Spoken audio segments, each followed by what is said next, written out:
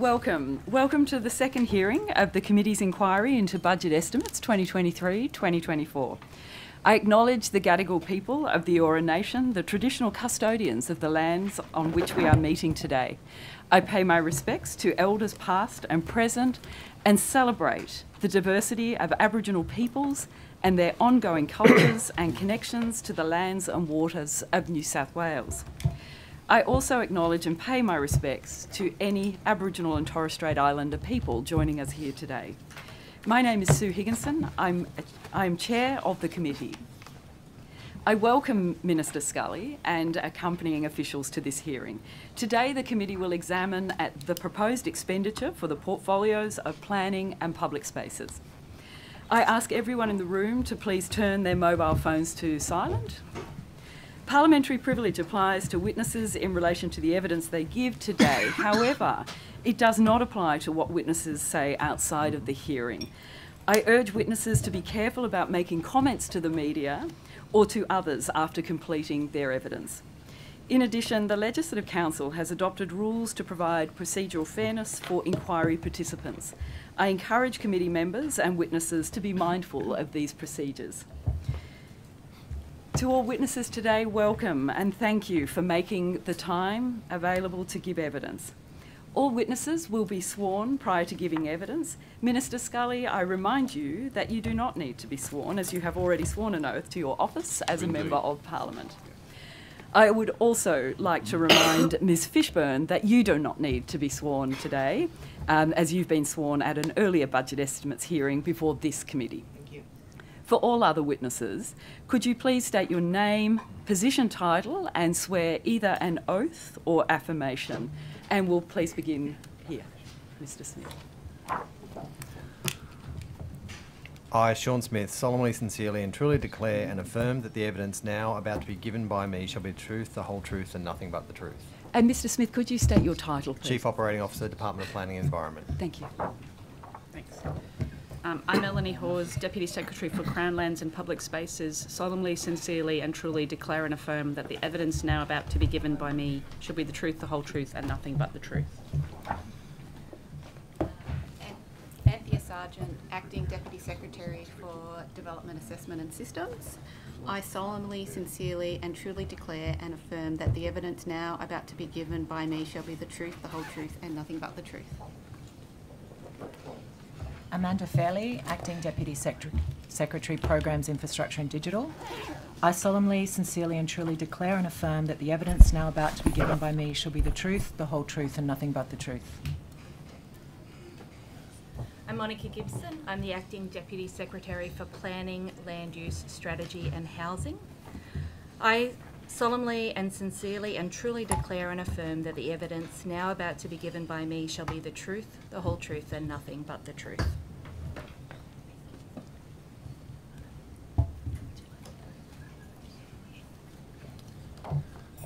Simon Draper. I am the Chief Executive of the Reconstruction Authority and the Secretary of the Premier's Department. I solemnly, sincerely and truly declare and affirm that the evidence now about to be given by me shall be the truth, the whole truth and nothing but the truth.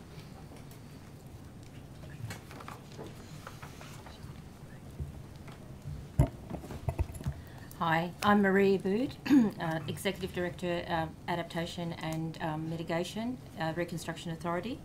I solemnly and sincerely and truly declare and affirm that the evidence now and about to be given by me shall be the truth, the whole truth and nothing but the truth. I'm Matt Conroe, Chief Financial and Operating Officer of the New South Wales Reconstruction Authority. I swear that the evidence now about to be given by me shall be the truth, the whole truth and nothing but the truth, so help me God. Kieran Hendicott, Executive Director, Northern Rivers Adaptation. I solemnly, sincerely and truly declare and affirm that the evidence now about to be given by me shall be the truth, the whole truth and nothing but the truth. Chris Hanger, Chief Executive Officer, Greater Cities Commission. I solemnly, sincerely and truly declare and affirm that the evidence now about to be given by me shall be the truth, the whole truth and nothing but the truth. I'm Alex Wendler, the CEO of Landcom. And I solemnly and sincerely and truly declare and affirm that the evidence now about to be given by me shall be the truth, the whole truth, and nothing but the truth. Thank you. So today's hearing will be conducted from 9:15am to 5:30pm. We are joined by the Minister for the morning session from 9:15 to 1pm, with a 15-minute break at 11am. In the afternoon, we'll hear from departmental witnesses from 2pm to 5:30pm with a 15-minute break at 3:30pm. During these sessions, there will be questions from the opposition and the crossbench members only. Then 15 minutes is allocated for government questions at 10:45 and 12:45pm and 5:15. We will begin with questions from the opposition. Thank you. Thank you very much, Chair, and thank you, Minister, for your attendance here today. Good to be here. Minister, reports emerged yesterday of a report undertaken by former Deputy Police Commissioner David Owens, APM, which called into question the Hawkesbury Nepean Valley flood evacuation modelling. Are you aware of such a report? I'm aware of discussion and reporting of a letter prepared for Leamark property developers that was about by risky business consultancy in relation to the flood evacuation modelling. Risky Business Consultancy? Yes. That is the name of the consultancy company? Yes. Okay. And have you read this letter? I've read the 3-page letter some time ago, yes. Yep. And what does that letter say? The letter asks some questions about the assumptions underlying the flood evacuation modelling. Okay. And did you inform the Premier of the existence of this letter? Yes. Yep. And did you inform the Deputy Premier and the Minister for Western Sydney about this letter's existence as well? The members involved who have been briefed on this were aware of all the steps and processes taken in the flood evacuation modelling. And after receiving this letter, did you conduct any further inquiries about the flood modelling? And what did those inquiries elucidate? Well, I could, and Mr. Draper may wish to add some information to this, but the flood evacuation modelling, and let's actually start from the start of this process, because there's been a conflation of things in relation to this particular decision. Probably one of the most responsible decisions the government's made. But there's a conflation between floodplain studies and flood evacuation modelling. The work that was done was on flood evacuation modelling, not on floodplain studies. That work is an extremely sophisticated model that tests a number of scenarios over a number of years as to how existing residents and potential future residents may be able to evacuate from the Hawkesbury Nepean Valley. Now, there's a lot of work that's gone into that. It's a highly technical model, and Mr. Draper and Mr. Bood may be able to add some more information to this. It's been peer reviewed, and following the letter that I received from Risky Business, the assumptions were further checked at the request of my office. And Mr. Draper led that work, and perhaps he might wish to shed some light on exactly the process there. Thanks, Minister. Yes, Mr. Owens from Risky Business approached us very early in the time that I started with the Reconstruction Authority. I think it was prior to the election. He'd been doing work for a number of property developers, making representations on their behalf, and asked that we consider his views about the flood evacuation modelling. We undertook a process during the course of the year to convene all the officials who participated in putting together the flood evacuation modelling. We examined all of the assumptions that both Mr. Owens from Risky Business raised in his correspondence with us, as well as the Urban Task Force, who had also written in similar terms and questioned whether other parts of government supported the modelling. Myself and Ms Gibson from Planning convened a group and tested all of those assumptions with those officials and found that the assumptions were very sound and that the assertions by Mr. Owens and his company Risky Business were quite flimsy and ill-informed. We have reported, I reported back to the then Secretary of the Department of Premier and Cabinet, Peter Duncan, to advise him of the outcome of that. I think we advised Ms Fishburn as well. And then we provided advice to the Minister to confirm the analysis that had been done, testing all those assumptions and advising why the views of Mr Owens from Risky Business were not founded. And in fact, the assumptions used in the modelling were very sound. So, Mr Draper, at this time, was Mr Owens a member of the New South Wales Reconstruction Advisory Board? Look, yes, he was, and that became very problematic because we had discussions with Mr Owens, and I referred his representations to our governance staff at the Reconstruction Authority because, in effect, Mr Owens was making representations on behalf of property developers to a public official, and he was a member of the Reconstruction Authority Board. I was very concerned about that. We were in the process of standing up our governance arrangements for the board, referred it to our governance team, and there was a series of discussions with Mr Owens, and we made it clear to him that it wasn't really consistent for him to be making representations on behalf of property developers in relation to flood protection and land development while being a member of the Reconstruction Authority Board. I also suggested he seek advice on whether he should be on the lobbyists register because I had checked and he wasn't. I checked again today, he's still not registered on the lobbyist register, and that concerned me and concerned me that he was making representations to myself and other members of staff at the Reconstruction Authority, and he was a member of the Reconstruction Authority Board. He wasn't on the lobbyist register, and yet he was making representations on behalf of property developers. And did you ask Mr Owens to stand down from the Reconstruction Advisory Board? No, I didn't. We made clear to him the inconsistencies between his role on the Reconstruction Authority Board and his activities in making representations on behalf of property developers. He came up with a number of suggestions on how he might manage that, including himself not directly being involved in making some of those representations or doing that work. We suggested to him that that wasn't going to cut it, that wouldn't pass any sort of sniff test in the public, that if his company was doing work for property developers and then he was sitting on the Reconstruction Authority Board, we were providing advice to the government about protecting people from loss of life and severe property damage from floods. That just wasn't going to cut it publicly, and ultimately we suggested that he needed to make a choice about whether he wanted to continue on the Reconstruction Authority Board or whether he wanted to continue being a representative for property developers in regard to those matters. Perfectly reasonably, his company earns a living off doing that work for some of those parties, and he chose to continue to do the work for property developers and other related parties, and to resign from the Reconstruction Authority Board. So what was the date of his resignation? Now, if we've got that, I think we do have that. I can get that for you in just a moment.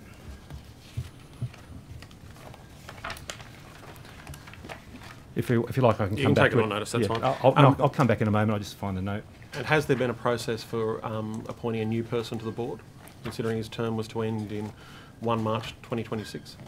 Yes, there's a process for going on filling a number of vacancies. So the board, under the Act, comprises 7 members. The former government, prior to the election, appointed 4 members, including Mr Owens. So there was 3 vacancies remaining at that time. There's now 4 vacancies. All of those vacancies are in the process of being filled. 2 of those vacancies under the Act are able to be nominated by the Commonwealth Government. We've received, I believe, nominations from the Commonwealth Government for those members, and a number of checks are going on, the usual course of things, checking probity checks, those sorts of things, prior to those appointments being proceeded with. Thank you. Have we got that? Hand over to my colleague. Was it the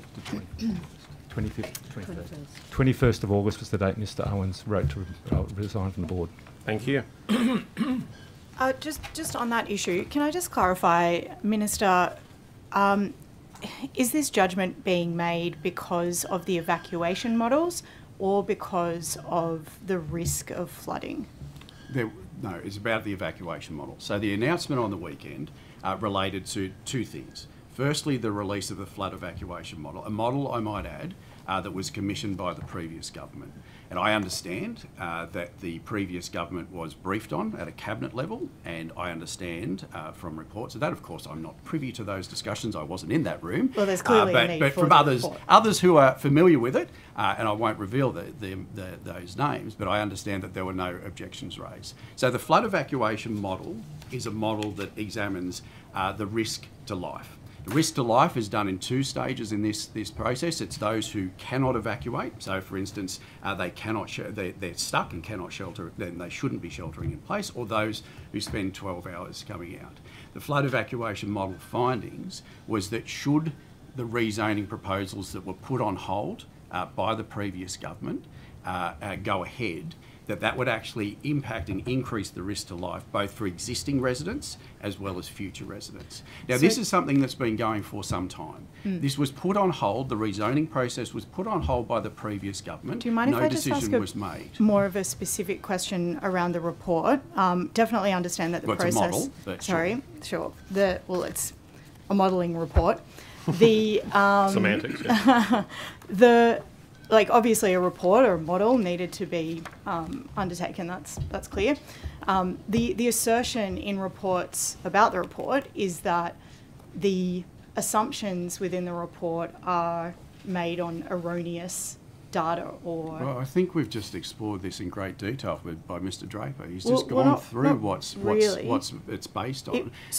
Can I just ask specifically about some of the issues that have been raised? So one of them was around the road modelling. What kind of road does the report consider Richmond Road to be? So Mr. Draper can add some light on the detail of the report and the assumptions. He's examined them, as you just heard. But have you examined them, Minister? Yes, I have. Now, what the important part of this and what we have to understand is the threshold issue is that we should not putting people unnecessarily at risk and lives at risk. The Hawkesbury and Nepean Basin is the floodplain with the highest unmitigated flood risk of anywhere in Australia, right? So it's easy to put things on hold, not make decisions. But in not making a decision, you're leaving people dangling by a thread, and that's the previous government's approach. Now, I know you want to get in here and make some points, but I think it's important that this committee, particularly, understand the full ramifications of that model and the conclusions of that model. Well, right? the ramifications are clear according to the decision you that cannot you and build your your way government out of it. has made, and that is essentially that the evacuation risk is too high, so you can't. Correct. You can't say that extra infrastructure could be built. Correct. The 1 in 500 year risk is too 1 in great. 20 is modelled. 1 in 50, and it's not year 2. That's I important. understand the difference with risk. That's actually very, very important. It's a fair call. It's event. I understand. Right, and we should be, this committee of all committees should be very accurate when it's talking about those Yes, sorts of I things. think it is a fair point that it's not a good way to describe risk. No, because it That's gives the fine. wrong impression But in people's minds. I and understand, that's but important. actually this has had material effects on people that this report has come out and the decision has been made, and that is going to have a material effect on people's insurance premiums, in the value of their homes in the area. There's a great deal of concern about those issues. I mean, this is something that's happening So, all Minister, around you say you Sydney. reject that. Why do you reject that? Because the decision that was made, the report that was done, and the Insurance Council actually has backed in this idea, right? Insurance is a broader issue than just one flood evacuation modelling piece of work, right? The way insurance works is quite different. Reinsurance, global reinsurance pool comes into it. All sorts of other effects come into it. And the suggestion that property values of existing residents and their homes might be undermined is just wrong. It's just wrong. So right? you're What saying we're for talking residents about that is the their risk property of value adding won't go more down? residents. We're talking about the evacuation potential of an area, right? And that's the key part. We're talking about whether or not we as a government, or the previous government whose model this was based on and the information that they were briefed on, should put more lives at risk. And I'm sure that the opposition does not agree with the contention that we should put lives at risk. In fact, the opposition leader said it yesterday. Let me just clarify 2 key points. They can be yes or no answers. In the report, is Richmond Road considered a rural road with 1 lane, or is it considered to be dual carriage? I'll confirm with Mr. Look, Draper. the classifications, I can see that's drawing on Mr. Owen's approach from Risky Business, his approach of sort of talking about rural roads. The transport planners who've done this work don't use that model. They're looking at a network, a road network. When an evacuation happens over a very large area, they look at the capacity of each road and the intersections of those roads. It's not a single road. They don't classify the roads as rural roads, or they classify them as multi-lane roads, the exposure of that road to flooding, whether it's sealed or unsealed. So they're looking at a whole network. I'm afraid that some of the information that's been provided to you is really quite erroneous. Not only in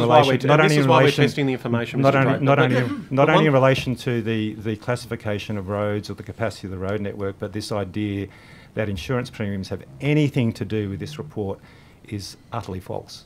But Mr. Draper, in terms of something that is quite explicit in that report, and to the Minister as well, is contraflow. So contraflow was excluded as a consideration in this report. Why was that the case?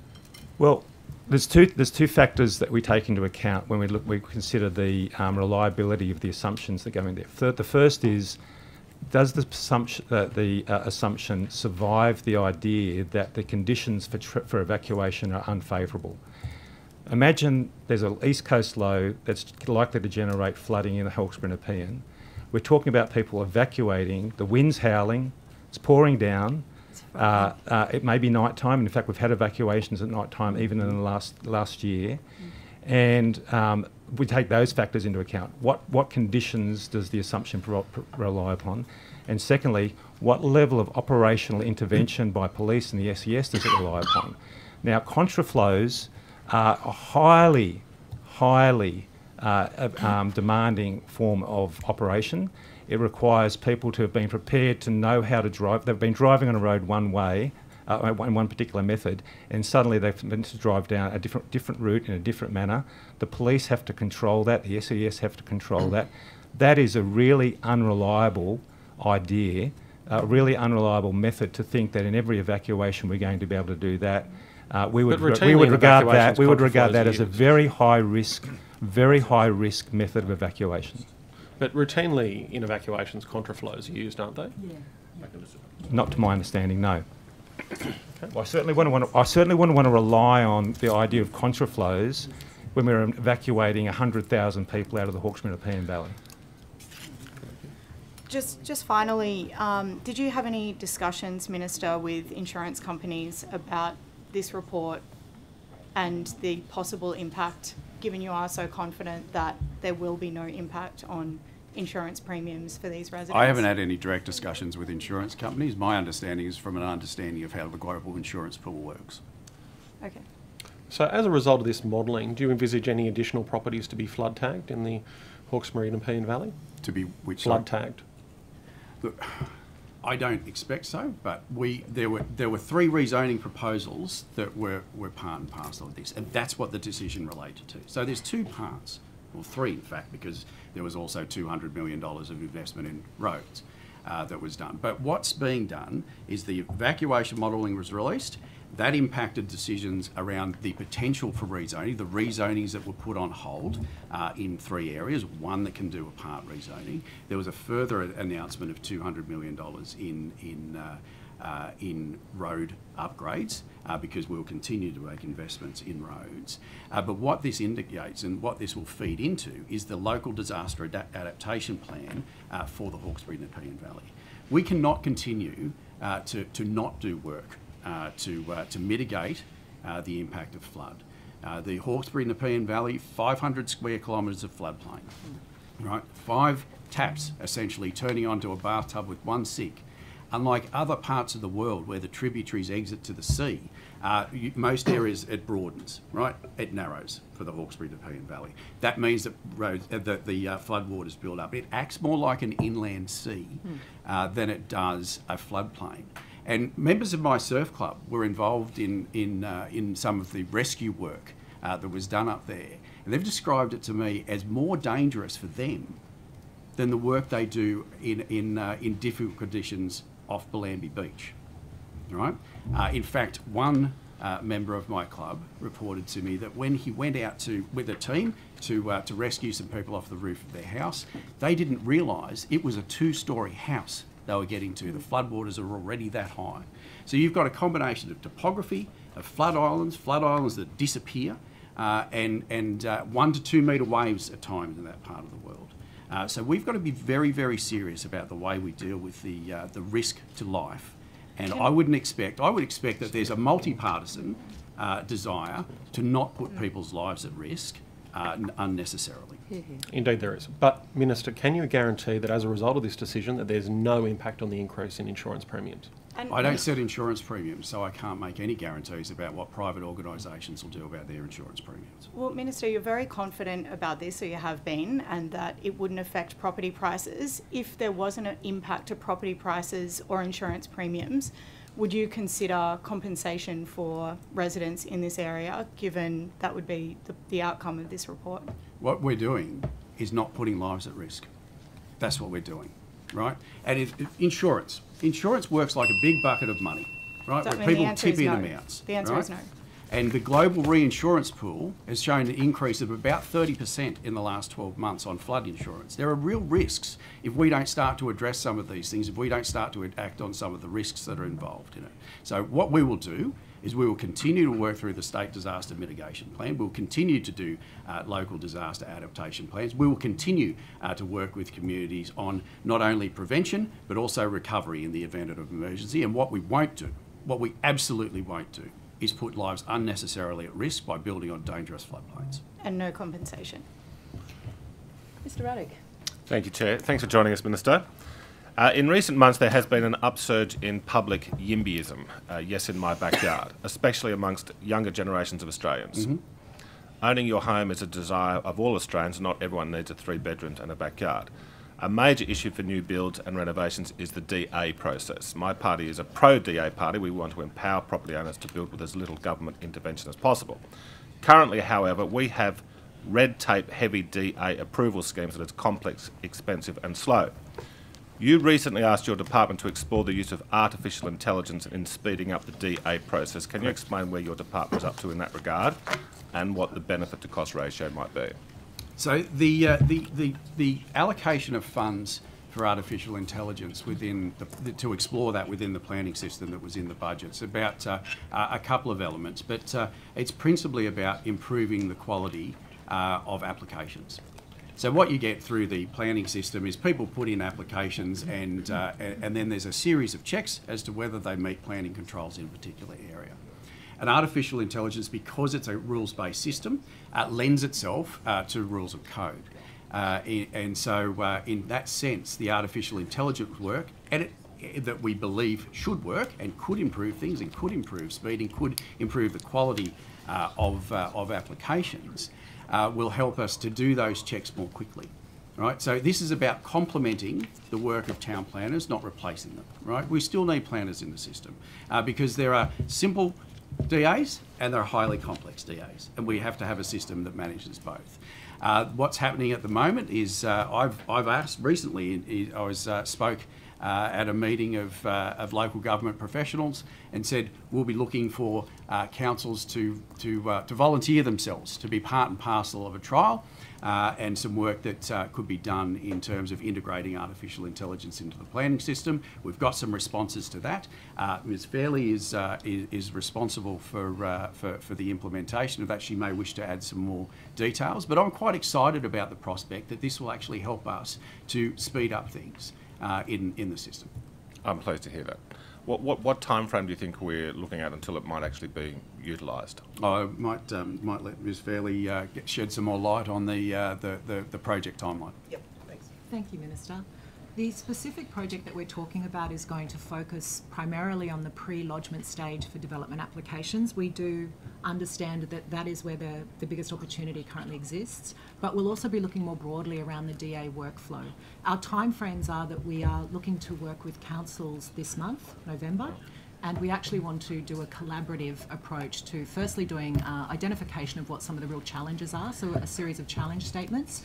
We've also met with the AI task force that the Department of Customer Service runs to introduce that with vendors as well. And the approach will be, as I said, we'll meet with councils. We want to work with them to ensure that what we come up with through the challenge statements, industry can then respond to through an EOI process early next year. Our goal is to have really clear identification but also thorough assessment of those ready for market AI products, particularly looking at that DA workflow, that we are confident with councils can work easily at little or no adjustment or additional cost. Our goal is to have that working as a panel arrangement by no later than mid next year. Well, anything that will make the process more efficient will be welcome, so thank you for your efforts. And my second question, Minister, is one of your first meetings as the Minister for Planning and Public Spaces was with a collection of councils and organisations from flood-impacted regions of northern New South Wales. Yes. You also met with them again on the 29th of June this year with an expanded group of attendees.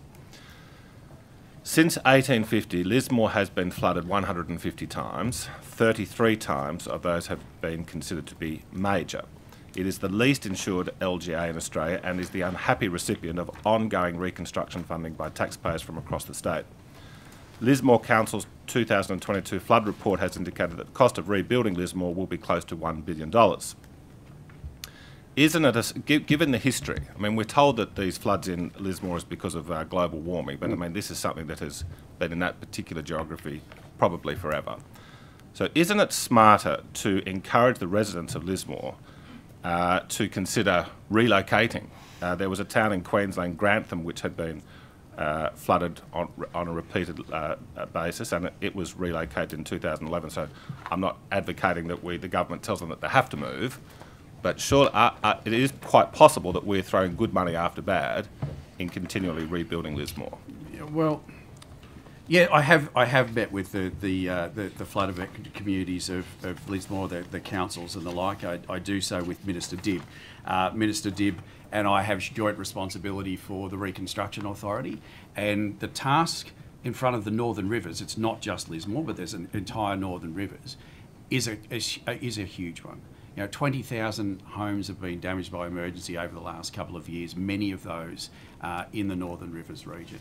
Now, the government has multiple approaches to this, all under the guise of the Resilient Homes Program. So the Resilient Homes Program has a number of elements to it. The first one being the buybacks, the second one being retrofits and raisings, and the third one being resilient lands. So in a sense, we are doing, to a degree, what you're asking government to do. And this was a program, and I acknowledge the previous government that they started this, and I acknowledge the Commonwealth, who has been partially 50-50 funding it with the New South Wales government. At the moment, after some extensive flood modelling and expert advice, buybacks are being offered to a number of residents in Lismore and other parts of the Northern Rivers.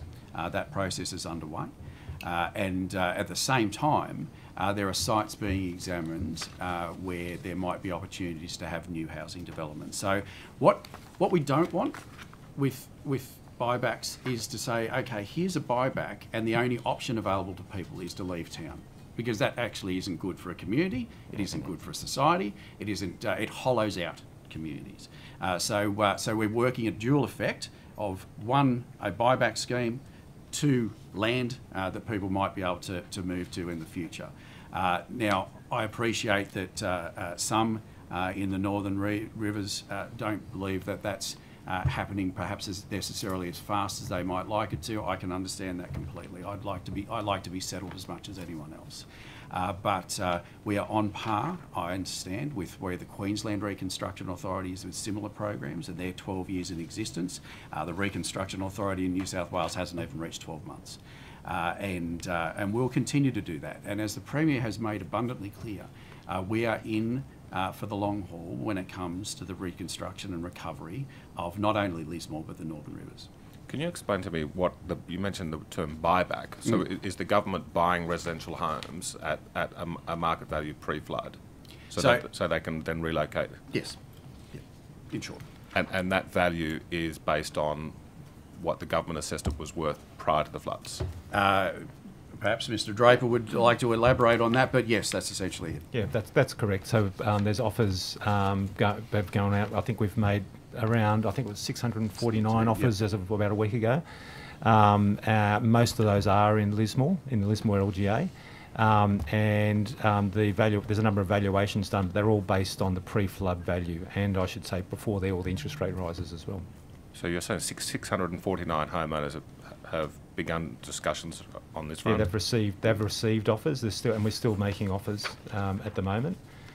Grantham, the scale is very different to Grantham. Grantham was about 100 homes, I think, and the council owned a tract of land that they could offer people to do one-for-one swap and move, and so it was a much more manageable scale for a council, and it was led by the council, I should say, in that case, rather than the Queensland government.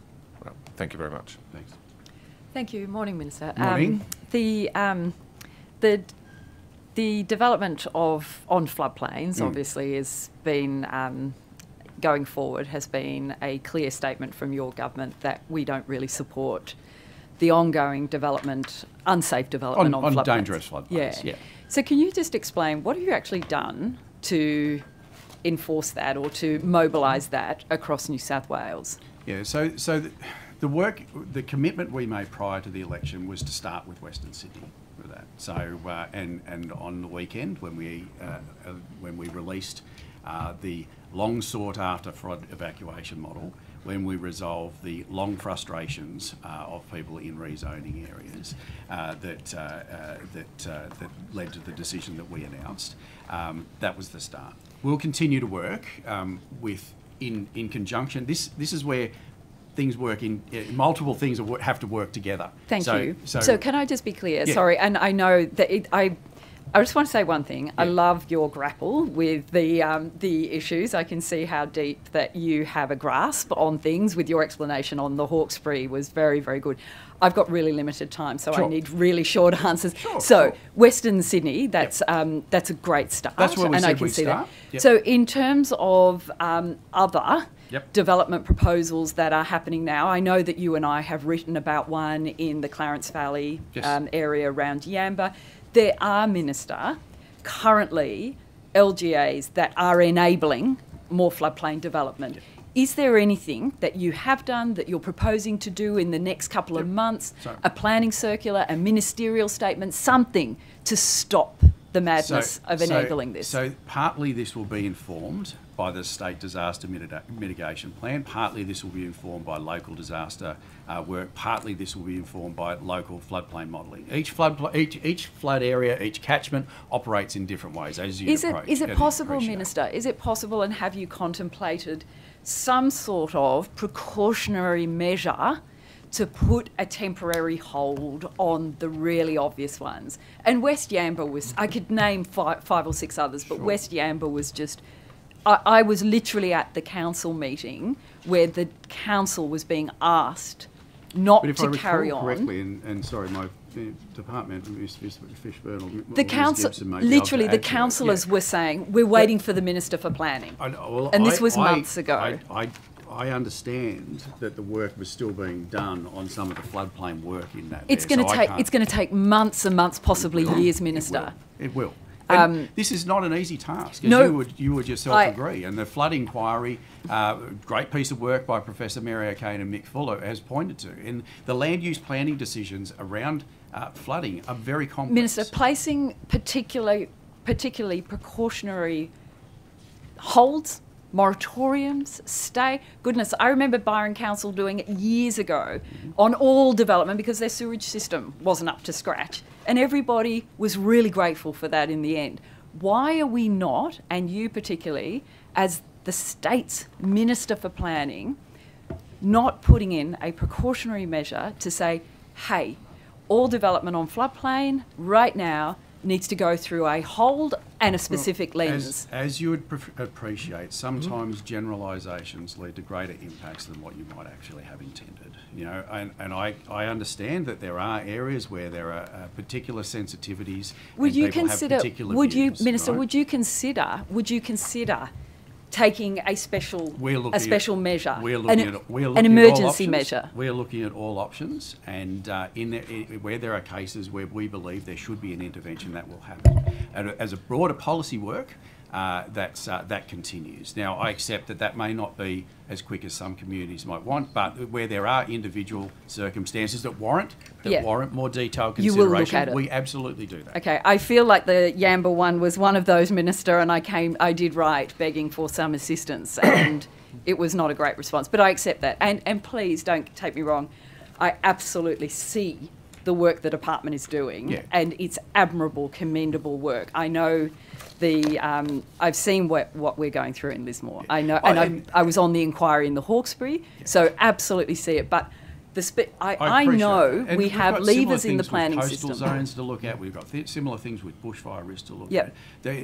But they are very complex issues, but sometimes it's easy to say moratoriums and those sorts of things, and sometimes it's actually hard to say it, and I think that's the issue. It's hard to say it and do it, but I think we need that kind of courage. Minister, can I just ask you about something a bit broader and less specific at this point in time? I wrote to you a while ago about the practice of the Minister for Planning in the past government, actually over the previous 12 years, referring projects by routine, major state significant development projects, to the Independent Planning Commission, even before that the Planning Assessment Commission, to a public hearing, which you and I know extinguishes third-party merit appeal rights. In no uncertain terms, this is not a good step if we are looking at the broader public interest of developing jurisprudence around the merits of developments going forward.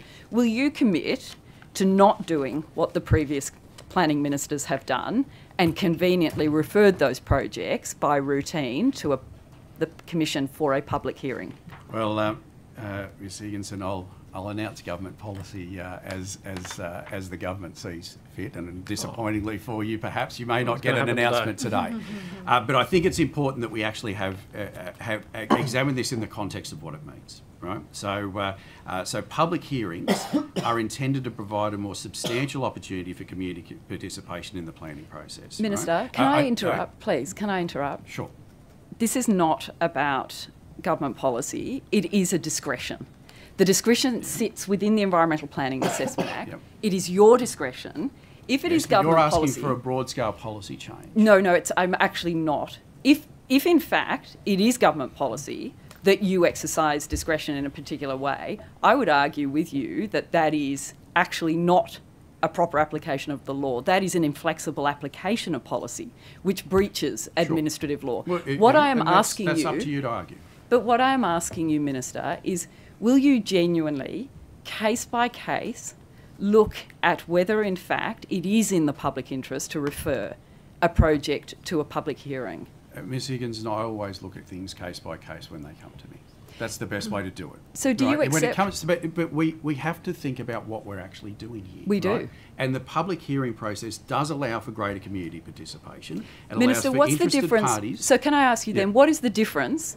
What is your understanding of the difference between a public hearing and a public meeting? The public hearing allows for maximum participation. So does a public meeting. The public meeting doesn't give powers for the Commission to require certain people to attend. Has the Commission ever used those powers in the last 12 years? That's a question you'd have to ask of the Commission. Well, I'd suggest the answer is no, Minister. Minister, but we need to be honest, there is no material difference. Well, there is. There is no material difference between a public meeting and a public hearing. As I've already undertaken... Except for you deny third parties. I'm happy to look at things on a case-by-case basis. I've undertaken... We've had this discussion before, you know? And I come from a mining community. I understand the issues that can create.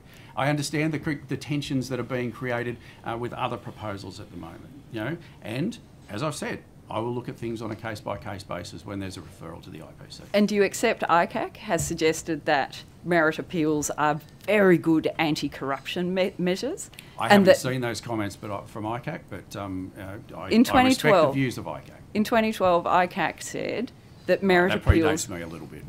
that merit appeal rights are a very important anti-corruption safeguard.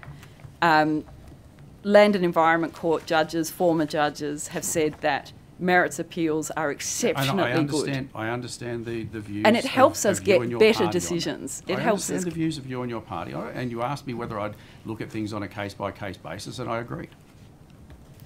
Thank you, Minister. And can I just say, it's actually the view of thousands of people in the New South Wales community who have had their procedural fairness rights literally extinguished unfairly I by won't answer for planning decisions minister of the after planning minister after I mean, planning minister. I can only answer for decisions I've made. Right, well, we really hope that you will be a planning minister Well, as I said, who I'll look at things champions on the a causes. case-by-case basis. Thank you.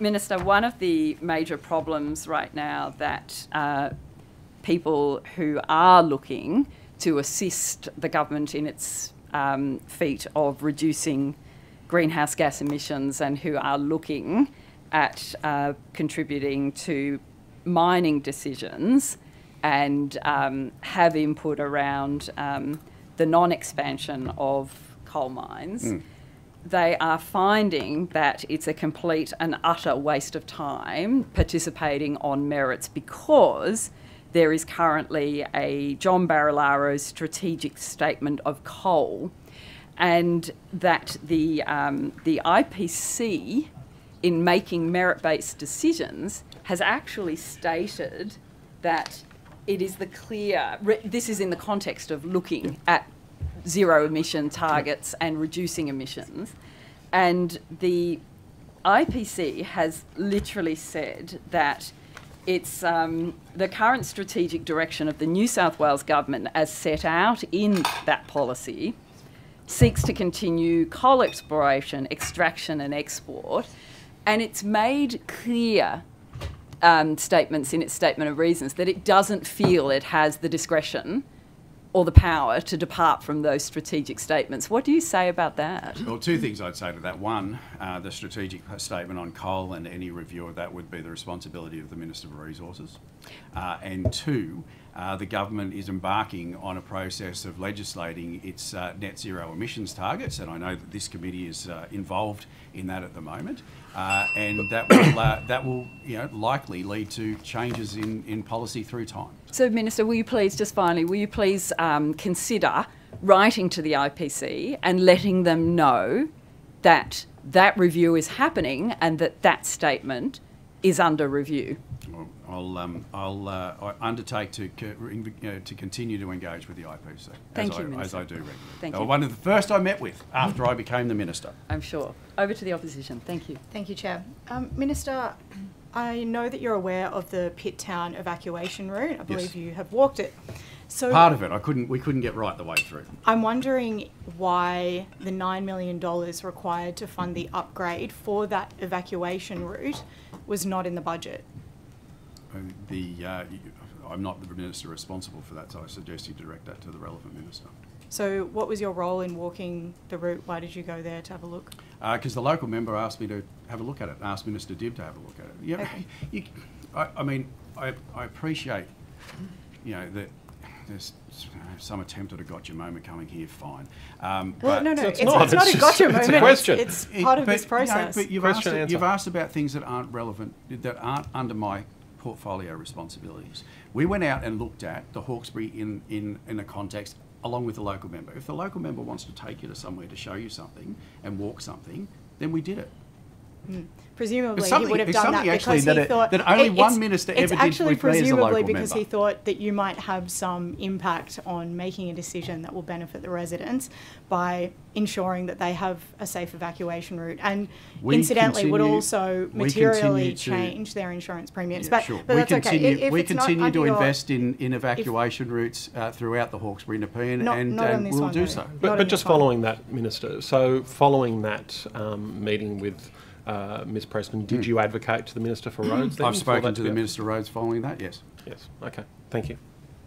Okay, I also just wanted to ask, you answered Mr Ruddock's question about 649 people, families in Lismore receiving offers for compensation. I'm just wondering if the same offers will be granted to people in the Hawkesbury Nepean region.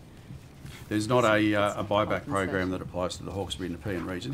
However, there is a small buyback program that exists throughout the state. Look, any future decisions from the Hawkesbury Nepean start with and will be informed by the local disaster adaptation plan. Thank you. So, Minister, on the back of that, what's your vision for future development in the Hawkesbury Nepean Valley? In terms of what, the entire valley? Yeah. Look, there will continue to be development that goes into the Hawkesbury Nepean that has been approved along the way. But what we won't be doing is allowing people to build residential properties on dangerous floodplains. Now, if you have a look at the work of the independent flood inquiry, it said that just because you can't use a piece of land for residential use doesn't mean you can't use it for other uses. You know, there's sporting fields, there's biodiversity. You can even use it, there's potential on some of it. I'm not saying everything, and these are not universal statements, and no one should read into this about individual properties. But there's the potential for areas to be zoned as industrial or commercial. There are multiple zonings beyond residential, and just because an area will not be rezoned residential does not mean it won't be. And that's why the government has appointed Professor Roberta Ryan, an expert in strategic planning, who's done some extraordinary work around the Aerotropolis and Orchard Hills with small landowners to help them through that process, to look at the options that might be available to them. Okay, thank you, Minister. So, Minister, you wrote to local councils this week asking them to identify, and I quote, existing well-located areas where terraces, small unit blocks or well-designed mini-rise apartments can be permitted. Did you write this letter to Hawkesbury Council?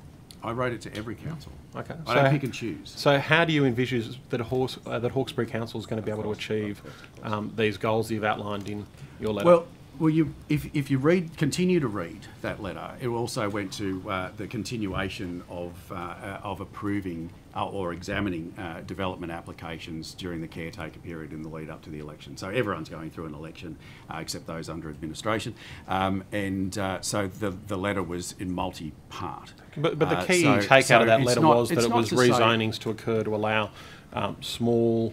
Medium, most of that, high density. Most of that actually is not a rezoning; it's an LEP change, right? You don't necessarily have to change the zoning to allow that to happen. What you need to do is make them permissible under local environment plans. And currently, only 2 local environment plans across Greater Sydney. But do you think this should be permissible in the Hawkesbury local government area? If it's in a responsible area of the local environment plan, then we should make elements permissible, yes. But isn't the fundamental concern of this evacuation modelling all about the amount of people that are actually within an area? You're actually conflating a couple of things here, right? The flood evacuation model says new rezonings shouldn't go ahead because that would put additional lives at risk. There are areas that may be examined. Now, there's not universally. It may not apply. But I'm not picking and choosing councils where I ask them to have a look at things in the context of confronting the housing crisis. And I think that's a responsible way to act. Okay, so Minister, you've signed up to 377,000 new homes. This week alone, you've taken 16,000 new homes off the table. How are you going to reach your housing targets? Look, those homes weren't on the table, right? They hadn't been rezoned. We didn't take anything away. What we did is not proceed, and it was 10,000 in the Hawkesbury Nepean. Right. At the same time, a few weeks ago, we added 5,000 homes in the hills. Right. So, the government has made it abundantly clear from the Premier down that we believe infill development, particularly around transport routes, is the way to go. We've said that in the lead up to the election. We've said that post-election, and we'll keep saying it because we believe that is the best way for a number of reasons. One, it maximises the benefit of our transport routes and the investment in that. 2, it's a better outcome on a climate basis. 3, it costs taxpayers less in terms of the work that's been done by the New South Wales Productivity Commission that says it's up to $75,000 difference between a greenfield site and an infill site. And 4, as someone who lives in an apartment, it's a great way to live. So, Minister, you've revised down growth targets from 6,000 to 2,000 at French's Forest. Why was that the case? Was reported yesterday that was what happened at French's Forest? No, that housing targets have been revised down from 6,000 to 2,000? There's been no new housing targets set as yet. We're still going through. Okay, so you're saying that's not the case?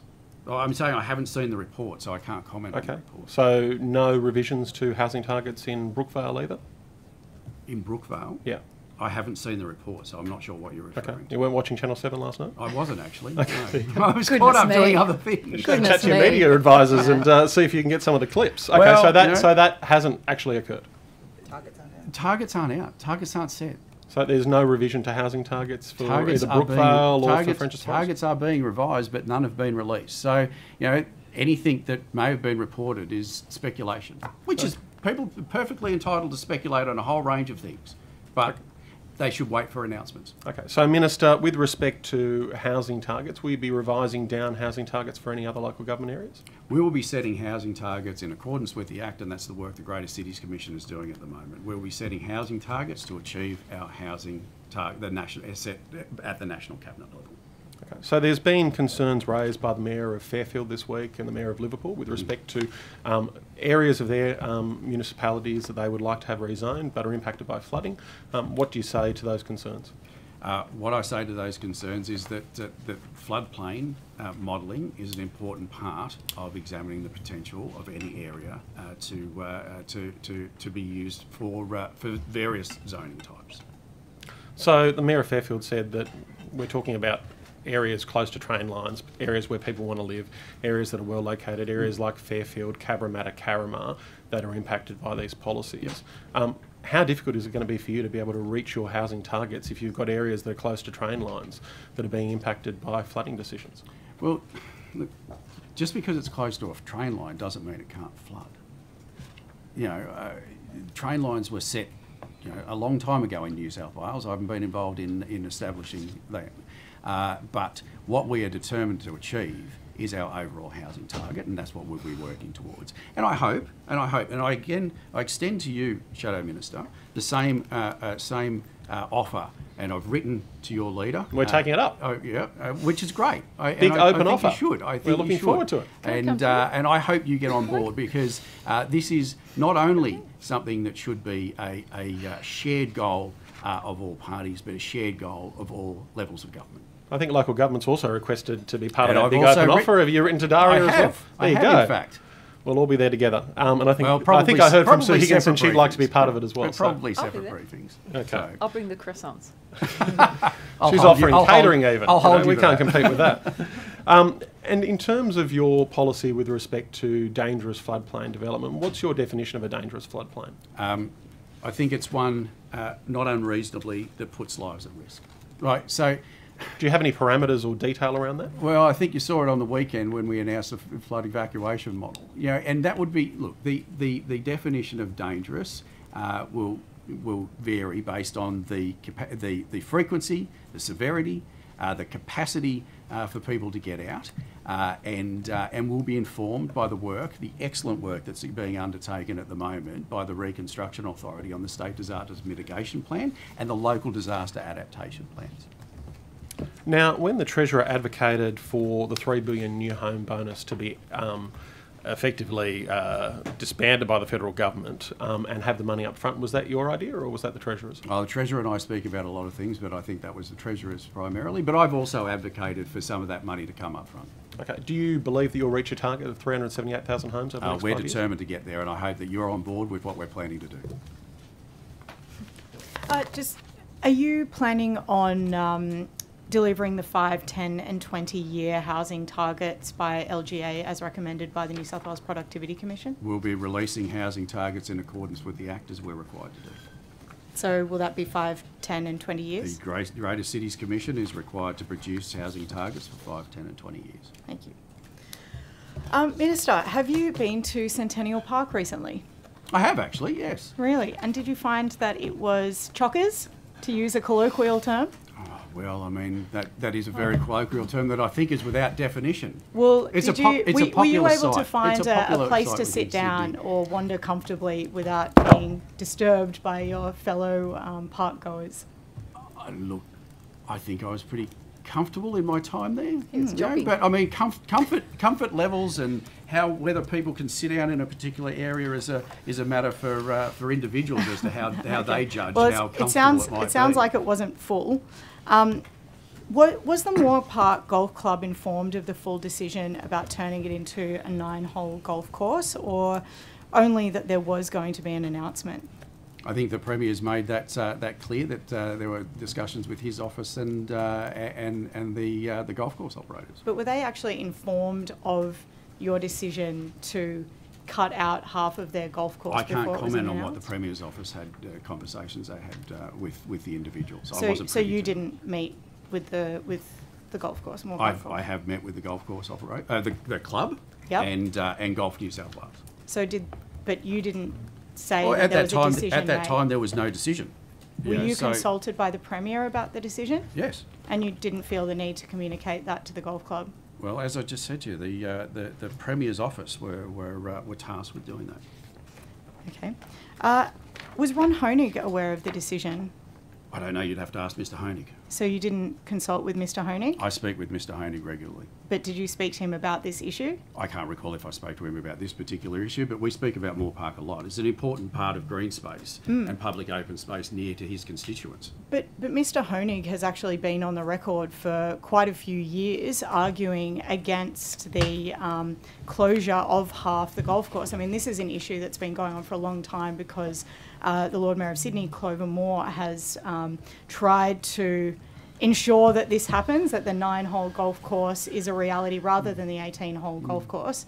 And Mr. Honig was very clearly against that change. So given his interest in the matter, I'm curious about whether you consulted I'm pretty with sure your own probably members. when it was decided to remove the zoo from Moore Park that the local member might have been had a view at the time too. Well, I'm it not doesn't talking mean you about the don't make zoo, I'm decisions. talking about the golf club. This is the context of it. Sydney changes. Cities change. That's right, but And the consultation demand about those changes. changes is Well, very important. the consultation process we've outlined will take place early next year. So you're saying the decision hasn't been made?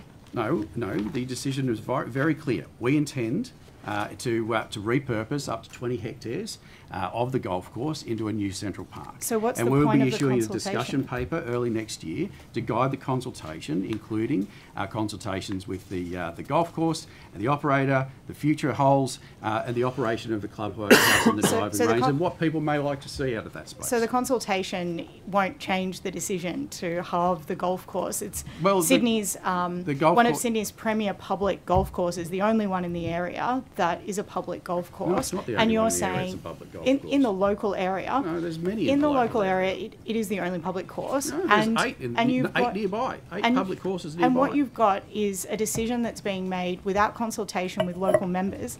Was Alex Greenwich, the member for Sydney, consulted about this? I didn't speak to Mr. Greenwich about it, but however, in the past, in opposition, Mr. Greenwich raised the suggestion with me. So who have you spoken to before this decision was made? I spoke to the Premier.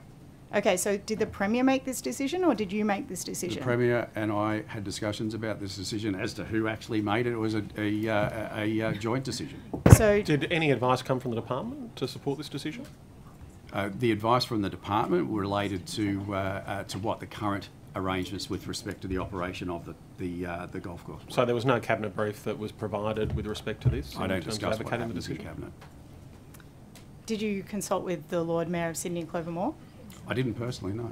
But I'm aware of your her office? views. I mean, her views are long on the record. I mean, you have to be living under a rock not to know what her views are. Were you about that aware of is. Mr. Honig's views on the matter? Yes. Okay. I guess Look, it's a funny thing about public open space in Sydney or in any city, that people have some really strong held views. Well, this is people have a actually range of views. this is public You know? open space. It's a public golf course, and you've Yeah, already and said that there's lots of room in That's right. Centennial Park, and I just wanted to understand the next why little this while, there'll be decision was more made. than doubling of the population around Green Square, and those people need public open space. Public open space is important. I think everyone Are you aware understood. of how long it takes to get from Moore Park to Centennial Park on foot? I haven't timed it myself, but I might walk at a different pace to others. Well, it's It's about 10 I'm minutes, not a very quick possibly runner, less. so- Possibly less than 10 minutes, depending on your pace. Mm. So it's very close by. Mm. And you're suggesting that you didn't let the golf club know about this decision before it was made. When I met with the golf course, there'd been no decision. Okay, The and club, what about sorry, the what club. about I don't meet with the course, of course. yeah? What about the trust? The trust. Centennial Parkland Moore Park Trust. Well, they're part of they're one of the agencies that I'm responsible for. So they provided advice on what was happening. They were aware of the decision. And what was their, so they were aware of the decision before it was announced publicly? Yes. And were they requesting that change? No, they were aware of the decision. You asked whether they were aware of the decision. I know, but now I'm told you the asking, advice. were they aware I told you of the the- advice that they provided, which was with respect of the lease arrangements, with respect of the course operator, the So club, did- and the course maintenance. So did But they, I imagine when they provided that advice, they weren't told of the decision. Well, we asked for advice. I asked for advice. So when did I you mean, tell them this of the is decision? This is the standard When did you tell them process. of the decision? They were aware of the decision in the days leading up to it. So they were advised before the golf club then? Well, we always work with the agencies. That's the job, right? That's the job. We So- get advice, we work with the agencies, you know, we get information, and governments make decisions. It was a decision of government, and we stand by it. so did the trust recommend the closure of 9 holes? The information from the trust, as I've just outlined to you, was what the current arrangements were, when the expiration of leases were, etc. So they provided no view to you about what they would Nor like were to they see asked to happened? provide one. Okay. So will you rule out using any of that land for housing? Well, it's for parklands. I mean, we're creating a 20-hectare new central park. The Premier's been abundantly clear. So even the existing 9 holes, if it's found to not be viable into the future, you'll exclude that for housing use? Well, you're going to sell off the middle part, are you? I mean, that's a preposterous suggestion. It's going to be parkland, a public space.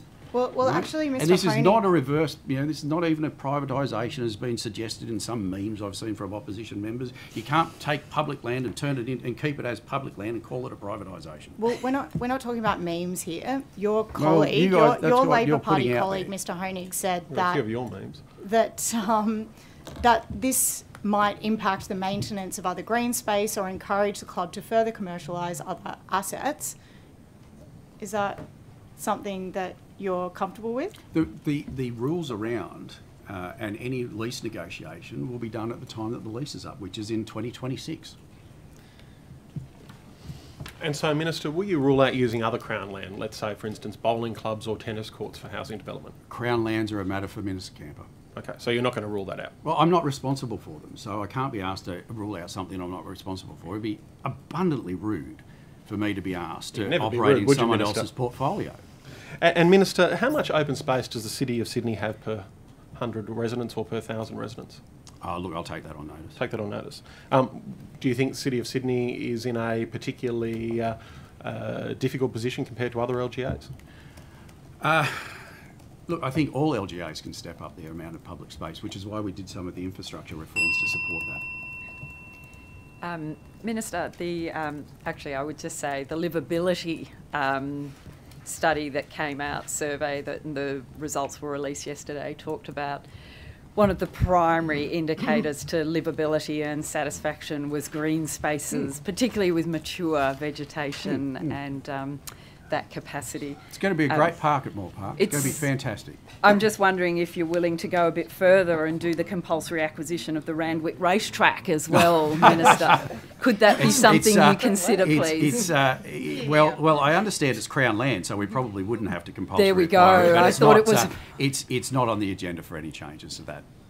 My agenda, anyway. I think you should keep an open mind, Minister. Well, it's a very. I'll take that as a comment and a thought, Ms. Higgins. Thank you.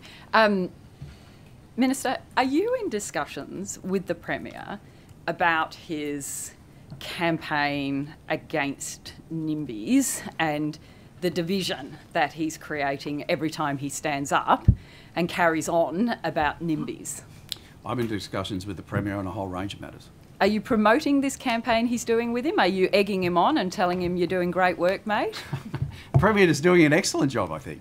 and all manner of things. So you agree? You think this discussion around creating this form of division on such a fundamentally important thing? I don't agree that it's creating division. What I believe it is doing is elevating the discussion around confronting the housing crisis and how all levels need to be involved in it. And the Premier makes a very good point when he's saying some of these things, in that, you know, if one council area is frustrating things regularly and persistently, that means other council areas nearby have not only got to do their part, they've got to pick up the load from other people. Minister, can I suggest... And there's a question of fairness about I hear what you're saying, but the reality is, you and I both know, the politicisation of the planning system has just been going on and on and on, and that division with the NIMBYs, YIMBYs, it's not the approach of a responsible government when we are facing a housing crisis and when we are facing a climate crisis and when our planning system is seriously overloaded with trying to get new data online. It's really not good politics. And would you agree, Minister, would you agree that at the root and base of NIMBYism is generally a community that knows its local government area very well, knows its local and social environment very well, and is trying very hard to have genuine input into the planning system? Not always. Right. Look, I mean, you would know yourself, Ms Higginson, from your own history. There are actors within the planning system who are self-interested, right? And there are those who are genuine. Now, I don't think that anyone can make generalised or sweeping statements about any of those. Minister, is your understanding, what is your understanding of a NIMBY then? What is your understanding of a NIMBY? Were you talking about a community member who is genuinely trying to engage in the planning system and put their views forward about protecting the local environment, whether it's the social or physical environment? There are some famous examples of those who simply try to frustrate all development in their area. Well, I'm yet to meet one. Some of them we call local MPs. What we are seeking to do is deliver on housing targets. We are seeking to stop people leaving Sydney, giving up on Sydney, giving up on New South Wales because they simply cannot afford to buy a house. Will you commit to having a conversation with the Minister and tell him it's divisive and we don't need any more division in our communities, and to drive a positive agenda on housing? Well, we are driving a positive agenda on housing. I think we're the first opposition, and I think you would agree, we were the first opposition not to take an anti-development stance to an election. I think you're doing a good job trying to push a housing agenda. I think it's time to stop the politics of division. I'll pass on your thoughts on his political approach. Can I just go go back to coal and coal projects that are before your department assessing them? At least 6 of the 13 current coal expansions in the planning system are for expansions that will not even commence until after 2030.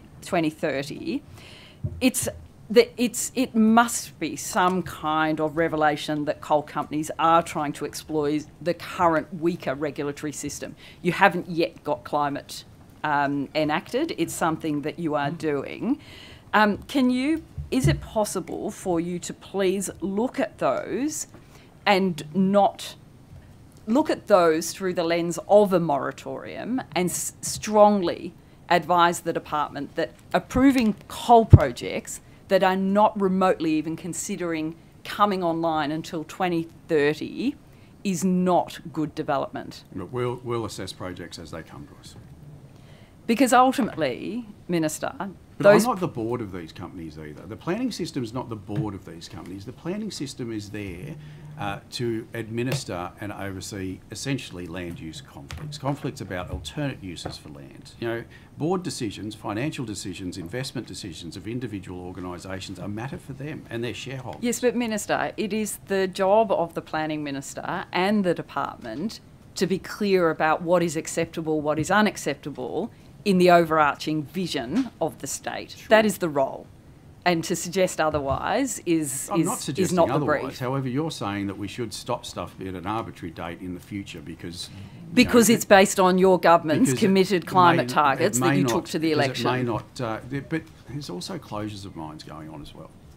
That's right. I'm literally talking, Minister, about those what would appear to be very sinister coal projects. The planning department will provide its advice based on the proposal, and we do not sit in financial judgment. Well, the only financial judgment, Minister, is the cost of the Reconstruction Authority wiping up the climate impacts of these projects. That's the reality. So the financial decision is actually a public decision. In terms of the coal companies, I would strongly suggest right now that some serious signalling to those companies, any coal projects planning to not come online until 2030 is a sinister approach to the planning department right now. All right, thank you. Thank you. Can I just turn to, in terms of the mine closures, can I just ask you, at the moment, it seems that, and I don't think we have an exact figure, there's something like 20 final voids that your previous government, the previous department, has approved over years and years. These final voids are a significant issue for the state. Can you tell me how many voids actually have been approved in the Hunter? And do you have a genuine plan around what the heck we're going to do to manage those from a safety perspective and a water equilibrium perspective? Sure. I don't have the number to hand. No, we'll have to take that on notice. We'll come back to you and okay, thank give you. you some advice on the exact number. But look, there's some really interesting work going on in mine rehabilitation at the moment, and some really interesting proposals. And mine rehabilitation is a challenging policy area. I mean, it used to be the only approach was to take it back to its pre-mining state and do a lot of work there.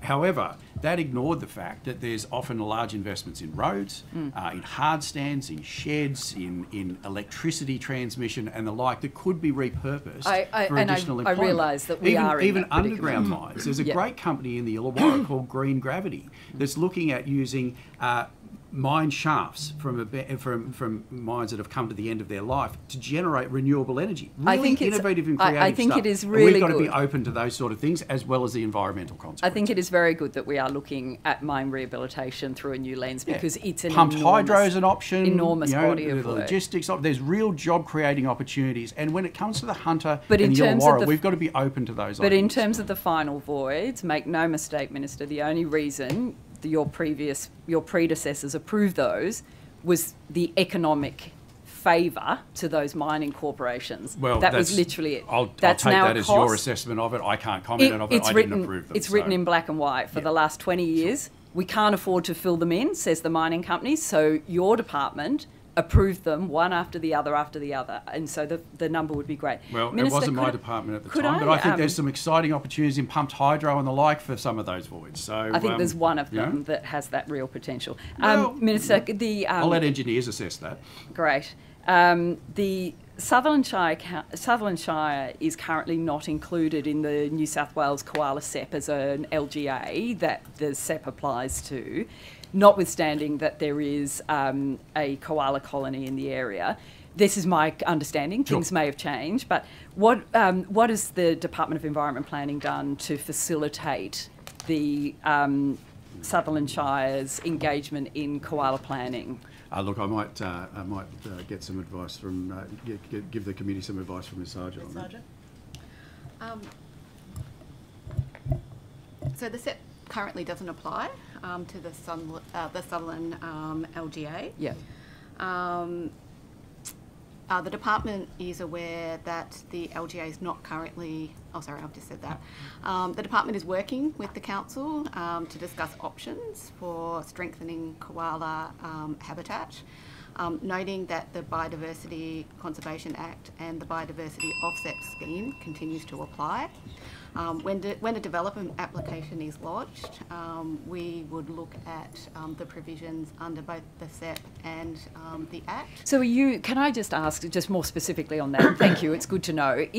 When you say the department's helping, are you assisting in terms of DA by DA? You're actually providing resources and assistance to that council in relation to... We would provide assistance to the council, Sutherland Council, if they ask for it. Okay. The department assesses state significant development, so unless there was... Are you planning to add Sutherland to the koala SEP so that they can have the same benefits that other LGAs with koalas in do? I believe that's an ongoing assessment, and at the moment there's no plan to do that, but that's not to say that it can't be done in the future. Thank you. Ms Fairman. Thank you, Chair. Morning, Good morning. Minister. Good to see you. Minister, to what extent were you briefed on the rezoning pathways program when you became Minister? It was part of the incoming minister's brief. So were you notified of the series of issues that various stakeholders raised about Walker's Appin development, including the lack of infrastructure to support that development, the lack of road access, no public transport, biodiversity issues? Was that part of it? I'm from the Illawarra. I'm very familiar with Appin. It's just up the road. So is that so? You were? That's a personal reflection, but in terms of the briefing, I'm not going to go into detail of what was in the incoming government brief. Suffice to say, it was comprehensive. So you're made aware of the issues I'm around aware the Walker Appin of development? issues of infrastructure in the Appin area in the southwest of Sydney, but the southwest Sydney growth area is one that has been around for some time. Were you also made aware at that time about that during that fast-tracked planning process for that development, objections were raised by the Office of Environment and Heritage, Transport for New South Wales, Water New South Wales and New South Wales Health, that they all raised objections to that development? I understand that there was work going on to whether or not they were in the incoming government briefs or future ones. I can't recall when that information may have come to my attention.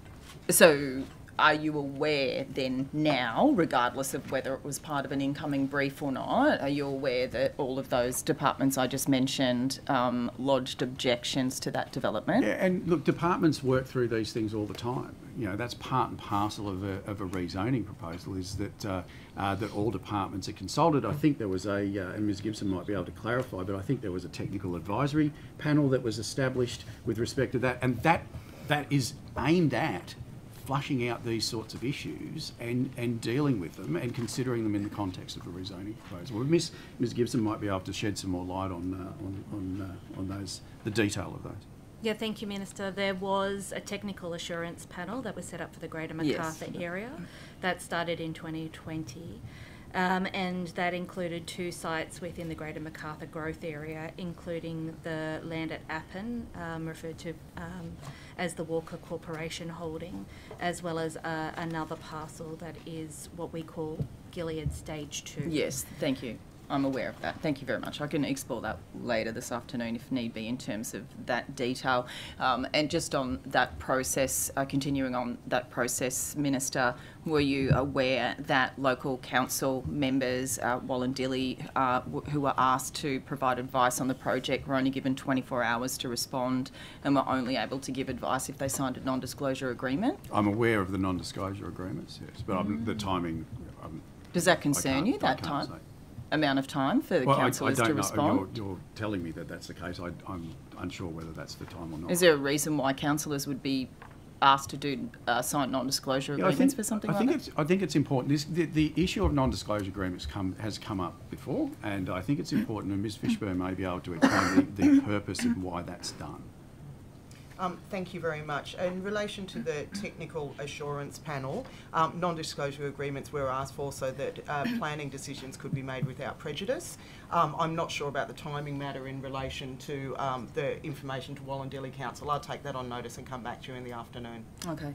And Minister, I think you're aware of the fact that the former Minister for Planning, within days of him becoming Minister Anthony Roberts, this is becoming Minister for Planning the second time in December 2021, he met with Walker Corporation within days. You're aware of that? Oh, he may, within days, I can't say, you know, my recollection of how many days it might have been, but I'm aware he met with them. And are you aware that the Walker Corporation now employs the former head of planning, Rob Vella? Yes. Mick Castle, I think you're referring to. Yes, Mick Castle, yep. So the Walker development was approved in November of 2022, and it was approved a month before the Rezoning Pathways Program Guide was published. You're aware of all of this, I am aware. history. Yeah. With Michael Castle being employed by the Walker Corporation, what was the time frame between when he left the department and when he began with Walker Corp? I understand the department was first advised that Mr Castle had commenced a new role at Walker Corporation on the 15th of August 2023.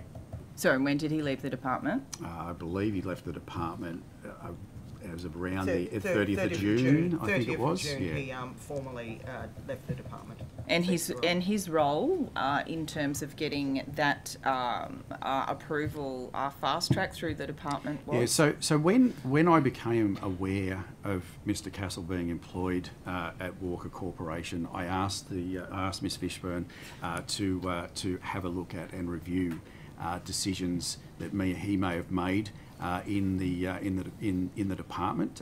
It was I thought it was an important probity check, and I asked Ms Fishburn to satisfy herself that all the probity and conflict of interest requirements had been met. Now I understand that review was undertaken by law firm Maddox. And Ms Fishburn may wish to add to this answer in terms of that, but that review has recently concluded. Thank you. Just to add that in addition to the review, because I think this is useful information for the committee to have, we have brought in a special probity framework to manage ongoing interactions with Walker Corporation and any meetings with Walker Corporation representatives. I'm happy to take you through the framework if you're interested either now or I'm interested in in actually knowing, thank you. So that's a new framework. Are you suggesting that there wasn't those probity checks in place, or we're talking about this development that was fast-tracked after a number of meetings? I've got quite a few emails that indicate just how much planning bent over backwards to facilitate Walker Corporation's access to planning department officials. There's a huge range of emails that document that. What probity measures were in place before this to ensure that that decision was undertaken with the utmost integrity, given we've now got senior former planning departmental officials, working for Walker Corporation? Surely that should concern you. If you've got new probity measures in place, what about the entire decision, Minister? That's what I asked Ms Fishburn. So thank you, yes. So the review, and I'm being cautious here because the review is under legal privilege. That's why I'm taking a little bit of time to look at this. The review undertaken by Maddox did confirm that, and it was a very thorough review, that there had been no wrongdoing or probity concerns on the part of the department or Mr Castle. None have been identified, and all decisions were lawfully available to be made. Beyond that, we're in legal privilege territory. So I've just got some emails here that I might get, if I could just hand them, if I could table them. Secretariat, that would be good, thank you. That does, for example, indicate the extraordinary access, as I indicated earlier, that Walker Corporation has. This is an email in, I'll just do those two, thank you. This is an email dated the 19th of December 2022 with the head of Walker Corporation essentially talking about the Aboriginal Heritage Impact Permit, very concerned that there are delays. He's emailed one of the heads of, he's emailed Michael Castle, and he has asked for to assist in expedition of the delivery program, asking for the details of key individuals tasked with assessing and issuing the Aboriginal Heritage Impact Permit. Walker would like to contact the appropriate person to brief them on the project and the Aboriginal Heritage Impact Permit. This was after expressing frustration that this has been delayed because of the implementation of the Cumberland Plain Conservation Plan. And departmental officials bent over backwards to get the names of those people undertaking the assessment so Walker Corporation could talk with them. Is that usual for big developers who are wanting something fast-tracked in the planning process, to phone the department and get the name of an official who is undertaking an assessment to, what I would suggest, probably bully them into whatever outcome it is that they're after. Is that normal? Well, as you indicated, that was late 2022, so I can't reflect on the work of But that's when the decision was made, Minister. Yeah, that's what I'm talking about. It wasn't my decision. I was sworn in on the 5th of April, 2023. You're a minister who has the power to reverse previously bad decisions, to undertake the assessment that she's done. That's why I asked. And I'm talking to you now about and showing you information. I haven't seen that, so I can't. I'm very happy to furnish them. But what I've done, with when it came to my attention that Mr. Castle had gained employment there, I asked Ms. Fishburn to review the decisions and to satisfy herself that things were in order. So this is an external consultancy, is it? Maddox. Who's Maddox? External consultancy. Let's have a look at them. It's a law firm. Minister, honestly, just in terms of something smells not right here. Surely. We've got Michael Castle going over to Walker Corporation within 2 months after finishing, and he's bending over backwards to facilitate this developer. Well, he was, in the timeline, and I'm not going to defend any decision of the previous government. They weren't mine. I thought most of them weren't terribly great. But in the timeline, that predates me. It predates his employment with Walker Corporation. When it came to my attention that he'd been employed by Walker Corporation, I asked the Secretary to immediately start to satisfy herself that all necessary, all of the probity requirements and everything had been done and was in order. I'm aware you did that. That's all I can do. Just my final question. I can't turn back time. So, I'm not sure. Can I just add one last something thing? As well, because there's some implications of my department following this line. We have undertaken an independent review. The review did indicate that there were no improper actions that were taken and that the planning department followed all due process. I just want to make sure that it's clear that my staff are not being implicated in some statement here. We have undertaken an independent review. It is not unusual for developers to contact the department and to make representation, and the department responds in various different ways, and we've had this reviewed by Maddox, so I just want that on the record. Ms Fishburn, can I just ask quickly, these emails that have been tabled are between Mr Castle and Mr Ray. I understand Mr Ray's no longer with the department, is that correct? Mr Ray has taken a position in the Cabinet Office. Right. One last, also in 2019, the planning department did tell the previous planning minister in relation to Appin that development wasn't needed until 2036. And then suddenly Anthony Roberts gets in, there's this fast-track process. I mean... I can't speak to what advice the department gave to earlier ministers. I'm sorry. But, you know the rules. We've got 1 minute. Well, Minister, you've made the decision with respect to Moore Park on the basis of the amount of people who are going to be moving into Zetland. That was part of the decision. Well, part of the decision then. What's the other part of the decision then? Well, I mean, the need for ongoing investment in green space in Sydney, the fact that things change and evolve through time, that cities grow and change, and it won't just be people in Green Square. There's other people who are going to be moving into Sydney in the future as well. So, with respect to the City of Sydney, there's 526 residents per hectare of open space. Burwood has 1,000 residents per hectare of open space. Also, it has proposed 15,500 new residences to be built there and is rumoured to be part of your priority planning precincts. What is the plan for open space in Burwood? Well, this is why we reformed infrastructure contributions, and I'm disappointed the opposition. But where are you going to find the room? Where are you going to find the room in Burwood? You asked me a question. Yeah. I'm endeavouring. And I'm asking for the answer. I'm redirecting you. Where are you going to find the room in Burwood? Part and parcel of our infrastructure contributions reforms is to make sure there's a pool of funds available for facilities, including public open space. A public open space doesn't need to be always at ground level. Public open space can be other parts as well. You look around the city. Rooftop parks. Well, not unheard of, already being done in a lot of places. Right? But we continue and will continue to make investments in public open space into the future. And it's disappointing, as I say, that the opposition, after advocating for infrastructure reforms to do exactly that, decided to vote against their own proposal. Well, a better version of their own proposal, I have to say. Well, we improved it.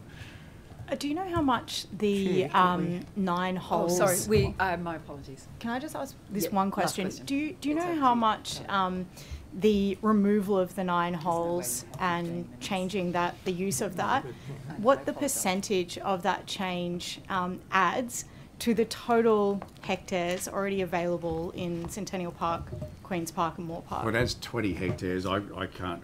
So it's 20 hectares. I haven't done the maths on That's right, but there's already 330 hectares. So you're saying there should be 6%. less green space in the city. Is that your contention? Okay, can we come back to this after? Because we are actually in the government's time. We can come back to it after the morning tea. Over to you, to the government.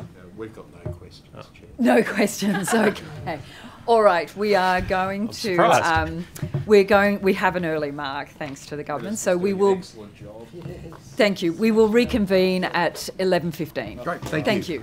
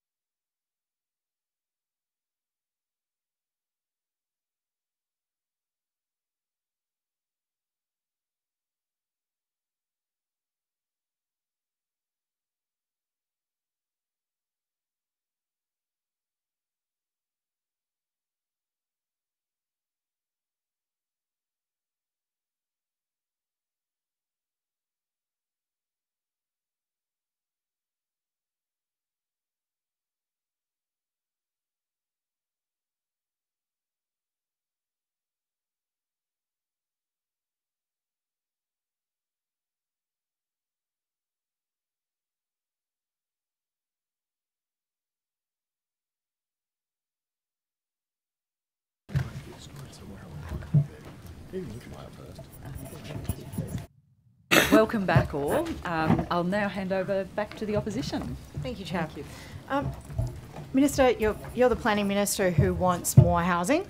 Will you rule out asking the lands minister to sell off or supporting him to sell off that area in Moore Park for housing and any remaining part of the 9 holes of the current Moore Park golf course? Well, the act that governs it, the Greater Sydney Parklands Trust Act, is one of the acts I administer, and we won't be selling that land. So that's an ironclad guarantee that you Well, won't be using that land for I don't- housing? I'm not sure which part is difficult to understand with what the government's intention is. Well, it's just a yes or no We intend answer. to return 20 hectares to make a new central park for Sydney, to add to the Parklands estate, to add to 6%, access. yeah. And might be 6%, but 1% is still an addition. Yes, right? but So, the golf course we're is already not, open we're space. not selling it for housing. We're making, But we're will turning you public rule out land into public using it land. for any housing? We're not using it for housing. Okay, you're not using it for housing. And can you also make that confirmation for other Crown lands that are occupied, for example, by bowling clubs? The government's going through a land audit, and the land audit is the responsibility of Minister Camper. Okay, so will you be advocating to the Lands Minister to use that Crown land for housing, or will you I will be looking explicitly be the land, advocating the against that? surplus land audit is to identify potential parcels of land that could be used for housing. And Minister Camper will report that back to Cabinet in due course. So land being used by bowling clubs could be considered surplus land? No, no, I'm not saying that. What I'm saying is the government land audit will report back through Minister Camper in due course. And Minister, do you have a role in that surplus land audit? The department was asked to appoint an official to have a look at the department's own land holdings to see if there are any surplus land, and that's the process. In terms of other roles, the report, I understand, will come back to Cabinet following from Minister Camper, and as a Cabinet Minister, I'll have a look at it then. And are you receiving weekly briefings in terms of that surplus land audit? No, I'm not. It's not my responsibility. It's Minister Camper's responsibility. Okay, thank you, Minister. Minister, the post-pandemic return in migration and changes to housing preferences has left the state's housing supply struggling to catch up with demand. Would you agree? There are some mega trends that the housing system is dealing with. For instance, the rise of the single-person household. As we've got an ageing population, as many other countries around the world have, but by 2041, the proportion of lone person households will be about the same as households with 2 adults and 2 children. Now, every lone person household is 1 household as opposed to 2 people, 2 children, whereas 4 people. So that's part of the mega trend we've got to deal with. One of the other mega trends that we need to deal with in the system, where it impacts on housing, is climate adaptation and mitigation. Some of the other mega trends that we've got to deal with is the demands on infrastructure and the like. So we're building a system where we're determined to meet our housing accord targets, but we're also wanting to provide sufficient diversity in housing type that affords people a well-located, well-designed and well-built home. But there surely is an impact, isn't there, from migration in terms of housing demand in New South Wales? Well, whether it's internal migration, whether it's external migration, whether it's natural births, all increase population, and by virtue of increased population, there is additional demand on housing. So, Minister, in terms of your forecast in that, what are the impacts of housing demand from high net overseas migration? We don't separate it into migration-related trends or internal migration or intrastate migration. What we look at is the housing accord target that has been set and agreed by the National Cabinet and how we work towards achieving that. So you have no input into that at all? Well, Planning in New South Wales immigration policy is set by the federal government. So in terms of the Premier signing up to the extended housing target of 1.2 million, was that advised at all by the Department of Planning in New South Wales, dependent on the ability of the department to be able to deliver new housing in the state? Well, that's a question for the department that Ms Fishburne might like to answer. Ms Fishburne, was there any advice provided to the Premier on that target? There was no specific advice provided on that target. However, having been given that target, the department adjusts policies and looks at measures to reach that target. Okay, so the department had no input at all into determining that target? No specific input into that number. Okay. And the department had no forewarning of that before the Premier agreed to that target at National Cabinet? We understood that the Premier was discussing targets at National Cabinet, and as I said, the department was ready and willing to adjust policy and look at measures to meet any target which we were given as a consequence of that.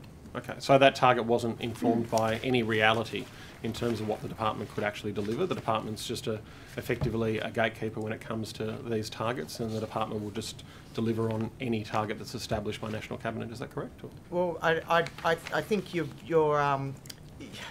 conflating a number of things. Obviously, depending on what need there is for housing, the department will adjust policies at any given time to make sure we work towards meeting that outcome. The target, obviously, is a discussion at the national level, where there's been the identification of 1.2 million dwellings needed across Australia. National discussions have identified a 377,000 target for New South Wales, and as a consequence, we'll adjust our policy settings to work towards that target. But how does the Premier sign up to these targets if he doesn't actually have advice from the department as to whether it's possible or not? That's a question for the Premier. Okay. So you weren't consulted, Minister, in terms of that target? No, well, you've asked how does the Premier sign up to it. It's a question for the Premier. Well, we're interested in how government works in this state, Minister. I have regular conversations with the Premier about a whole range of issues, including planning issues. Okay, so when he signed up to that target, did he ask you your advice on whether that was actually an achievable goal or not? I'm not going into conversations I have with the Premier. When the Premier and I, however, have many, many conversations on housing, on employment, on the vibrancy of our city and our cities, and how the planning system and the planning department might help facilitate that. Okay. So, Minister, does the department do any impact on, or modelling impact on overseas net migration and its impact on house prices at all in Sydney or Greater New South Wales? Well, you've asked the department, so I'll let Ms Fishburn answer that. I'll need to take that on notice and look at. We've certainly looked at modelling in relation to migration figures, but I'm not sure whether they've brought in the impact on house prices. That seems a little bit out of the scope that we would look at, but I'll take that on notice for you. Minister, do you have any concerns about Australia having the highest migration rate both in the OECD and the G20? We've got some challenges that we need to deal with. Part of that is skilled migration. Part of that is the fact that we haven't got a sufficient workforce that will allow us to accommodate and care for an ageing population, and we haven't got natural growth in population that will allow that to happen. Now that will change through time, and migration targets are set by the Commonwealth Government and are somewhat dynamic. But I think the Albanese government has been abundantly clear as to why it's going about its migration program as it is. But that would be one that perhaps you might wish to write to the Prime Minister about. But Minister, of course, this is a federal issue when it comes to immigration policy, of course. But the states are left to carry the can when it comes to delivering new houses, and your department in particular is in the firing line when it comes to being able to actually deliver that housing for New South Wales. Do you have any concerns? And that's what we're working diligently towards. I mean, I'm not sure what you're suggesting. Are you suggesting that we put up the borders around... I'm asking questions, Minister. I'm not suggesting a thing. No, I'm just trying to understand where you might be coming from. I mean, I don't think you're suggesting we put up the borders around New South Wales and say, to the federal government, people can migrate to anywhere but New South Wales. I hope that's not the case, because otherwise we're going to be in some severe labour market shortages into the future if that's the opposition's policy. I don't think that's the responsible approach. The government will, the government will continue to work on meeting its housing targets, to house its population, to stop the flight of people outside of New South Wales, and to make sure that we do everything in our power to make sure that people and kids can live near their parents rather than being required to live with their parents. So, Minister, do you think Australia should follow the lead of Canada, who have just announced that they'll incorporate planning for housing, healthcare and other services into their immigration strategy? Look, what I think is that we have a national cabinet process that has determined some housing targets, and myself and the Department of Planning are determined to meet them. So, Minister, do you think the state government should have a larger role when it comes to setting those immigration targets? Look, as a minister in a state government, I always think state governments should have a larger role. That's always good to hear, Minister. Will you be advocating that to the Premier for national cabinet discussions? But in this case, there is a housing target that has been set. It's been agreed by the National Cabinet. Now, the National Cabinet has the federal government, all of the state and territory governments, and a representative from local government Australia. But from what you're telling us, that target was set without any advice from your department. But the target is set. Right, the target is set. There's been ample discussion around the place. How it translates Except for to with New your South, department, it seems. how it translates to New South Wales. It was a national target. I don't think the department can be asked to set a national target. Right, it can be asked to examine. But it can be asked to inform a Premier's decision about a national target. Yeah, and it can be asked to provide advice on how we might achieve that. It can provide advice on what the sufficient or the appropriate share in a national target for New South Wales might be. They're great questions. And which is part and parcel of the ongoing discussions that the Premier and I have about a whole range of things. Well, the fact is, we now have a housing target. I don't know, clearly the opposition disagrees with that target. I don't know whether you think it should be higher or lower. But what we are diligently working towards, is achieving that target. Right? We have the lowest, among the lowest vacancy rates for rental market in the country, about 1%. We have pressures that come from those trends that I described before in terms of the way population acts. We've got other pressures that stem from the way that internal migration within New South Wales, where people are moving out of cities into regional communities. All of these things are part and parcel of what the Planning Department works through and diligently sets about achieving. We want to make sure that people have well-located, well-designed, and well-built homes in dynamic and vibrant communities. And I hope the opposition agrees. And you've got the trends as well from overseas net migration, don't you? Yeah, and part of those trends are international students. Right, so international students and international education is our largest services export. And are you saying that we should curb that and limit that? Because I've worked in universities, and those international students are great ambassadors for Australia. They go into business and government in their home countries into the future. They have ongoing connections with Australia. They allow us to expand our trade, expand our opportunity, which means jobs for our kids. So, Minister, would you agree with AMP Investments Chief Economist Shane Oliver that current immigration levels are running well in excess of the ability of the housing industry to supply enough homes, exacerbating an acute housing shortage and poor housing affordability? Well, we're in a housing crisis. I don't think anyone's denying that.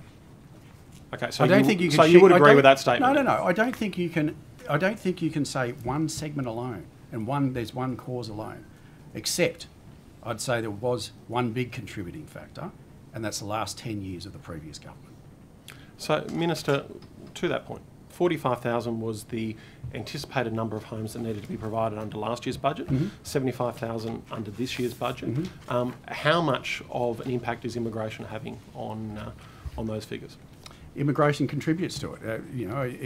The immigration varies, and you might have seen that it's varied over the last couple of years. The fact is there's 76,000 homes under construction in New South Wales at the moment, and we are reorienting the planning system and the planning department to help deliver on our housing targets, not just for the next 5 years, but well into the future.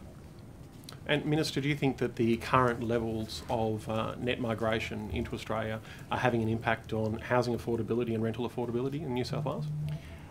There are a range of impacts on housing affordability and rental affordability, and some of that comes from the fact that people have stood in the way of housing growth for the last decade. Minister, what happens if New South Wales fails to meet its target of 75,000 new homes this year? We continue. Well, the year-on-year targets are like anything else. They are a division. They're a division of 377 divided by 5. Right? And as you would know from the construction of any house, it's a different construction period in terms of a single dwelling in a greenfield estate to a multi-dwelling unit in the nearby to the CBD. So what it's about is about the pipeline, right? We are setting about a system where we have a pipeline of supply that's coming through that will aim to deliver 377,000 new dwellings in aggregate by the end of June 2029. And that's what it's about. Much like seasonal variation in employment numbers or seasonal variation in GDP or seasonal variation in any stock and flow measure, it's not the individual or an individual month or an individual day or anything like that. What it is a target to the end. Yeah, that's right. and yet migration and visas are measured with targets annually.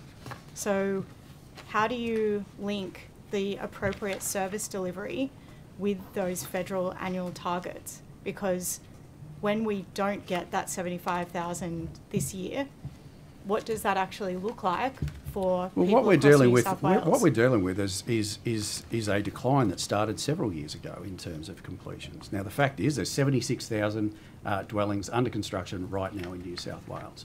There are a number that have been rezoned. There's more DAs coming into the system every day. There's more complying developments in the system every day. There's more state significant developments every day that relate to retail. And there's the great organisations called Landcom, right? We've got Landcom working again.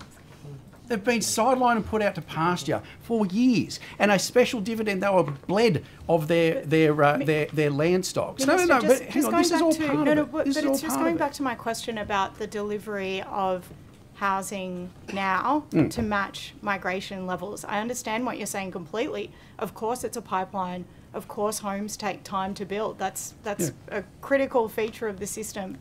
But the reality is that migration will increase at an annual level. As will the number of houses. But what happens when New South Wales doesn't hit 75,000 this year? What happens when there is a shortfall in comparison to annual migration? We didn't get to where we are today because of a couple of bad months. But we got to where we are today. No. I think you've asked me a question. I think you should afford me the opportunity to answer it. Go ahead, Minister. Right? We got to the position we're in because of a decade of this building up, right? We are setting about making sure there's a pipeline to deliver it. We will continue to diligently work towards establishing and maintaining and achieving that housing supply target into the future. But not only will we do that, we want to set things up so that we continue to achieve our housing targets but into Minister, the future.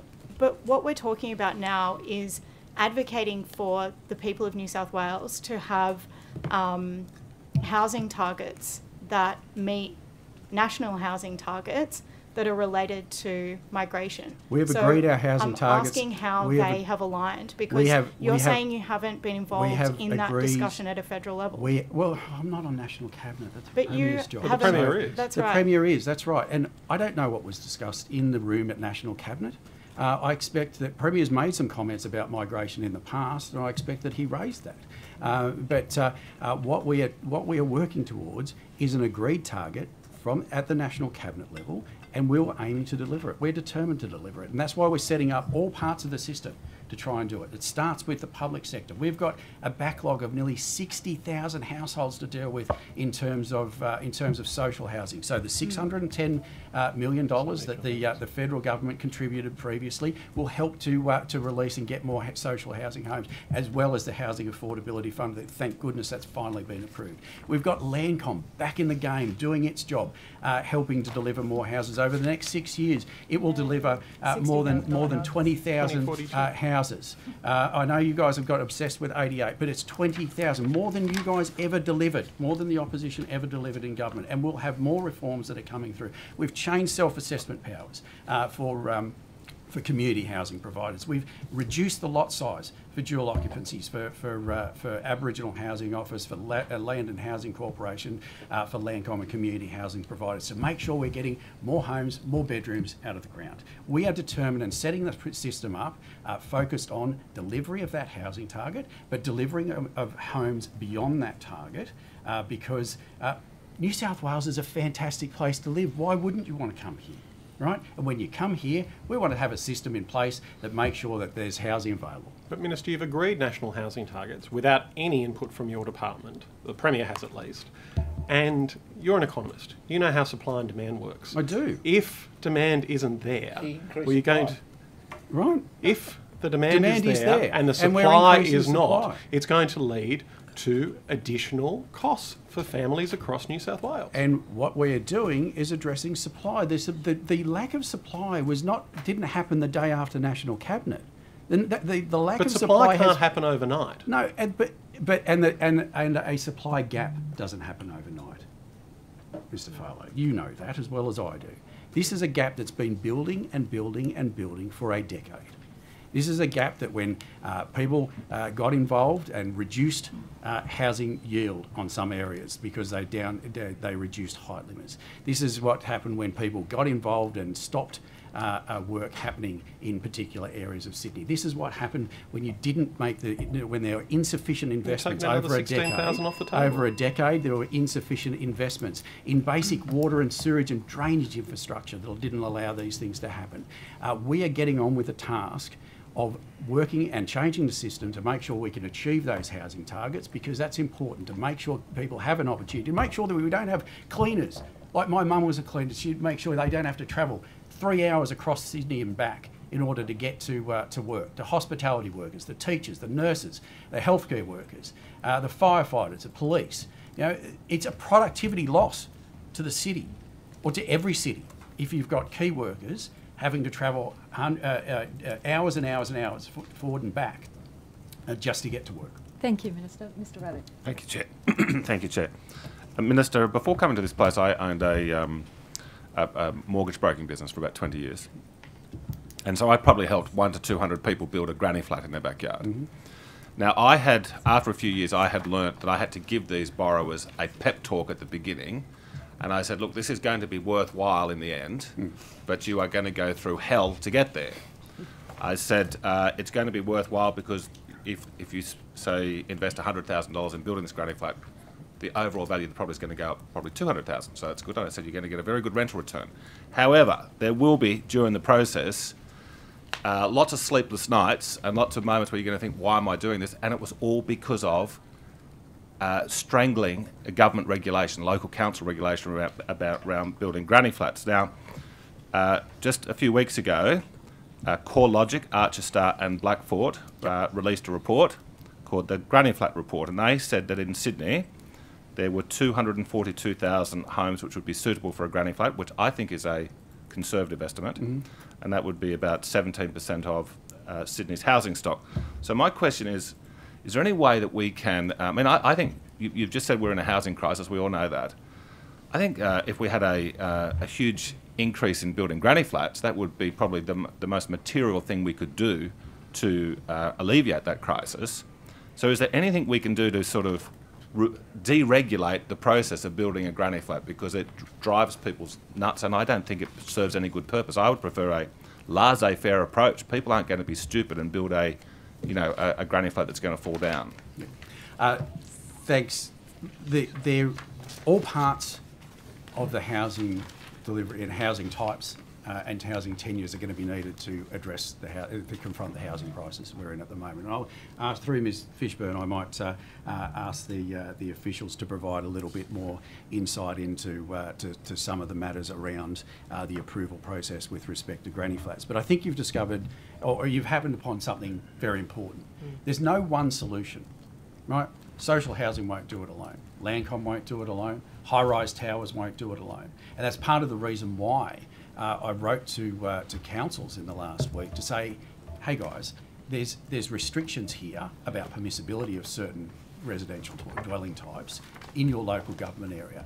You should have a look at that and see if a decision made several years ago to not permit these things should not be reviewed and considered in the context of the local area. But in terms of the detail of granny flats, I might ask Ms Fishburn or one of the officials if they can add some information about that. Thank you very much, Mr Raddick. I think you and I talked yesterday about the fact I'm a big supporter of granny flats as part of the housing solution. We're not aware of that report, but I'd love to get a copy of it, so we'll have a definite look at it. We are aware that granny flat approvals can be frustrating for some people, and it is one of the things that we want to look at how we can simplify that. So I won't go into detail now because we're working through the process, but it's certainly on the department's radar.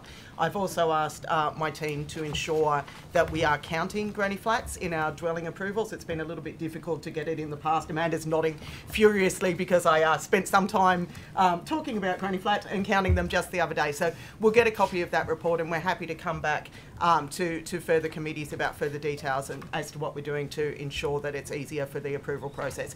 Absolutely agree with you. Thank you. Good to hear. I would encourage you to find that report. So just to repeat, it's CoreLogic, Archer Star and Blackford. Fantastic. And it's a very good report. Okay, now I have one other question for the Minister. Sure.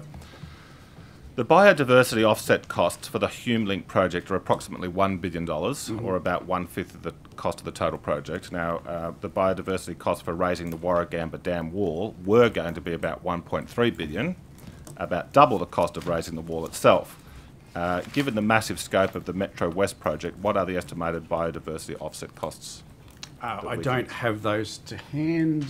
We might come. We might back need to to you. take that on Yeah, notice. we'll have to take I'm that on afraid. notice. Yeah. That's right.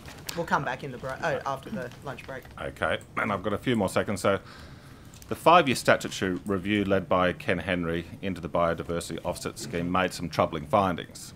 Indeed, the opening line of the report says, quote, "The review panel found that the present Biodiversity Conservation Act 2016 is not meeting its primary purpose of maintaining a healthy, productive and resilient environment and is never likely to do so."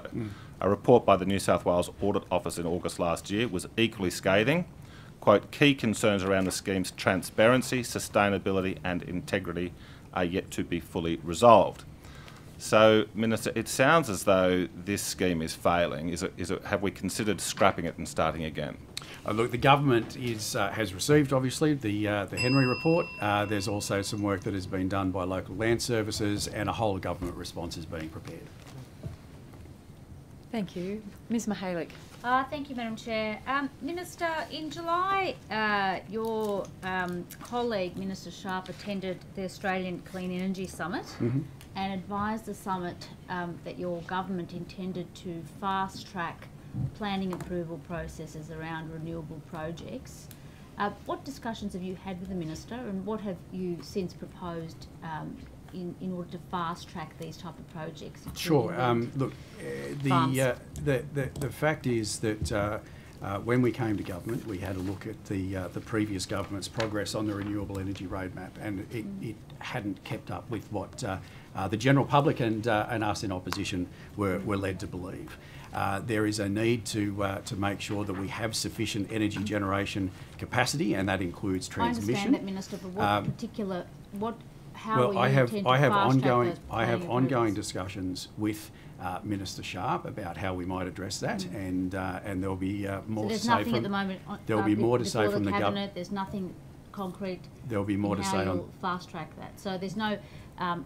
Can you be clear that it won't impact the EIS processes around that, or any community consultation? The fast tracking these projects at the expense of community consultation is what I'm asking. No, I don't agree with that assessment. The government will be make announcements with respect to renewable energy projects into the future. Yes, but this is specifically, she made an announcement that they would fast track these. Yep. And that means you're going to amend the planning approval processes around renewable projects. No, well, we can do certainly a lot. what she committed to at that summit. Sure. And Ms Fishburn may wish to add to this, but there's a range of things that governments can do to improve, and once again, this is similar to our AI work. Most of the hold-up, Minister, is communities, whether they're farmers, whether they're and communities like, for example, Maronia and Illawarra that are very upset about the offshore wind farm. Most of this is about people wanting information, wanting to be part of the process, understanding what's being proposed. Yeah. So you and I both know any fast-tracking of that planning approval process will ultimately mean that you will potentially downgrade your EIS process, but also impact on community consultation. I don't know. No, I don't agree with that at all, because there's an input process as well, right? So much the same way as the work being done around artificial intelligence is to improve the input process. There's a lot of work that can be done by government to improve what proponents are putting forward into the planning system. Now, if you have something put into the planning system that's of a higher quality to save the number of requests that people have to go back to for more information, you save time, right? Saving time improves speed. Improving speed doesn't compromise the quality of the assessment, but just speeds up the assessment. Okay, now, but Ms Fishburn may wish you're to ruling add out to any that impact on community consultation process that won't change. Community consultation remains part and parcel of the assessment projects. Can I just also ask you about biodiversity conservation projects? And you might recall your, in fact, I have some questions about your housing productivity contribution, or I call it the regressive tax that you've put on housing in New South Wales. We each put our own spin on things. Well, it isn't a spin, it's a reality. Can I just ask you, will you rule out any biodiversity conservation projects funding any of those projects in other states as a result of that particular levy? Because your bill allows, the Act allows you to fund biodiversity conservation projects in other states. We will provide with that levy that you've collected from the mums and dads of New South Wales. biodiversity projects with the funds, any funds generated from that biodiversity, So you will fund biodiversity conservation projects in other states on the back of that levy that you're you're asking me to rule out something people in New South Wales. forevermore, right? And biodiversity projects can be done in other states that assist New South Wales. For instance, you can do work upstream. But this is a levy that mums and dads are going to be paying as they're buying these homes in New South Wales. People of New South Wales are paying for this levy. Okay. Yep. And you can do things upstream of a particular area that contribute to downstream of an area. So it's not a case of ruling in or out. However, the New South Wales government's priority, just in terms of domestic manufacturing, just in a whole range of things, are to put New South Wales projects first. Minister, why did you make a decision to have the same levy across Greater Sydney Commission and not differentiate? Now, you differentiated the pricing range with respect to the Hunter and Illawarra, understandably, and the Central Coast. But why would you not do that for Greater Sydney, given there are a really big contrast between communities in Leppington and Penrith and Riverstone, as opposed to Lane Cove and Mossman and Vaucluse? Sure. We had a closer look at that. As you may recall, we took a commitment to the election to have a look at the previous government's plans with respect to infrastructure contributions. It was. It was not. It was in the context of what you ended up proposing. No, it was in the pre-election budget statement of the previous government. Page 58? I can't remember the exact page number. There were two line items in there, very little detail. Items very little detail. Well, I mean, you called it a tax in a press release and said you were going to review it. And I'm just about to outline exactly what we did. I mean, if you gave me the 2 lines, you probably should talk to the previous government about that, and Mr. Farlow might be able to shed light on why it is only 2 lines and no explanation at the time. However, what we undertook to do at the election was to review the application of that tax. We had a look at whether or not it should be aligned perhaps on the basis of the 3 cities across Greater Sydney, and in the end it was concluded that wouldn't change anything. Somebody living in Villawood and buying a home there would pay the same levy, because you and I know the developers will transfer the levy over to the cost of the home, will pay the same. Well, somebody living in Lane Cove. I mean, ultimately, the infrastructure. That's why it's a progressive tax, Minister. Ultimately, the infrastructure contribution will be reflected in land values and land prices. And that's the way economics works. That's the way labour economics works. And to restrict it, because there was also a hypothecation, as you've seen in the Illawarra, the Lower Hunter and the Central Coast, money collected in an area can only be spent in an area. When the demands of Western Sydney are considerable. Money spent in the area of Illawarra can only be spent in Illawarra, but money collected from, for example, from Leppington or Riverstone could be spent in the Bays precinct as you develop housing in the city, money collected correct? from Vaucluse can be spent in Camden. You haven't proposed any development in Vaucluse, as far as I can see. The situation is, if you did hypothecate it and did reduce it to the 3 cities arrangement within Greater Sydney, you would actually disadvantage and probably lead to a much higher price in Western Sydney in order to recover the sufficient revenue. You didn't have to follow the coalition government's 3-city approach, Minister. You could have come up with your own approach on how to divide up contributions across Sydney, Greater Sydney. And as I was just explaining, this is part of the examination of what we did. What it would have led to was a much higher amount being required to be collected to fund infrastructure requirements in Western Sydney, because the previous government had abandoned infrastructure requirements in Western Sydney, than what it would have done in the East. The Productivity Commissioner also agreed. The way the legislation reads, Minister, we're relying on your goodwill, or the goodwill of the government, not on any specifics around legislation that actually mean that something collected in one part of Sydney, for example, Western Sydney, will actually be spent on Western Sydney. That's not the way it works is money collected in Greater Sydney is spent in Greater Sydney. Right? And Greater Sydney meaning Vaucluse, Mossman, Lane Cove, it's all Greater Sydney, okay? Leppington. And what happened over the last decade, as you were well aware, because you've made statements to this effect, is areas missed out. Areas missed out under the previous government. And areas that missed out means that the cumulative impact of the money that required to match that infrastructure means that you would have had to likely collect more from Western Sydney Where are you up to households. with that tax now, Minister? You had a grace period, as I understand, is that right? 18 months before you start collecting? Which tax are you referring to? This levy, this Well, housing contributions tax. accept, How many taxes are there? I don't accept that it's a tax. Okay. So if Okay, well, I'm let's happy call to it the, refer to let's it call it as let's call it a contribution, housing productivity contribution, whatever Yep. you want to call it, Yep. Minister. When are you starting to collect that? It was started on the 1st of October. 1st of October. Yeah, and for the first year, it's discounted at 50%. The second year, it's collected at a rate of 75%. 75%. And then finally, 100%, right. obviously. Yep. Okay. Minister, just on, obviously everyone's particularly interested in the 7 areas that you've now deemed for upzoning at a fast pace, and you'll, there's 7 communities. I'm just going by this article. Is that No, I don't know. You don't know? No, there's all sorts of speculation, as all you would sorts appreciate. Of speculation. Oh, okay, so it's all speculation. We don't know where the housing development's going to go into in Sydney at the moment, do we? I encourage the 7 areas that have been cited, Bankstown and Burwood and the Bays, Waterloo, that's just speculation? They're not Well, it hasn't come from me. When the government is ready to make announcements about its planning policies, it will make them, and I encourage people to look out for them. First, don't they? I don't know how. That's the Premier's way. I know how the Premier operates. I don't work like that myself. Good. Clearly, something's going on with the SMH at the moment. All right. I think I've got 5. Yep, that's fine. Thank you. Just wasn't sure where we're up to. Minister, can I... I'm being elevated already. Sorry. Minister. No. We've got a very good Premier in New South Wales, and we're hoping to keep him there for some time. That's what they all say. Until you get there. Minister, can I just take you briefly to zombie DAs? Yes. And we know what we're referring to. Yes. Unlike the last planning minister, who seemed surprised by the idea when it was when you put it to him in the last estimates. This is correct. This is correct.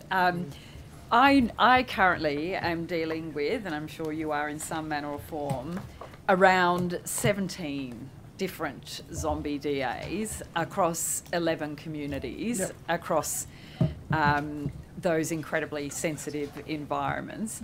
I just want to know why are you, by not doing anything, Minister, you are literally siding with the developers on this and the status quo.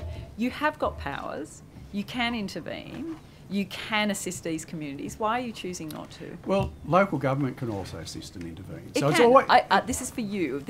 You are not the Minister for Local Government. Absolutely, perhaps local government can. Why are you not, as the Planning Minister, with all of your department?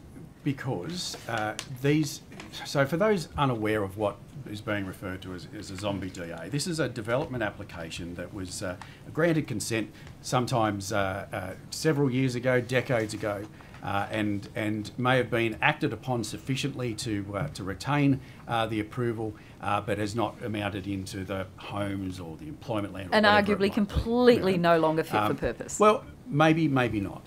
But the reality is that councils provided the consent for these things, and it was long before there were such things as state significant developments and the like. And I think in the first instance, councils always are telling me that they know their communities and their areas best. And I think in the first instance that council should Minister, can I just interrupt? I just want to interrupt because the reality is those councils have made it very clear they're too frightened to take steps and to act. They're worried about the consequences. I've watched councils do their very best to challenge them in court, spend hundreds of thousands of dollars having a go. You are the state. Why are you not helping these communities, these local environments of serious significance when it comes to public assets like biodiversity and so forth? Why are you not siding with them? Why are you siding with these few developers that stand to profit from a system that is not working? I'm not siding with developers. But you are by not doing it. Well, that's your assessment, not mine, right? What I believe is that these local development applications should be looked at by councils in the first instance. Councils have the power under 4.57 of the Act to change, modify or reject a development application. However, I can let you know, Ms. Higginson, that the Environment and Planning Committee of the Legislative Assembly has recently agreed to a set of terms of reference to examine this particular issue at my request. Because there are some really complex interactions here. There are private property rights involved, there are historic approvals, there's consent conditions and the like. There's supporters and opponents and part of it, and those complex issues deserve to be fully fleshed out. Thank I know you. that you're touching on some of it. We with your will be committee, looking at it in an inquiry but too. this is a specific inquiry just into this thing. One of the other complexities is that we don't actually know how many might be out there. In talking to a number of councils, they've said to me, well, you know, we don't actually know. I said, what do you mean we don't know? Well, they said, well, our old filing system used to start at A-00001 and progress. And that filing system oftentimes bore no resemblance to the property that was involved. For sure. We definitely need to do more without work. digital archives... But the reality is we've got 15 very controversial ones in front of us now. I'm confident that the Legislative Assembly Environment and Planning Committee, And led by the member Cessnock, a great chair of that committee, someone who's really intellectually exercised by this particular inquiry, will come up with some good recommendations. Thank you. Minister, that we can have a look at. I've got another question. Sure. I wrote to you about one of those DAs, the Wallam development in Brunswick Heads. Yep. I asked you if you would refer the project to the Federal Environment Minister under the EPBC Act, because you're one of the few bodies that can refer a project under the EPBC Act. You wrote to me and said, while the EPBC Act allows for that, I'm advised this is generally not an approach taken by the department. Again, what is this inflexible application of policy? Why do we do that? Why would we not look at the merits of something and champion for our local communities and the environment? Look, I haven't got the detail of that particular case in front of me, but I don't know. Sorry, I don't have the detail in front of me, but we'll try and get some information and come back after the lunch break for you, Chair. Thank you.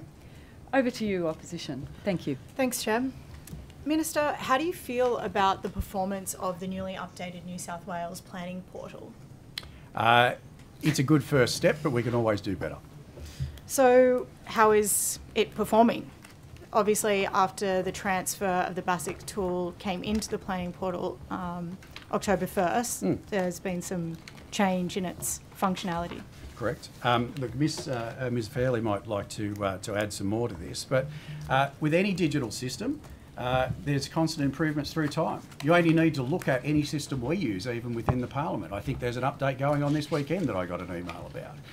And we will continue to look at ways where we can make the system more efficient, more user-friendly, and assist people in progressing their development applications, but also assist councils in their work, because they're at the back end of that. But Ms Fairley may wish to comment on and provide some more advice on some of the detail of what's been happening with the e-planning system.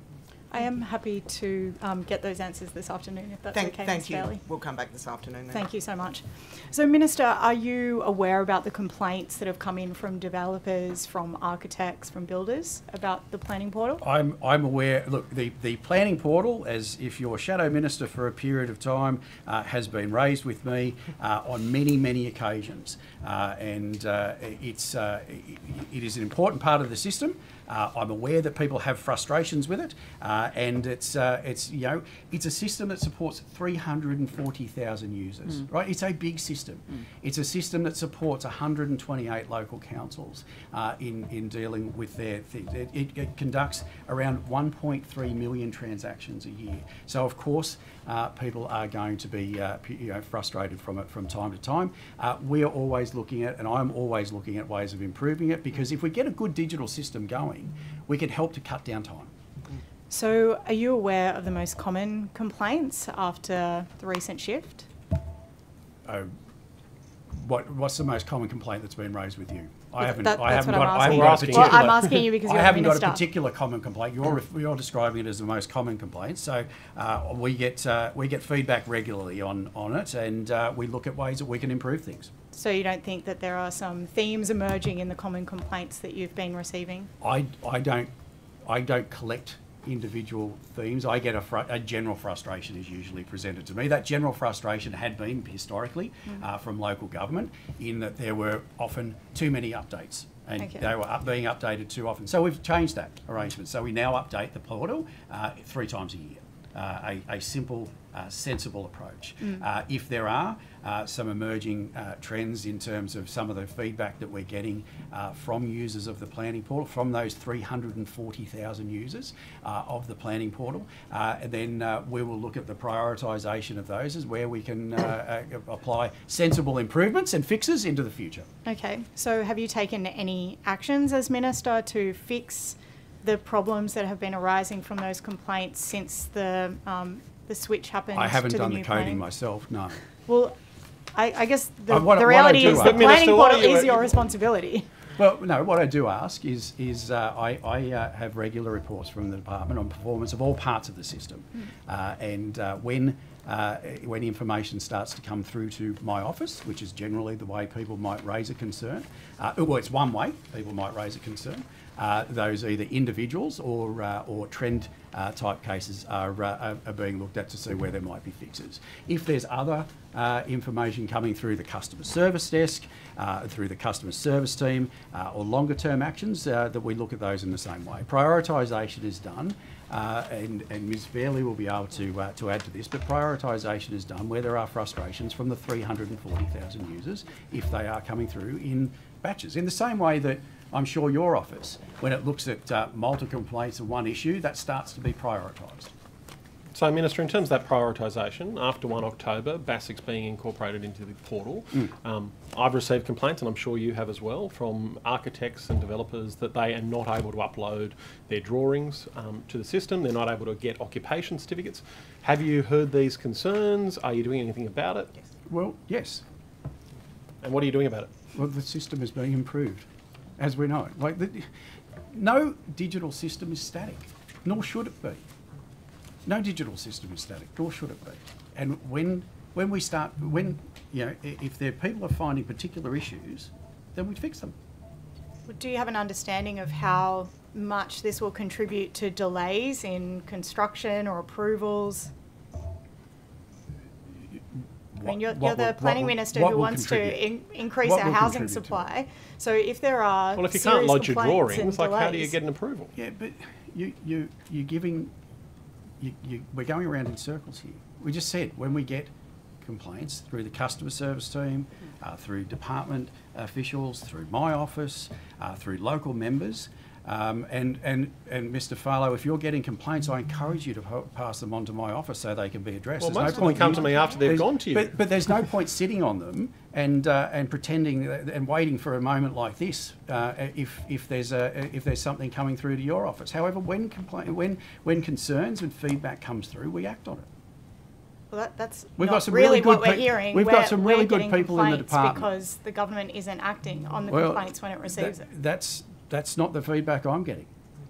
So I guess we're at an impasse here. I mean, but however, if you would wish to provide that feedback to my office that you've received, rather than hanging on to it for well, the Minister, next budget I've received these complaints this week. And you've never raised it with me. Minister, I've received these complaints this week. They And have you've been in never touch raised with it your with me office. before They have today. not been able to get anything from your office. Well, that's. I've got an architect who tells me he's going to go on Centrelink.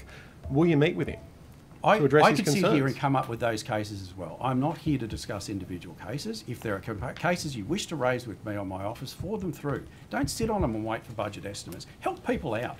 They were actually received this week, but this goes very... Well, then you've had a week to get them to me, and I still haven't got it. This is the first time Minister, they've gone to you. They've gone to you and they've got nothing I from don't you. know, because you're asserting that. You've tabled nothing, you've provided me with nothing, you've sent nothing through to my office. If you have complaints, if you have feedback, if you have concerns, don't sit on them. Help people The and get problem them through is to that us. this actually goes to the heart of process and government process and how people can raise their concerns and be sure that they will actually get a resolution from the people who Well, I are think in the people who charge. might have raised their concerns with you would be disappointed that you've waited till today to act on them. Quite the contrary. I think that people are very concerned that ministers are not meeting with them, that ministers are not replying to them, and that they have to take whatever action they possibly can to get in front of a minister and actually receive a response. Well, My office is very responsive. My department is very responsive. The customer service team, which has been added to when Basics was introduced onto the planning system, is highly responsive. And all of the issues that I know have been raised through correspondence to my office have been acted on incredibly promptly. And that's why I'd encourage you to not sit on things, but to get them through. If you want to help people out, actually help. Don't hinder. Minister, people who've contacted us have been actually thrilled that this will be raised with you this week because they haven't gotten any response from your office. They were glad that we had this forum to be able to raise it with you, Minister. Okay. Table the cases, table the correspondence, Minister, and my department will look at it. I'm happy that you'll take that on, but Minister, do you acknowledge? Well, are you going to table it? Minister, Can you table acknowledge? it now, I can't table it now, Minister, Why not? and I don't have the them permission of those people to table it now, as I don't have their permission to be able to okay, well, you name don't them need in the this permission. inquiry. I can come and get them off you right after this, in the break, if you like. But don't sit on things like that, right? If you genuinely want to help people out, don't sit on it. I never sat on it as an So these are people who've member. already contacted your office, and they've come to me after they've contacted your office. I can't respond to things I haven't seen. They've contacted your office, Minister. Well, your assertion... You've had the same opportunity to see it that I have. Well, your assertion. You've given me no evidence that that's the case. And Minister, I'm happy to provide you the details of these individuals afterwards, but but I am not at liberty to be able to table them in a public inquiry. And Minister, will you acknowledge that there are concerns when it comes to the introduction of your BASIC plans when it comes to the planning portal, in terms of people being able to access the planning portal, to be able to lodge their drawings or be able to get occupation certificates? I refer you to the opening remarks of this line of questioning, which is it's a good first step, but there are always improvements that need to be made. Did DPS bring on any additional staff to be able to support? Yes, they did. How many? I don't remember off the top of my head. Ms. Fairley might be able to add to that. We brought on approximately 7 additional staff, and they are dedicated specifically for the BASICS product. We've also got numerous policy people who sit within the department as well, who are contributing to those issues or matters raised by stakeholders. And we also have what we call a hypercare team, which is a specific dedicated team that looks at the technical aspects of any issues that are raised so that they can specifically address those things. And we've also extended that functionality to ensure that it's here until at least the end of this year, to your point, to make sure that we can specifically look at those things and then also look at if there is what you were referring to, which is broader sort of global fixes that come through from that feedback to reduce the recurrence of those things being raised by individuals. And Ms. Fairley, how many technical inquiries have been made to the department since 1 October? For BASICS? Yes. So we don't split them at point of contact between, I guess, a general issue or challenge found with the BASICS product versus what we consider a technical, which could be something to do with the functionality of the system. We've had, I believe, just over 1,000 based on the records that I've had, but I can get you a specific number. Thank you. If you can come on notice that. We'll come back up. Thank you, Ms. Fishborn. And how large is the backlog of inquiries in the department relating to BASICS and the planning portal at the moment? I'll come back to you this afternoon with that specific number. Okay, thank you. Ms. Munro. On that issue, I just have to make sure that I understand correctly, Minister. You would be happy to meet with the architect that Mr. Farlow was referring to? No. I think it would be a whole lot quicker if your office or Mr. Farlow's office provided the information on the cases to my office and we can get resolutions. Okay, so you won't meet with him? No, I'm not saying I won't meet with him, but you want resolutions, don't you? Or do you want... Well, do you want want to try and point Absolutely. score, or do you want resolutions? What do you want? We've heard there's thousands potentially out there who are in the same Do you want resolutions situation. or do you want point scoring? Which is it? It's your choice. I mean, we can continue to do this all for the rest of the day. This is about... Or you could actually agree to provide my office with information. We can get the department to have a look at it. If there's a systemic problem, that can then be addressed. If there's individual cases, those can then be addressed. You just heard from Ms. Fairley how we have a dedicated team working towards both systemic problems where they may occur, as well as individual problems. And but the fundamental problem is, despite what industry was telling you, you weren't ready for this introduction. No, that's rubbish. Well, why are there now thousands of complaints and your assertion, not mine. Right? Well, it's the assertion of people out there who can't actually get their things again, lodged on your planning yet to portal. provide any evidence of this. Minister, on the introduction of the passage of the Housing Productivity Contribution Bill, you outlined that the bill or the Act contribution tax would secure $1 billion over the forward estimates and up to $700 million per year beyond that. However, in the 2023-24 budget, the government outlined that $1.5 billion would be available through the Housing and Productivity Contribution. Where is that extra $500 million coming from in a little over 3 months? It's not coming from Bankstown, Ms. Mahaley. Where is it coming from? The amount over the forward estimates, the 1.5 billion, is what we estimate to be part of the housing productivity contributions, and it's the amount that we've committed to that infrastructure task. If it's not the entire 1.5 that's raised out of housing and productivity contributions, then the remainder will come from consolidated revenue, as always it does. But 3 months ago you were saying it was $1 billion, and then in the budget it's gone up to $1.5 billion. That's a fairly material difference. Yeah, and $500 million. And the part of the difference is the timing. Right, so it was introduced on the 1st of October. The first couple of years were discounted. The amount is then reflective of housing supply changes as it changes. But when you brought the bill forward, you said that it was going to be introduced on the 1st of October. So what's changed? So if you've got an issue with the way that revenue calculations are made, that's something you should take up with the Minister for Finance, not with me. I rely on the advice provided when it comes to that modelling through the Treasury. But aren't you interested in how that's calculated, given it comes from developments that are happening under your watch as Minister? I'm interested in delivering infrastructure that supports housing growth. Surely. So you had $1 billion when you brought this proposal to the Parliament. It's then escalated to $1.5 billion in 3 months. Housing growth. Did you ask any of the... So housing growth is the It would account for some of it, yes. Of course it would. We expect there to be more housing in the future. So that's what we're all aiming towards, remember? In 3 months, you changed your housing projections. Is that the answer? No. I said whatever is not collected from the housing productivity contributions would come from consolidated revenue. The $1.5 billion is what we've allocated towards infrastructure to support housing growth.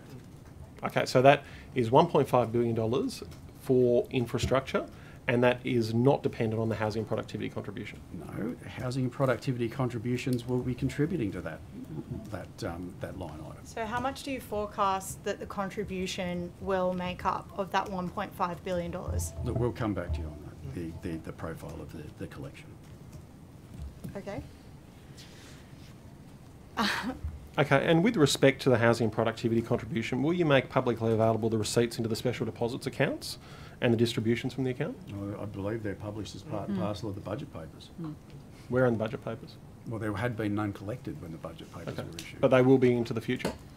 To the best of my knowledge, they are. I stand to be corrected by Mr. Smith. May be able to add some insight into that, but it's actually a matter for Treasury about the formation of the budget papers. So whether the detail of the special deposits account will be published or not is a question to refer to Treasury. Okay, and if it isn't, will you make that publicly available through your department? Well, that's a matter for the Treasurer, as you just heard. Okay, and how will funding from the HAP fund be allocated to individual government departments for the delivery of infrastructure? Well, as we outlined to this committee during the debate on the bill, there is a process that's been established that will ultimately end with the Treasurer and I taking forward an infrastructure spend to Cabinet for approval. Yep, and you indicated to this committee earlier this year that you'll be doing that by the end of this year, the long list, so to speak, or the infrastructure opportunities plan. Is that still envisaged to happen this year? The government still intends to meet its timeline, but I won't speculate on what goes to Cabinet and when.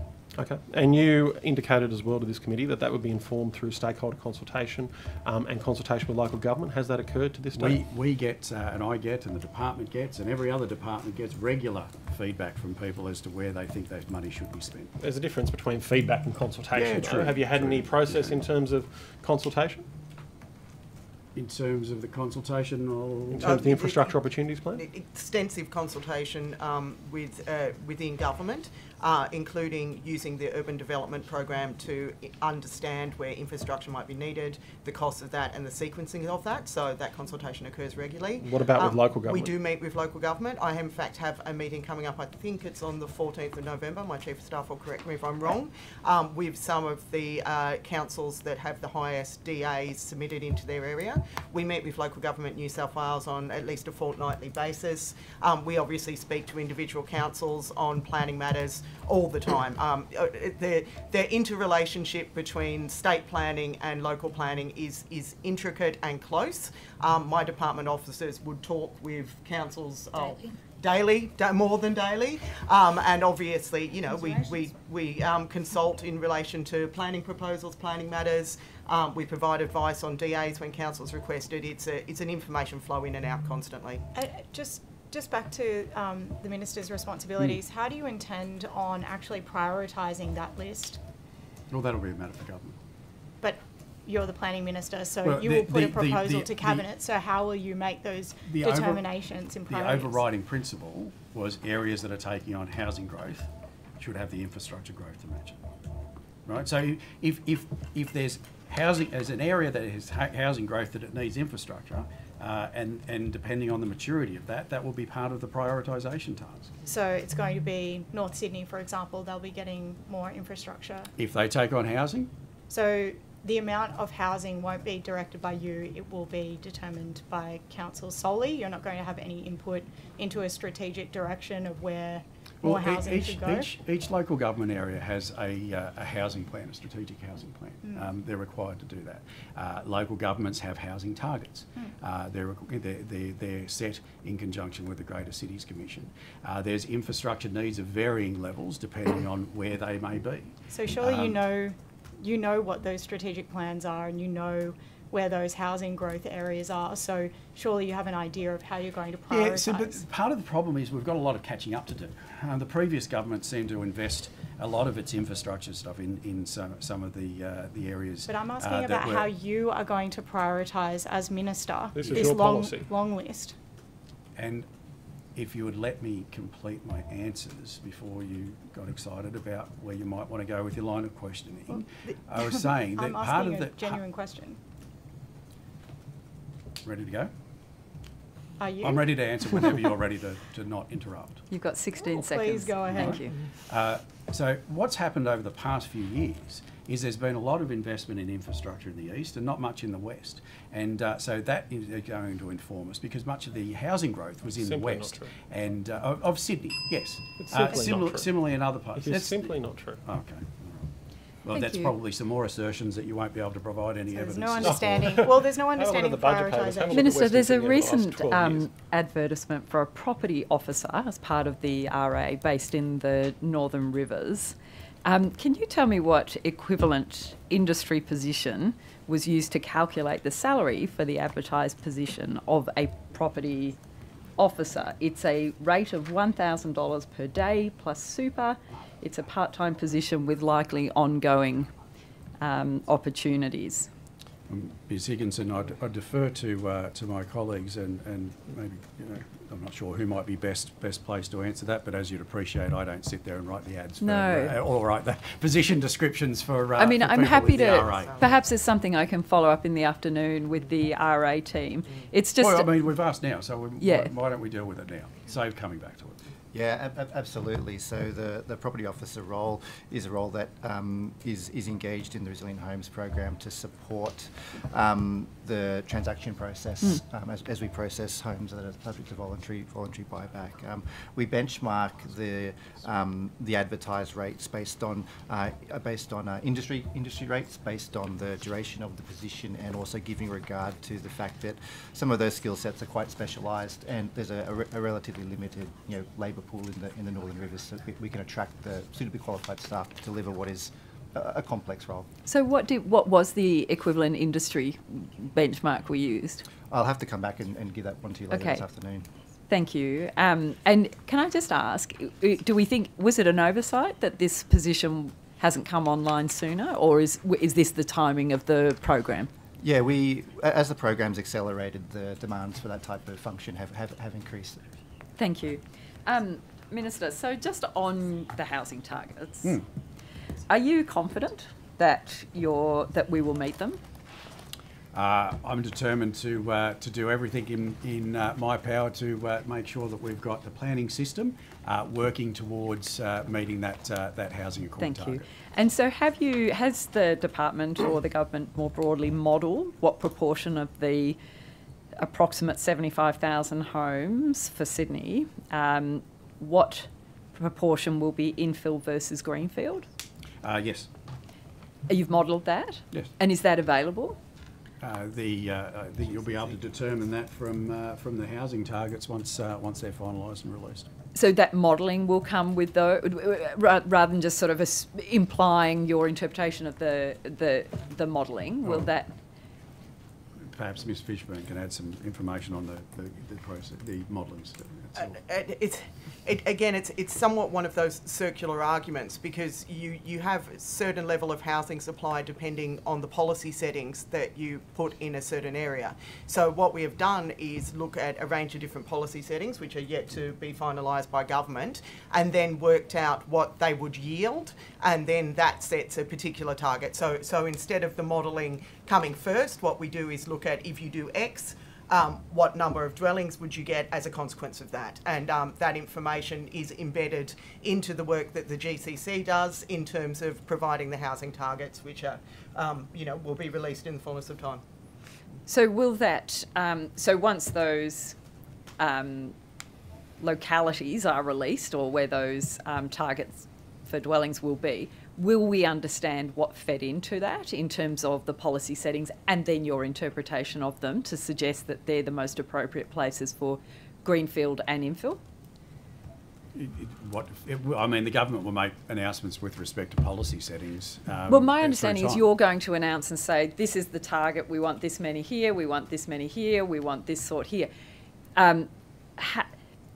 Everybody has a different version of, say, what's appropriate for them, what's safe, what's bushfire, what risk they're willing to take, whether it's greenfield, infill. And that's all part and parcel of the inputs that go into the Greater Cities Commission's consideration of precisely where those targets will be. I mean, it's not sitting there, mucking around with spreadsheets and going, oh, okay, right, we've got, for instance, an extra 10,000 to put in somewhere. Look, if we just bump these guys up by a couple of thousand here, it'll fix it. There's actually a great deal of work, and perhaps Mr. Hanger might like to give some insight into the amount of detailed work that sits behind establishing and setting housing targets. The work that goes on with local government is really quite detailed, really good work. As a planning lawyer, I reckon I've got a bit of an idea. Yeah, but I think it might benefit the rest of the committee, complex because they have less of an idea about planning than you do. Yeah.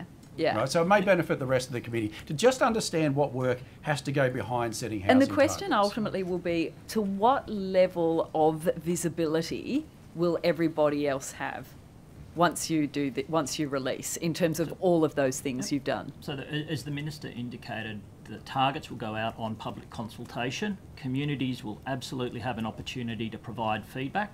That's part of the exhibition process for the region and the city plans. At the point where the targets are released, absolutely we will talk through how those targets have been set. Great. And so in terms of the way everybody is now looking at hazards and how they make decisions about what level of risk they're willing to live with or not, how will the hazard data be shared? And will the end product of that be that it will be on Section 10.7 certificates? Are we looking at how far we're going through with that kind of planning? Yep. So the conversation this morning about flooding is a similar one around bushfires, is a similar one potentially around coastal inundation. Those environmental impacts are a key input into how we're thinking about what housing supply looks like across the 6 cities region, and sort of more broadly what it'll look like across the state. There's also affordability and deliverability questions, which I'm sure we'll probably cover off as well later this afternoon. So what are the demands in particular locations for certain types of housing? What can developers feasibly deliver in those locations? And absolutely, sort of what are the community expectations around that? As the Minister indicated, there's a lot of inputs into this, and we really look forward to sort of engaging the community at the point where those targets are released to talk through how they've been developed.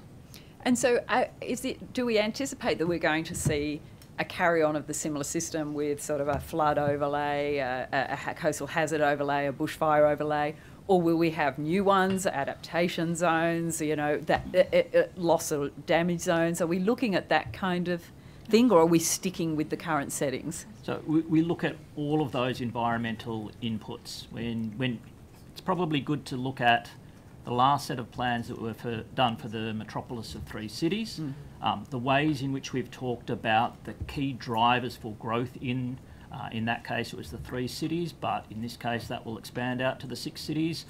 Also the discussion paper that we released late last year that talked about housing, the inputs required to understand sort of the diverse, well-located housing that we need across the 6 cities. They're good guides for what's informing the work the Commission is doing now.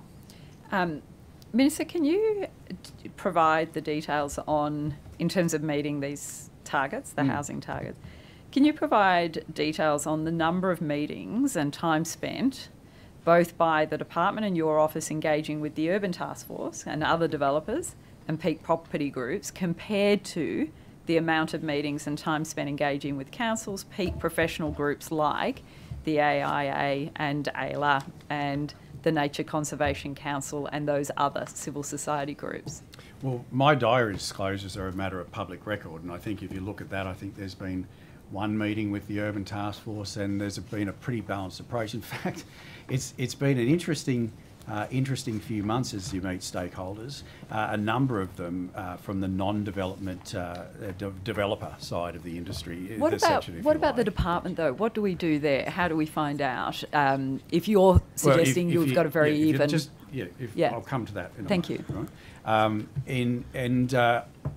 A number of those from whether it be the Nature Conservation Council or architects or the like, had reflected that I was the first planning minister that they'd met with in several planning ministers. Some of them weren't getting any access at all. I've been being deliberate, very deliberate, in making sure I take a wide range of views on planning matters into the future, because there are complex interactions. Yes, feasibility is one, but there's also design, there's also the environmental aspects, there's also the consideration of Indigenous matters and the like, and that's part and parcel of it. In terms of ongoing stakeholder consultation with the department, the department has a number of regular and long-established mechanisms to do that, and perhaps Ms Fishburn is able to elaborate on those. Yes, thank you. We do have a range of stakeholder mechanisms. There are obviously formal meetings where we meet with stakeholders. That includes PIA and the Architects Institute as well, I'm very pleased to say. We also meet with councillors, as I've already detailed. It would be somewhat hard to quantify the meetings with councils because they genuinely are so regular and so comprehensive. And of course, we have Mr Hanger here too. The GCC have done a significant amount of work. I mean, everyone's smiling just because we meet with councils so often. And obviously the discussions from a planning perspective with councils are about planning matters and about their aspirations for their local area, particularly when we're looking at gateway assessments for things like LEPs. So while we can give you the number approximately, I'm sure I'll miss a couple of those regular stakeholder meetings, noting that the development industry, PIA, ALIA, we all meet with them in about the same cadence. I really would find it very difficult to quantify the number of meetings we've had with local government entities in relation to planning matters, or indeed the development of housing targets, the housing plans and so on. Thank you. Can I just ask about rooftop colour in Western Sydney? Have we made moves, or are we still in the... well, I think it was you, another week, another component of the New South Wales government net zero commitment appears to have fallen by the wayside. Yeah, I did say that. And, and it's true. Look, let's start at the beginning of this one, because there was a great pronouncement by a predecessor of mine that dark roofs were banned in Sydney. That was never the case. Never did such a ban exist. However, and I'd like to acknowledge the Leader of the Opposition in supporting this change, that the introduction of the new basics requirements effectively mean that dark roofs are banned under the DIY tool. So under the one assessment tool that you use, the simplest one, the DIY one that people do, it's real. You can't get a dark roof through it in the Sydney climate zone and other climate zones. Now, in cooler climate zones you can. You still can use dark roofs, but you have to go through a longer process. So in effect, they are banned. Now, in speaking with BlueScope when I was out there earlier this week, they're working on coatings too that may allow for dark roofs to continue, but offset the heat absorption, which is an interesting new approach. However, I think in a lot of people's minds, in terms of those particularly who are living in Western Sydney, in West Dapto, in parts of Newcastle, that probably the days of the dark roofs might be numbered as far as the consumer is aware. And certainly with our new country-leading, Australia-leading energy efficiency standards, dark roofs are very difficult to get through. I've got one question before I hand over to Ms Mahaley. Are you committed to delivering the $1.5 billion in the funding to the Resilient Homes program? We have made some commitments in the budget, as you would have seen, an additional $100 million. We are committed to the recovery in the Northern Rivers. I'll have some more questions later for the RA. I'm sure you will. Ms Mahaley. Thank you, Madam Chair. Minister, just back on to the issue of the new modelling that your department's looking at with respect to the higher net migration numbers that Australia is experiencing. So if you go back to your original targets, you assumed there would be about 300,000, I think, back in June. 314,000. Yeah. Well, housing per target, year, sorry. your net migration target, assessed the net migration target being, so not target, but numbers being around 300,000. That was back in your speech of May of 2023 in relation when you were speaking on the bill before. That now, of course, is skyrocketed down to up to 500,000 is the latest figures that we're getting. You've got economists like Shane Oliver essentially saying that it's absolutely desperate, and I'm paraphrasing him, but there's desperate need to reduce the numbers of migration because we won't be able to match the housing that's required. The 75,000 yearly target now, do you accept that that's not sufficient to provide housing for the mums and dads of New South Wales and the migrants that are going to come in? No, I don't, because part of... But the modelling's not there. You've just said earlier that you still need to do modelling to reflect these new net migration numbers. So, but let's step through what we've got. We've got a housing target, which translates to New South Wales at 377,000. Yes. Migration goes But both... that target changed within 2 months, Minister. Let's accept that. What you had, No, you were not thinking back in I've spoken about it May regularly. has changed in August, okay? I can only put to you that when the final net migration figures come through, it would be clear that that target will need to be But you've gone to the heart of that issue, right? Migration is a two-way flow, right? So, but more people are coming here than leaving, Minister. So I'm not at sure the what moment you're saying that is by correct. that. At the moment that is correct. Always the case, Minister. Always the case. Let's be very clear about this. Yeah, and you and I share surnames who are of course are a part and parcel of migration. I mean, my mum's German. She's quite happy thrilled to have moved here and made a great life for herself and thankfully for her family as well. We've all migrated here, haven't we? But we are Minister, working that's not the towards... point. The point is that the targets that you had back in May are different from the targets in August. Yes. And I'm putting to you that you're going to... You've said earlier that your department will be remodelling the housing target. Yes. And I suspect that the target will be a lot higher than the 75,000 No, you're suggesting. you're conflating different targets here. The housing target is set by the Housing Accord, right? 1.2 million homes, which translates into New South Wales' share of 377,000 homes. What we're doing and with what those does that targets, annually each year come up to? what we're doing with those targets is translating those into housing targets through the work of the Greater Cities Commission as to where they might be. I understand New South exactly what Wales. I'm saying to you, Minister. So I'm saying to you that that target is probably going to be reassessed by your department, I would suggest to you, with the current net migration numbers, and it's likely to be a lot higher. Well, if we're going down a path of speculation, right? So what we are working towards as a target under the Housing Accord of 377,000 homes, and we're adjusting policy settings to meet that. That's, when you're going to make an assessment with the Cabinet about where new housing will take place in Sydney specifically, or New South Wales, but the sites that we're hearing a lot of rumours about in the papers in relation to Bankstown, Burwood, Waterloo, will you be considering the migration intake? Is that a factor for you? Because you would think that, I think it will be a factor, won't it? I mean, it's not going to be just about infrastructure, because it couldn't possibly be if Bankstown and Burwood are on the cards, given there's no infrastructure there. Ready for an answer? Excellent. We have a housing target. If you're capable.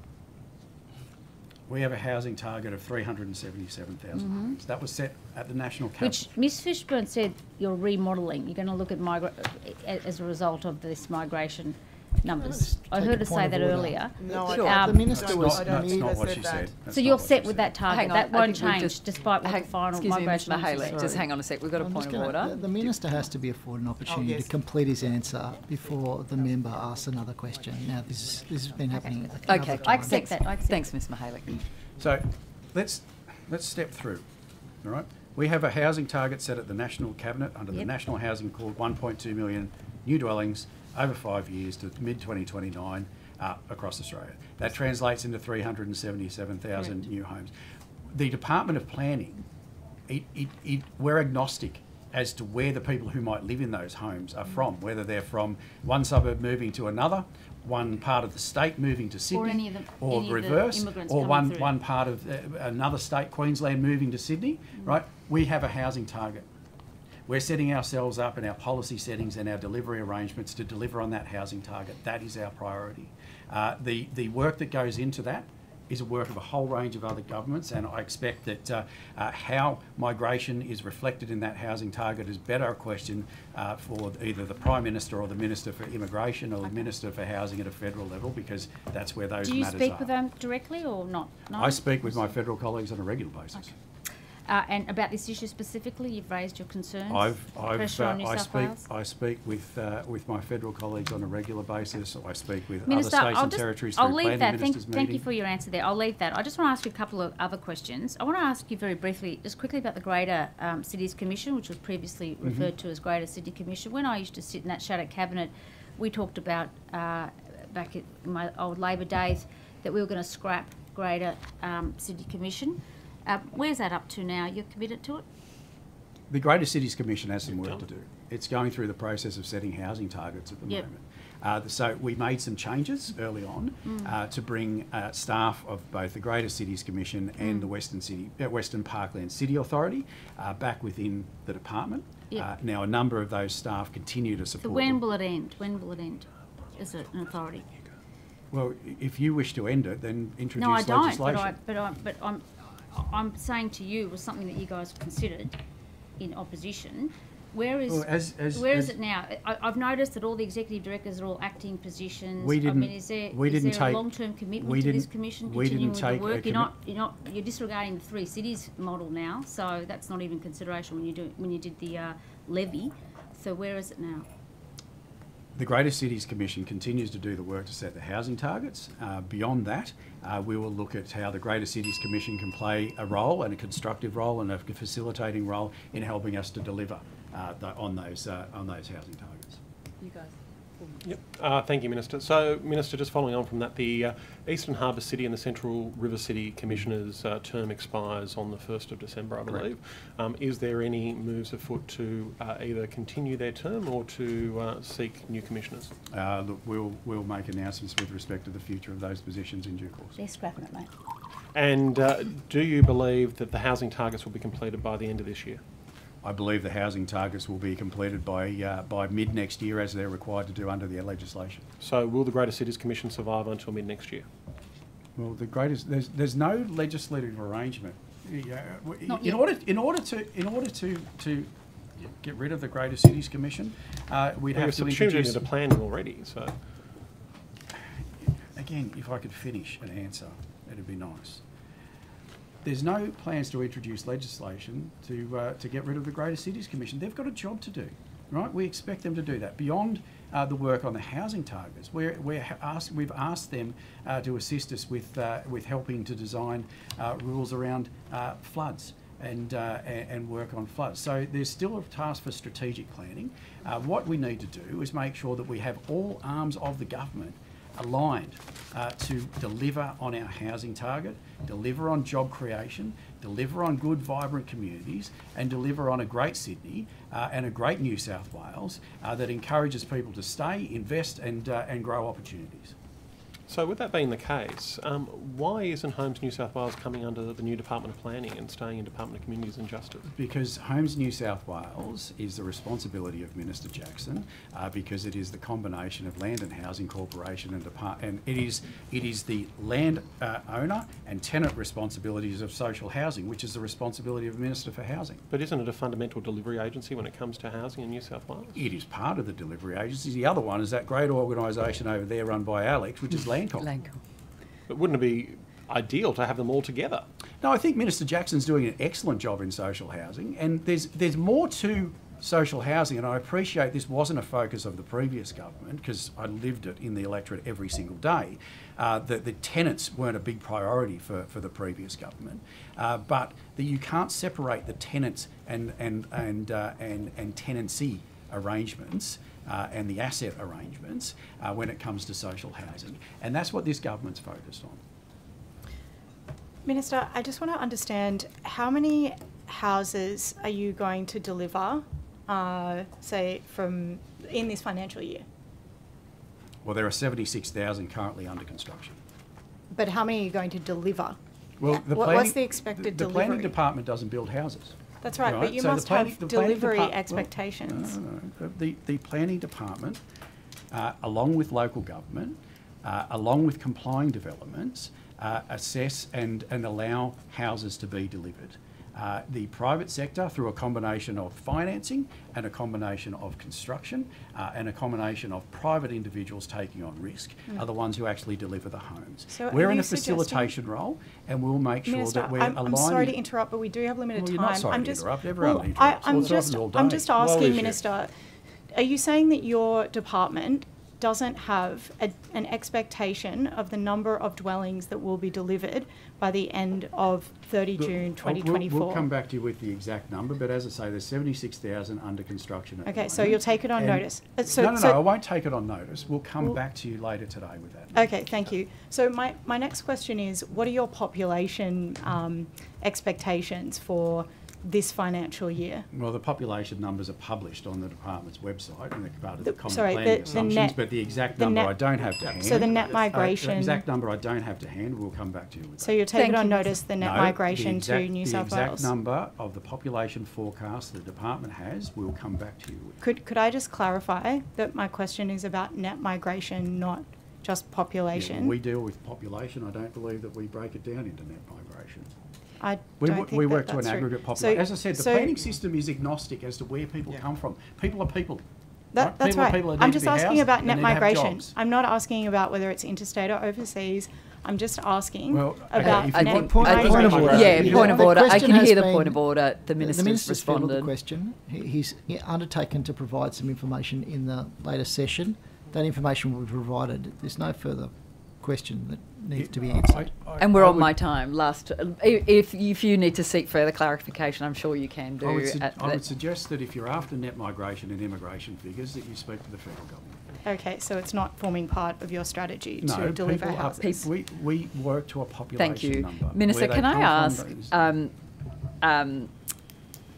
do you expect that the Reconstruction Authority will remain the primary vehicle for disaster recovery? And given the $6.8 billion in insured damages over the last few years, how are we going to support it? Are we sure that it's not going to suffer the same fate as Resilience New South Wales? I'm confident they won't, because they're a great organisation. Not questioning. No. Yeah. Look, I think people have to understand the Reconstruction Authority, and I will give credit to the previous government for bringing forward this legislation. We supported it. We did make some amendments to make it better. That's how we roll. In the last Parliament, It's set up earlier, or late last year, in effect earlier this year, and has been doing a magnificent job ever since. They're working on some firsts: state disaster mitigation plan, local disaster adaptation plan. What happened with Resilience New South Wales is it wasn't given sufficient funding. So in the budget, not only did we tidy up a whole heap of unfunded disaster recovery plans worth billions had to be dealt with because the previous government did not allocate funds for disaster recovery, wrote the cheques, didn't fund it. Not only did we do that, but we also put in $121 million, $115 million of operating expenses and $6 million of capital into the Reconstruction Authority to bolster it. Because what we found upon coming to office is the Reconstruction Authority had been given 3 times the task or 4 times the task of Resilience New South Wales without the resourcing for it. We're now, along the path of doing that. The guys are doing a fantastic job. They're a small team, Minister. They're a small team. And they're a small team that's been, a lot of being taken up by an SO52 at the moment. 22 staff are working on that. Bad swipe. But that's serious. I understand. 22 people are being taken out of the Northern Rivers recovery to work on an SO52. Absolutely. And the intent of that is to assist in transparency, accountability and public trust. So thank you. Minister, are you... With the introduction of climate legislation and targets, there are currently targets of New South Wales to reach 50% reduction by 2050. How are you factoring all of that into your development approvals of high-emitting industries that you are still delivering? Are you budgeting? Does your department assess amongst the state's carbon budget? Well, there's a couple of things that come into it. In the first instance, those high-emitting industries, I represent Wollongong, proudly represent the Port Kembla Steelworks. And those high-emitting industries have responsibilities under national law that they've got to take through with that. Most of those large developments are required either through state national law or the like. Just to clarify, I'm talking about. I understand the existing ones. I'm talking about your development assessment arm and about projects before it now that have not yet been approved. Are you kind of working as if you have a climate trigger with the current targets? Well, most of that work will come and stem as a result from the work of when it hopefully passes the Parliament, the Net Zero Commission. However, the department is absolutely cognizant of the need to address climate change, the need to reduce emissions, and most proponents who are coming through with high emitting proposals for high-emitting industries already have that path in place. For instance, if you look at the planning proposal, I'm familiar with for the number 6 blast furnace. Just finally, how do you reconcile then the statement of the IPC that at the moment the strategies are saying emit, emit, emit? I'm just curious about what you're doing with the existing carbon budget with your government, continuing the former government. We have a department that will work towards achieving and helping to achieve those shared ambitions and shared goals that hopefully will be legislated very soon. Thank you. Government time. Despite the constant interruptions, the Minister's answers have been clear and concise. So it's a brutal forum. Questions, not Thank you. And Minister, we do always apologise for our brutal interruptions, but it's the time. We have such limited time and so many things we'd like to hear from you. And it's the great thing about the planning system is it's so complex, but it's important that everyone understands it because there's different levels of information and different levels of understanding of the planning system, as we've seen on display today.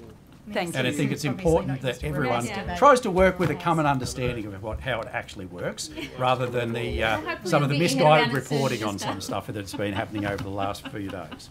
Thank you, Minister. So thank you very much for attending this hearing. We're finished with your questions. The committee will now break for lunch. We'll return at 2 for further questioning. Thank you all very much. Fantastic. Thank you all.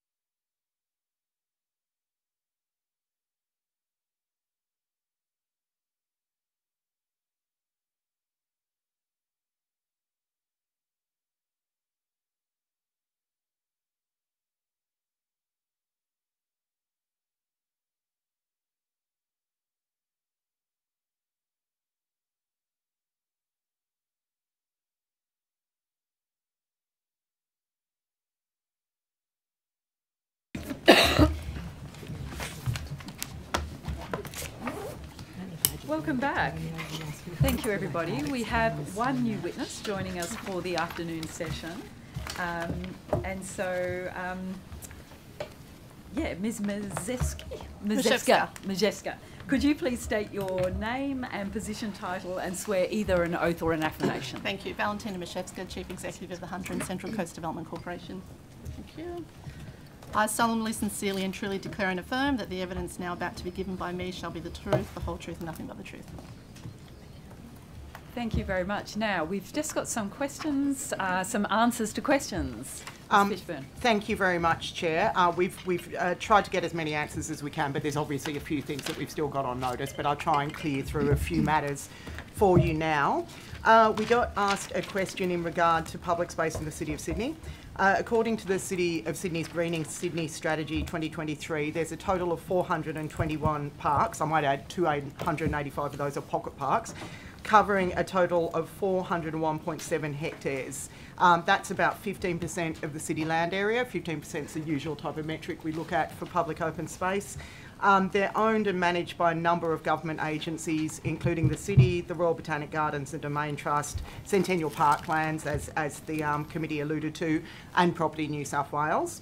According to a report undertaken by the Office of Local Government published in 2019, the City of Sydney has approximately 500 residents per hectare of open space.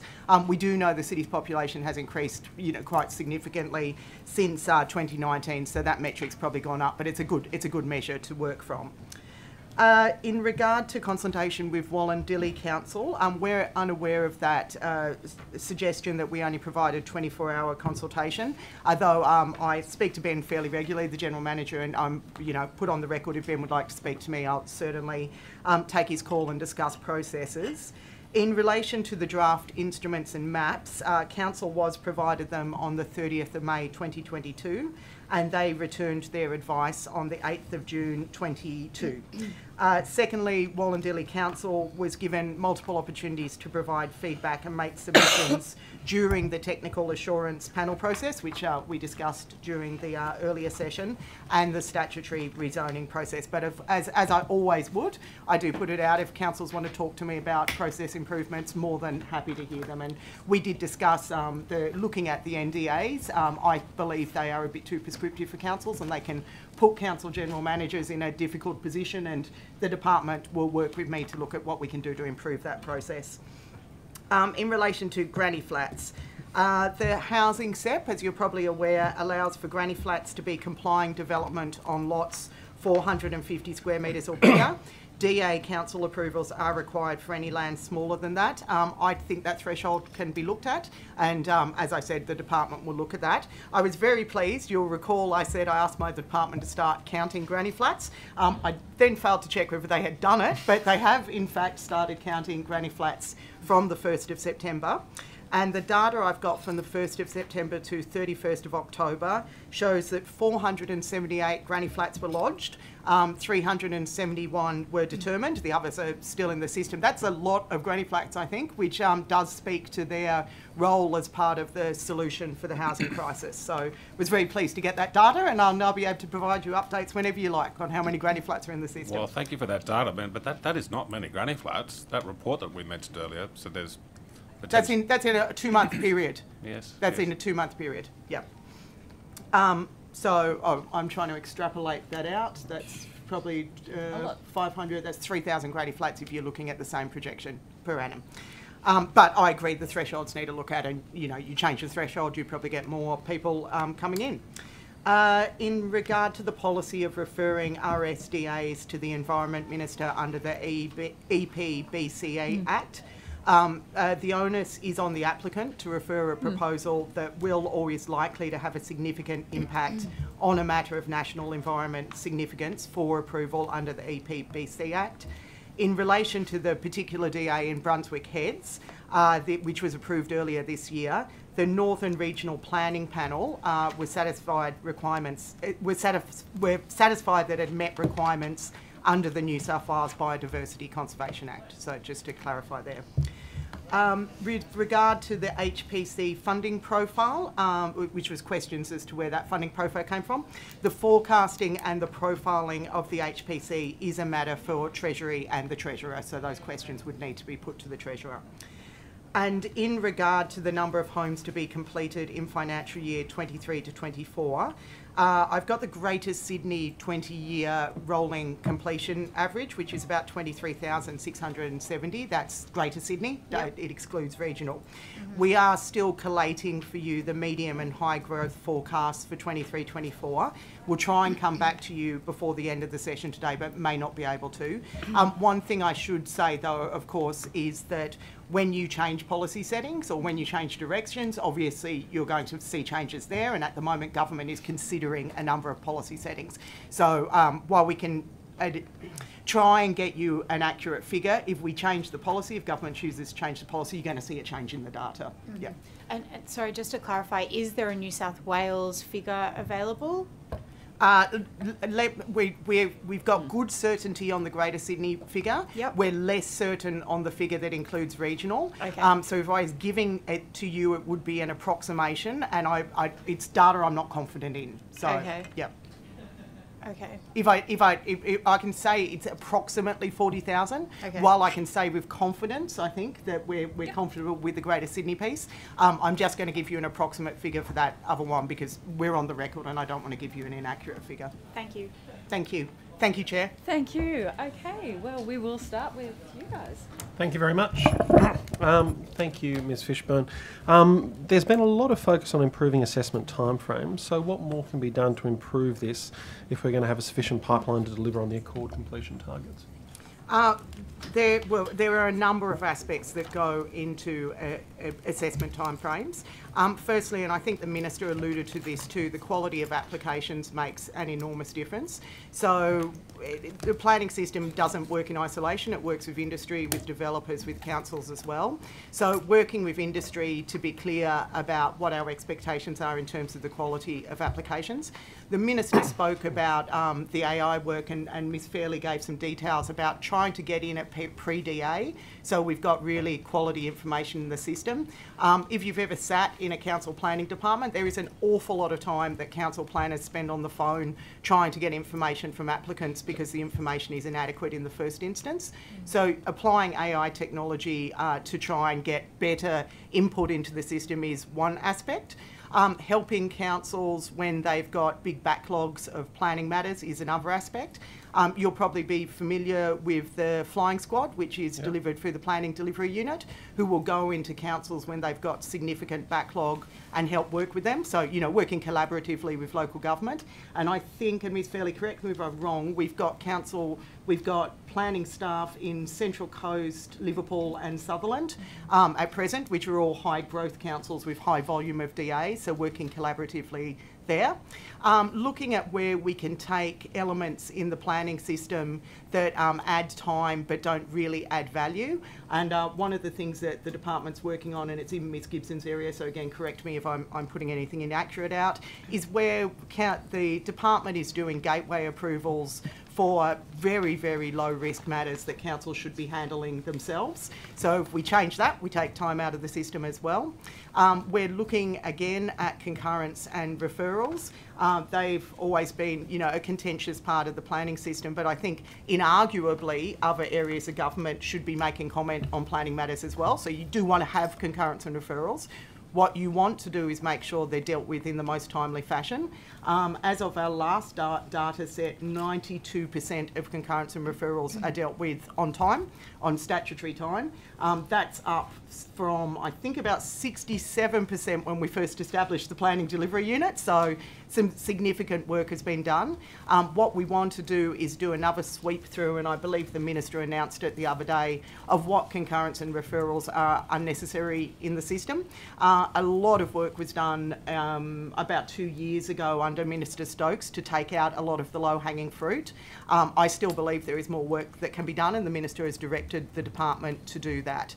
So we're really looking at what are all of the elements in the planning system. It's not like something gets bogged down just at a particular point, right? There are many, many aspects where you can either remove something that's not adding any meaningful data or meaningful assistance to the assessment process, or where you can get into councils and you can help work with them when they've got an overload, or where you can make the relationships between other government agencies or other utility agencies more streamlined for those councils as well. So I could go on for much longer. I mean, as you can tell, I'm passionate about this. So and tell me when you're going to stop. Yeah. No, thank you very much. And now, turning into the planning portal, so it's now measuring how long councils take between submission to the portal and issuing the invoice or official lodgement. However, what can be done where councils are not allowing a DA to actually proceed to be able to get an insight into that sort of data or that sort of behaviour? So you're asking a question where a council rejects a DA? So a council, maybe it's back to that pre-DA process, for instance, and are actually holding off a lodgement. Is there any sort of indicator you're working towards with councils so you can get an insight into that? Look, it's a good question, and I think there is there's some truth to the fact that some councils are rejecting DAs for reasons that are not a determination reason. But there's also some apocryphal stuff that goes on about whether councils are doing that or not. One of the things that we want to explore with councils as we're doing the work into the AI is where are these blockages. Ms Fairley talked about what is the actual problem statement. So I do think that will provide us with some significant intelligence into how do we make some improvements into that area. So it's a kind of watch this space.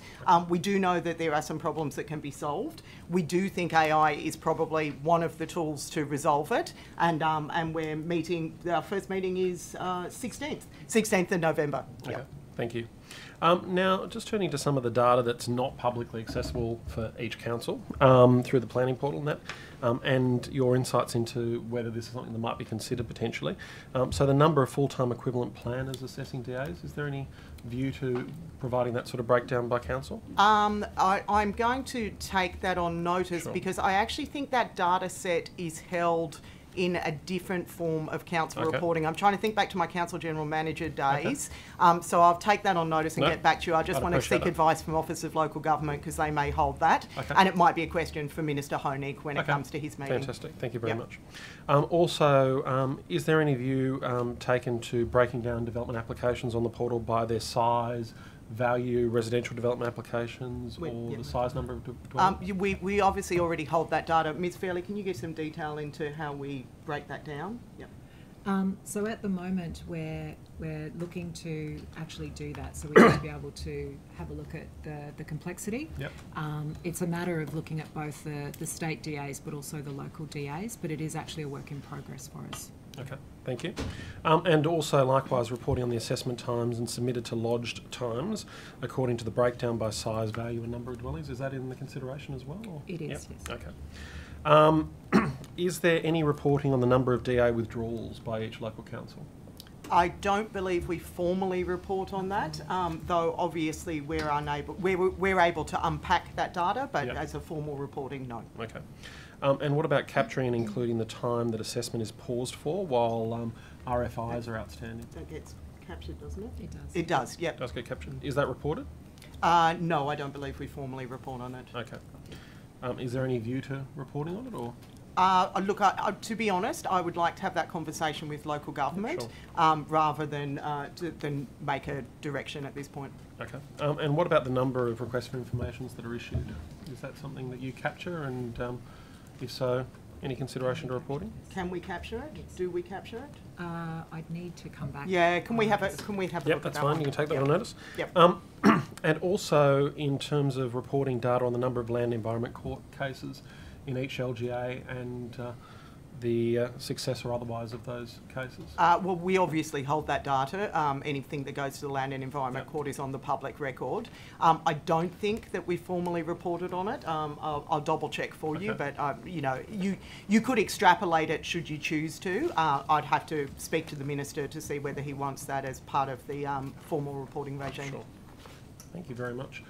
Now just turning to Mr. Wendler, I might just turn to you with respect to Landcom, and depending on my colleagues' views, we might even be able to release you early if that's the case. Have you got anything for Mr. Wendler? I think we can release you early. Yep, there we go. Okay, so might get an early mark this afternoon, Mr. Wendler. So in terms of Landcom, how much does it take on average for Landcom to be able to build a home? If I just may take a step back just to explain really what Landcom does, and I can refer to the budget papers. There's a page 7.5, which really explains that we are a land developer. So Landcom develops land, and as well how we deliver dwellings through master plan communities and development projects. So first and foremost, we are a land developer. So what we do is we do the heavy lifting to turn land that is not in use or not available for building a home, and investing money, like doing earthworks, putting streets in, parks, and therefore making it available for the building of homes. So in our biggest business is not to build homes. Okay, thank you, Mr. Wendler. And are you familiar with any developer or any government builder being able to deliver a home for $65,000 at all? Or? That's a question I can't answer. Like I can tell you that in our forecasts we would not.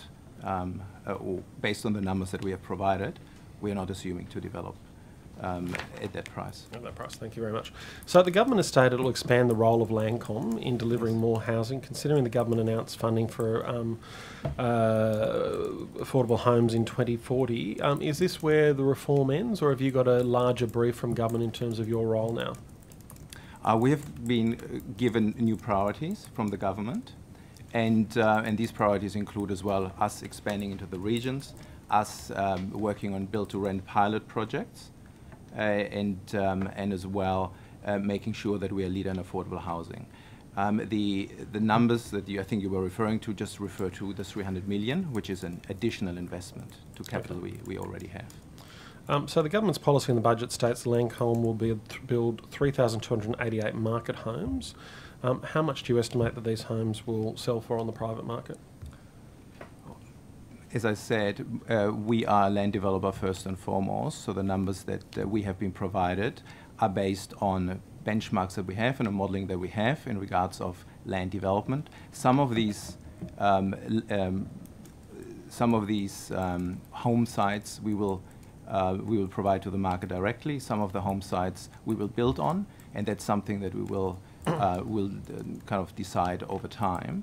At the moment, I cannot give you any price because this is really driven by the market at the time.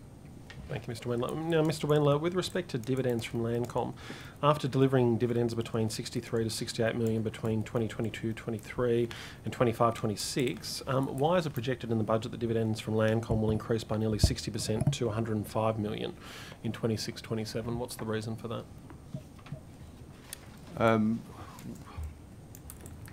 Like the dividend that we paid out this year is 41 million. And all dividends that we have provided as a forecast to Treasury are really based on forecasts that have been board approved. Okay, so what's leading to that significant uptick in that year? It's like fairly stable in terms of the dividends being provided by Landcom, and then there's a significant jump which is occurring for... Can you tell me where you got the number from? Okay, so that is from budget paper 1, page 7 to 10. Page 7-10, sorry. Yep. Let me just have a quick So you look. see the Landcom dividends are across two parts in there. So there's 40 and 65 as the Landcom figure, and that is increasing significantly from what it is in the estimated actual this year of 2642 for the two figures. Just wondering why that is that after what are fairly consistent dividends year on year, that there's a jump in that 26-27 year. Yeah, I have to take that on notice because based on my numbers, the dividend profile is really stable. So that is really something that must have to do with accounting practices that I either can come back to you or we have to ask Treasury. Okay, thank you very much. Now the government's listed $60 million in the budget for the Landcom build-to-rent pilot project on the south coast and the northern rivers. That's correct. Yep. So capital works within the 3.3 million for capital expenditure in 2023-24. Does that include any of that work at all? Sorry, can you go back to the question? Okay, so the government's outlined there'll be $60 million for the build-to-rent pilot. Yes. The budget's only providing this year an allocation for minor works of $3.287 million. Is there anything within that is going to be used for that build-to-rent pilot? So we are looking at starting construction on the build-to-rent pilot in calendar year 25. Okay, calendar year 25. Calendar year 25, that's right. Okay. Is there any preparation funding or for that, or there would be funding for acquisition that will be undertaken beforehand. That's correct. Okay. But I can't give you any detail about the exact number. We're still in the process of doing investigation and site acquisition. Okay, so you expect construction to commence in 25. When do you expect the project to be delivered? Hence, as keys and doors, we expect it to be finalised in June 26. June 26, okay. And are you pursuing any other build-to-rent trials through Landcom, or is this the only one that you've got on the list at the moment? Yeah, we got 2 times 30 million, as you pointed out before. So we have 2 pilots, and the idea is to, based on the priorities that we received from the minister, to see if they are viable, if this is a business model that we can use going forward, and then that would turn into a program. But at this moment, we have only funding for 2 projects, one in the Northern Rivers and one on the South Coast.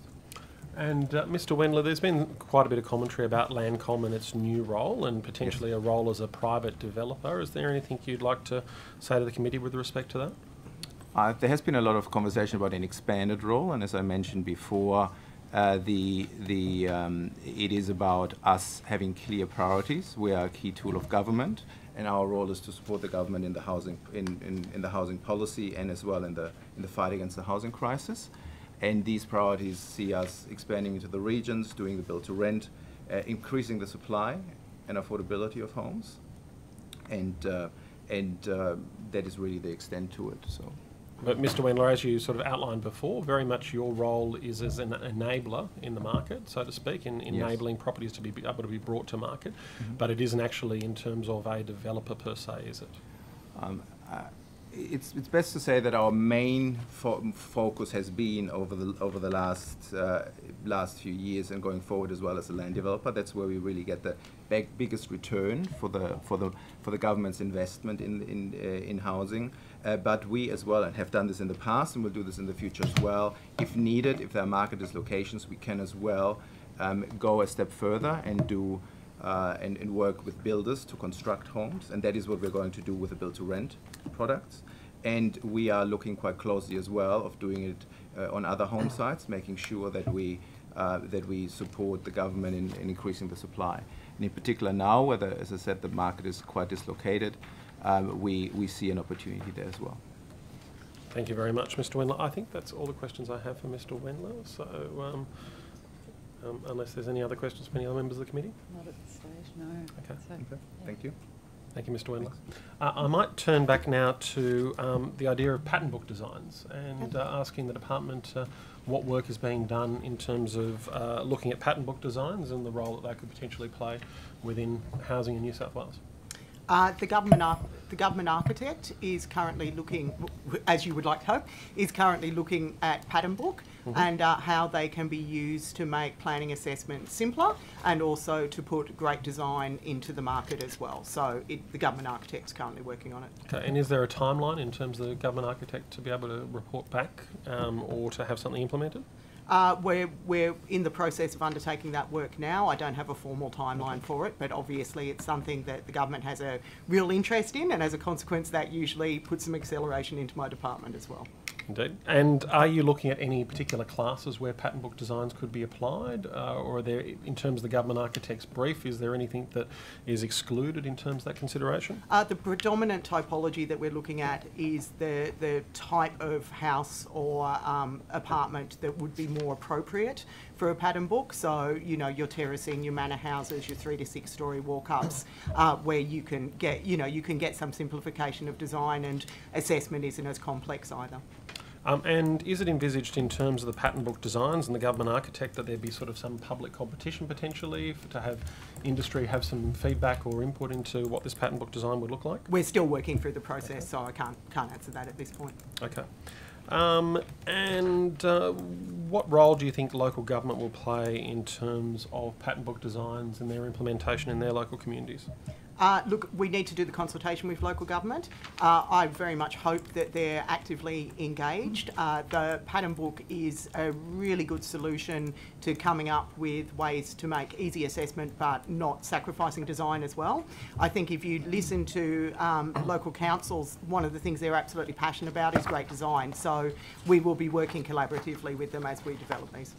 Thank you. And recently it was reported that the Building Commissioner presented to the government on mid-sized complexes which have a commonality of design. Has the Department of Planning done any work on that at all? That's really a question for the Building Commissioner, but I can assure you we meet with the Building Commissioner regularly, and we'll obviously input into the Building Commission's work, and vice versa. They provide expertise to us as well. Thank you very much. Yes. I was wondering, I guess Ms Fishburn would be appropriate. So the New South Wales Productivity Commission in their white paper recommended that there be a requirement to calculate any new regulations contribution to building cost versus social benefit. Were you aware of that, or is that something that's being considered or implemented in the department? Yes, I'm absolutely aware of that recommendation. Yeah. One of the elements I think that we're particularly pleased about with the new housing and productivity contribution is that it really does pick up the opportunity to deliver infrastructure that has a social benefit, and we've talked significantly about open space. That's probably the most easy to articulate example. Okay. So as part of the, I guess, modelling process, I understand that there's a tool called the Development Capacity Modelling Tool that's used by the department. Yep.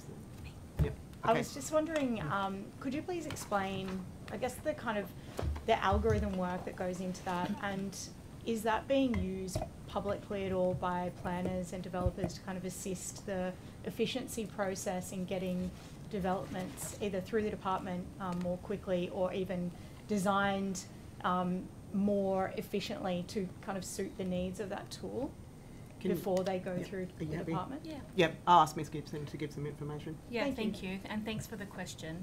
The development capacity model is an internal to the department model that we use in a number of different ways in our planning work.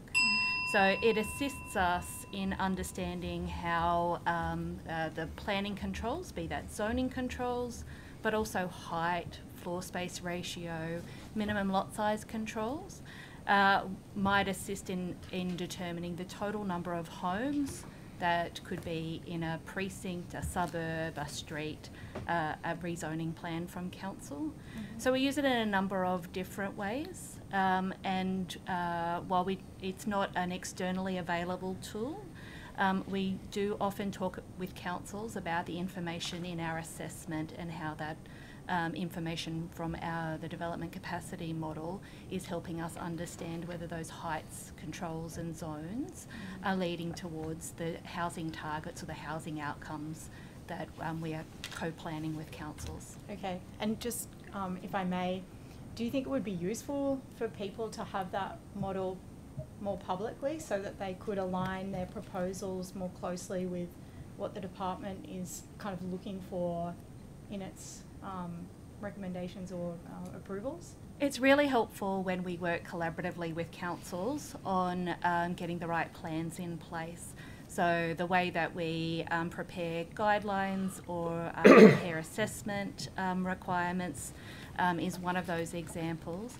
Really happy to look at any improvements to make sure that we can continue to co-plan with councils on good housing outcomes. Okay. I'm aware that our time is up for now, so yeah, thank you very much. There'll be plenty more. You'll be back.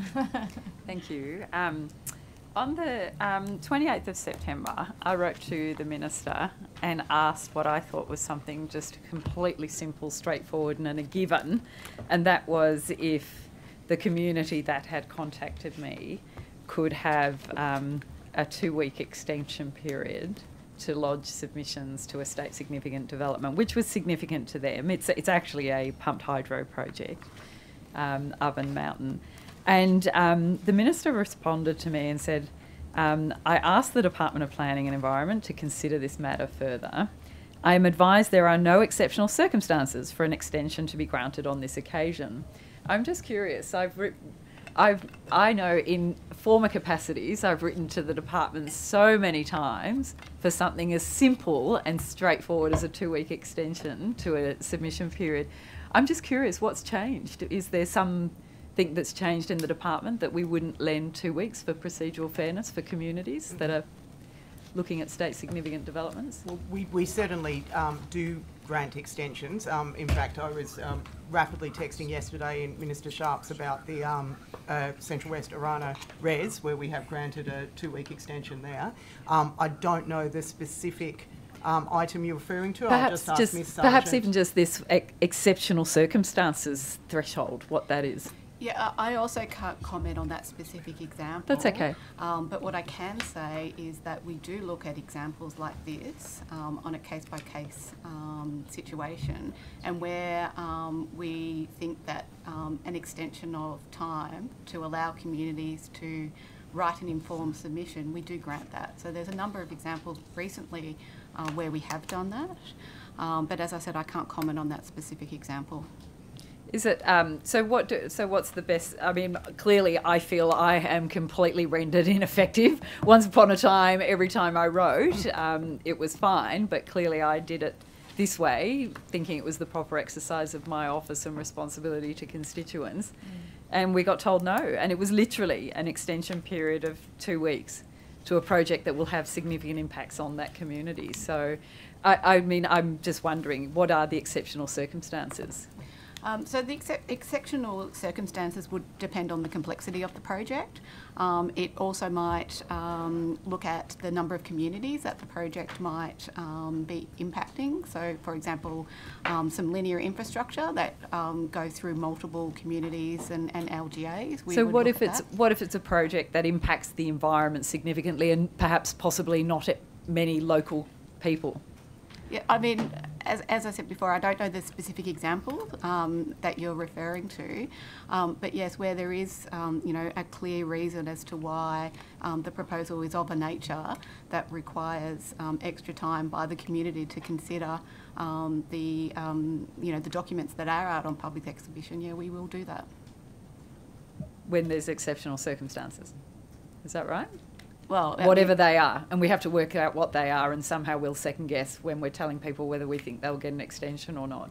If we need to communicate that better, then we will communicate that better, Chair. I think it's broadly understood, but clearly not.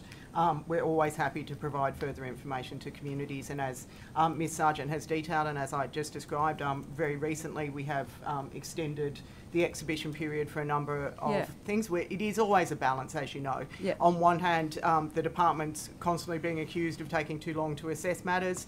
We do have a 28-day statutory timeframe for consultation. We, of course, never breach our statutory timeframe, but it's balancing out the need for speed in the planning system with good community consultation, and we do take exceptional circumstances into consideration. Thank you. Yeah, I think that, you know, after decades, the most important aspect is public trust in the system, and that it is functioning and that people are afforded procedural fairness. We don't disagree with you, and if we need to if we need to provide greater clarity to community, we will. Thank you. I'm just, so there's one project at the moment that is being considered, I think it's still being considered, and that is the Stone Ridge Quarry project. It's a project that's been considered within the public forest estate as a quarry. And this goes to my point and question that I raised with the Minister earlier about the merit appeals and the idea of a public hearing.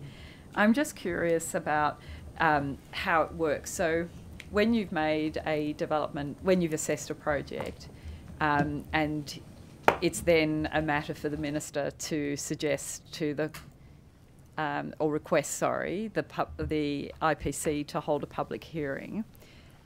Where does that happen? Like, who advises the Minister at that point?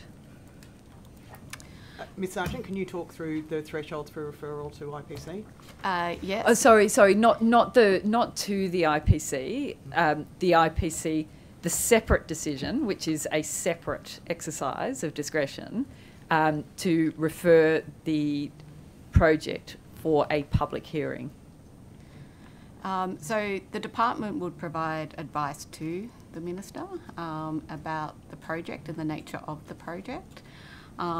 Again, referring to the project that you've referred to, I'm not familiar with that project and I can't comment as to why that project may or may not had a public inquiry recommended. I could take that on notice and come back to you. So, yeah, okay, that's fine. But I suppose with this project, it could be any project, particularly ones that have a heightened public interest around them. What does the assessment team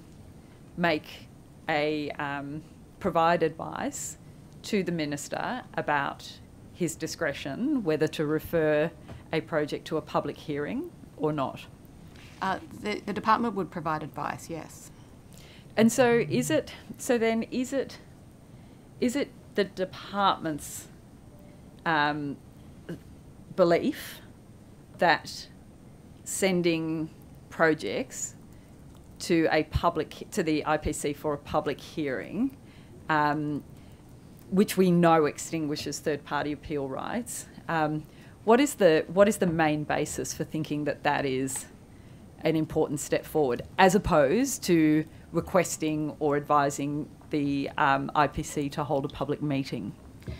So it's my understanding there'd be a number of things. The complexity of the project, the nature of the issues that had been raised throughout the assessment process, and also the benefit that the project has from a social, economic, environmental perspective. But why? So what I'm trying to understand, I see that. What I'm trying to understand is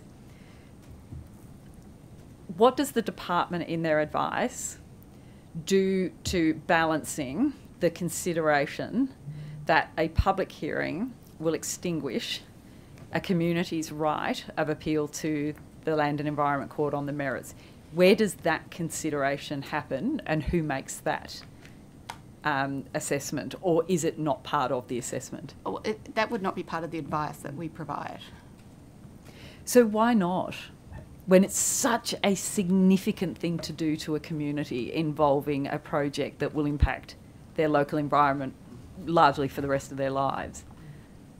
I think Ms Sargent's answered that there are certain thresholds where the department would provide advice on a hearing or a meeting. You really are asking questions that for the Minister's determination. We no, I provide think this is, I hear what you're saying, Yep. Ms Fishburn. I accept Yep. that. I'm happy to cavil with that because I think this is a problem. The Minister has told, basically, this morning said that he will make a decision.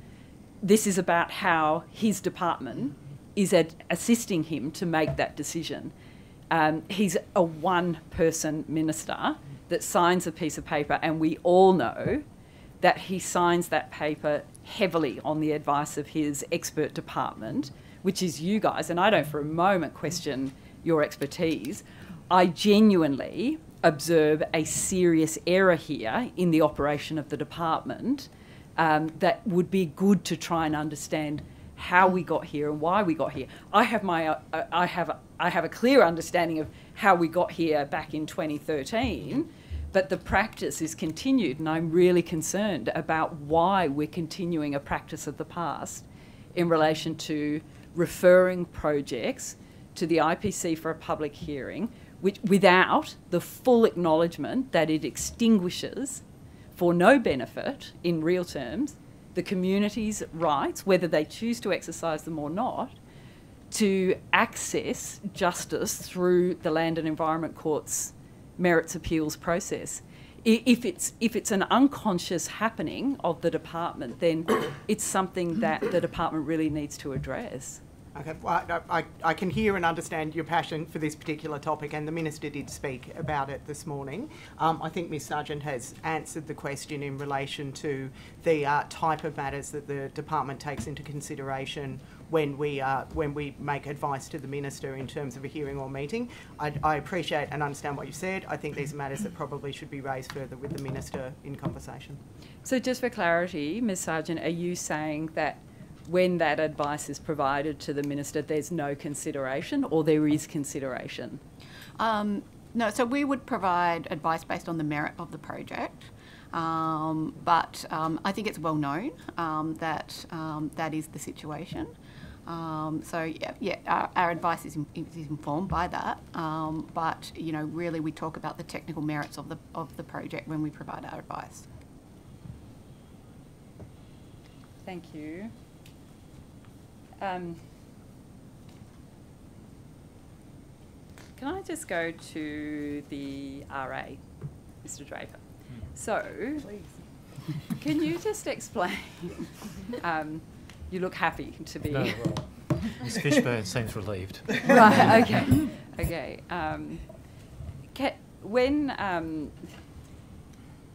When we were told, I think this is before your time at the RA, but I know that you're across everything. When everything was on the table for the Northern Rivers recovery response, and we were looking at what should be in the mix in terms of resilient home, fixing homes, home buybacks, and land swaps. Land swaps was taken off the table. My understanding from discussions that we've had is that there was a lot of work that had been undertaken by the good folk on the ground at the then NRRC to look at facilitating that kind of response for communities in this position, and particularly that community. And then when we were told what was in the mix, the idea of a land swap was out. I'm still trying to grapple how we got to that decision where that was taken out, given my understanding that all sorts of work to enable that had happened, including the development of financial instruments and so on, to help in terms of mortgage arrangements and all of that. Why did we take that out? I mean, I might start and then ask Mr. Hendicott to elaborate. Land swaps are certain. There's different ways of relocating houses or communities that are deemed to be at high risk of a natural hazard. Land swaps was effectively, I think we spoke earlier today, we might have spoken about the experience in Queensland. Much smaller, yeah. Yeah, much smaller. Yeah. So that's much more manageable. In the Northern Rivers, the program has really got two parts. One is called the Resilient Homes Program, and that is, it can include buybacks, it can include raisings of homes, and it can include retrofits of homes. And the latter two really are about property protection and allowing them to withstand those flood events. And the former, the buybacks, are really about reducing risk to life. And the government at that time also introduced a program called Resilient Lands, which was meant to complement that by providing, at least in part, some opportunity for relocation of homes or creation of new home sites for people to move into. The scale of the Northern Rivers program has grown. At the time, I think it was announced, it wasn't really well known how many people would register, but in the end, I think it's been about 7,800 homes have registered. There might be some people who've registered more than once. There might be a few duplicates in there, but it's a very big number. So sort of managing that process, managing movements of people at that scale, I don't think that's ever been done, at least in Australia. I know in Queensland, there's probably two things that fed into the process. In Queensland, they had already had a Resilient Homes program underway. I think they started in about April 2022. They'd been planning theirs for a very long time. They'd done the studies, etc. So they'd commenced that. There was a model on the ground, and then the flood inquiry, which Mary O'Kane and Mick Fuller undertook in 2022, recommended getting people off floodplains, and that sort of, I guess, provided some momentum to the idea of a buyback program. That's as I understand it. The program was announced at the end of October, so I guess just over 12 months ago, at end of October 2022. And it's proceeded largely, as it's turned out, it's about just over 1,000 homes that have been prioritised for buybacks and 300 to 400 for raising or retrofits. That's within the current financial parameters of the program. The Minister referred earlier to the fact that the state government has allocated some more money to that. There's potentially money going to be left in the $700 million, and we haven't yet spent the $100 million available for the resilient lands element, although that's reasonably advanced. That's kind of the background as I understand it, and I'm not aware of the sort of exploration of the land swap process, but Mr. Hendicott might be able to expand. Yeah, and when you do, Mr. Hendicott, I mean, I think you and I both know that those very, very early stages of recovery, it was very much promised when Dom Perrottet, the former Premier, came and stood and said it was the worst thing he'd seen and we wouldn't spare a dollar. And we were very much talking about community-led. We have to let the community lead this recovery if we're going to succeed and do it the best. And as a community, there was an enormous responsibility with all of the trauma that we were going to model how we can do this. We weren't just going to recover, we were going to show the whole state, the whole country, the whole world how we could best recover. And the first thing the community asked for, those that really were too frightened to return to their homes that were non-existent, they said, we just want a land swap. That if we could, that's the main thing we want. If we can't, and then there were others saying, well, I'd settle for a buyback. Oh, if I could fix my house, I would. The land swap was the serious request of that community most impacted. And we took it. Why did we who told us we couldn't do it? Yeah, thanks for the question. There's a few things to unpack there with that, so I'll do my best to probably touch a little bit about, I guess, the objectives of the program overall, which are largely around assisted relocation. There's lots of ways that we're looking at to facilitate and assist the relocation of communities from the buyback zones to new locations. That program's really starting to ramp up now. We're getting much closer to securing land, and that securing land is probably one of the fundamental reasons why the land swaps haven't been pursued. There's three fundamental elements basically. The first is the scale and availability of land, proximate to where the areas of the buyback are. There is not really any flat, flood-free, affordable land close to where the buyback zones are, which would be really vital to underpin an equitable land swap program. We also did a range of modelling around costs to look at a land swap program on I guess the scale that would be needed to facilitate the relocation of circa 1,100 homes. And our initial estimates was that that's in the order of sort of circa $400 million just for land alone. I remind the committee that the budget for the funding available under the Resilient Lands program is $100 million. So we're looking at, I guess, more sophisticated ways to try to accelerate the delivery of housing and accelerate the release of land supply and facilitate the relocation of buyback participants with the funding that we've got. And then the other element is around inflexibility of a land swap option. A land swap option to some degree constrains the choices that participants in a land swap program might be in terms of what we could subsequently bring to bear as part of that. Can I just ask though, Mr. Hendicott, like I accept all those things and I can accept them more and more here and now, but at the time, as you're aware, there were people who they wanted that inflexibility. They even were prepared to take as long as it would take to be offered a land swap, and we were told that we could have it. And I think it was Mr. Witteren, he was there. He was promising that this was absolutely on the table, and you guys were working towards it happening. Something happened, and it was taken off the table. We were told all options were on the table. It was taken off the table, and I understand we're fixing that and retrospectively working through that potentially, whether it's someone's got a buyback but they can keep their house and they might be eligible. I understand we're doing, but we can never fix the journey that those people that just wanted that from the outset have been on. What changed? What happened? And where was that decision made? Yeah, it's really a quite prosaic.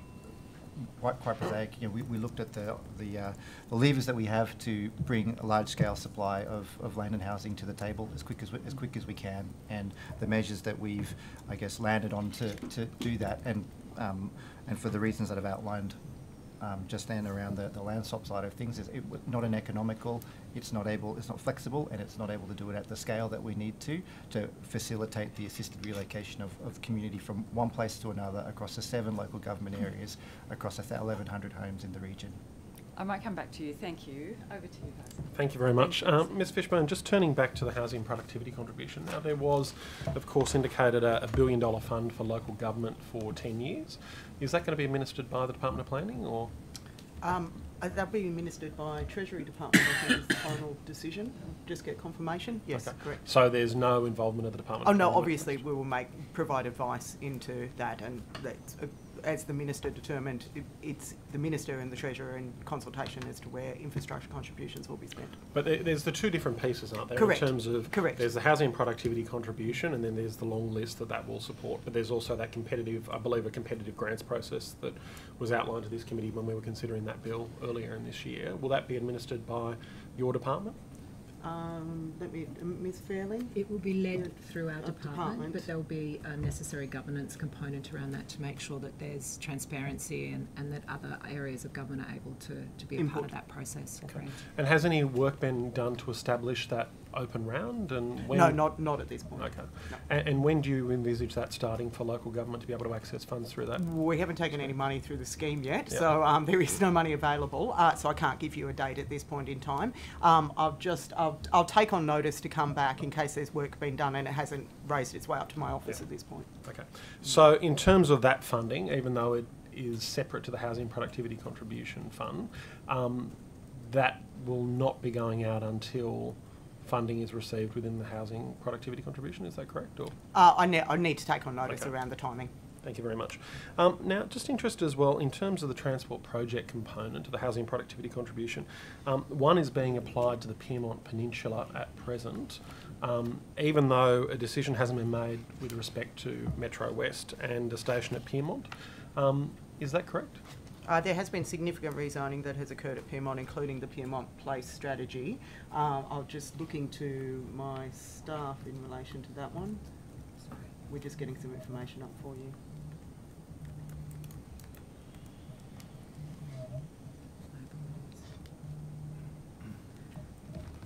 Can we return to that yep, one? I just don't want to put out and is any work being inaccurate. done to consider a transport project component on any other rail corridor sites? No, not at this point. Okay. In terms of the strategic biodiversity component, the government outlined in its Housing Productivity Contribution Implementation Guideline of August 2023 that it will consider collecting strategic biodiversity component contributions from certification programs into the future. Is there any insight into what these certification programs? Well, that was not part of the commencement on the 1st of October. So at this point, but is there any view in terms of what the certification program? I can't provide you any further information. Okay. And is there any consideration to applying a strategic biodiversity component to any area outside of the Cumberland Plain Conservation? At this present, there's no consideration on that matter. Thank you. Thank you.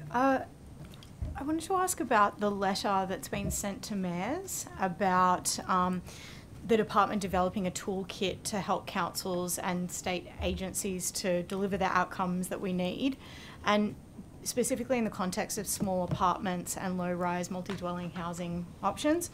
I was just wondering when the toolkit is going to become available. That's part of the work that the government architect is doing. We talk about the word pattern book, but there's obviously other work that's going behind that as well. Okay. We are working on that. I don't want to give a fixed date at this point in time because I don't have one, and ultimately the release of it is the decision of the Minister, not my decision.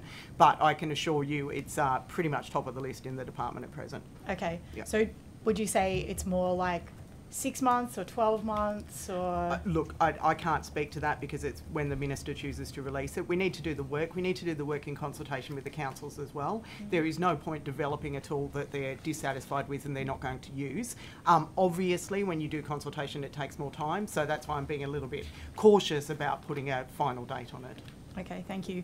And you've spoken about some of the things evidently that will be in the toolkit, but do you have any expansion about what other things will be in the kit? I've talked about looking at built form guidance, looking at design outcomes.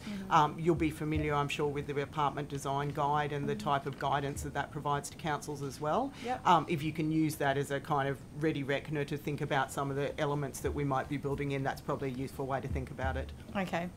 And what part of the department is actually developing the toolkit? Government architect is leading it, but while that is the lead, obviously it has inputs from across a whole different range of people in the department.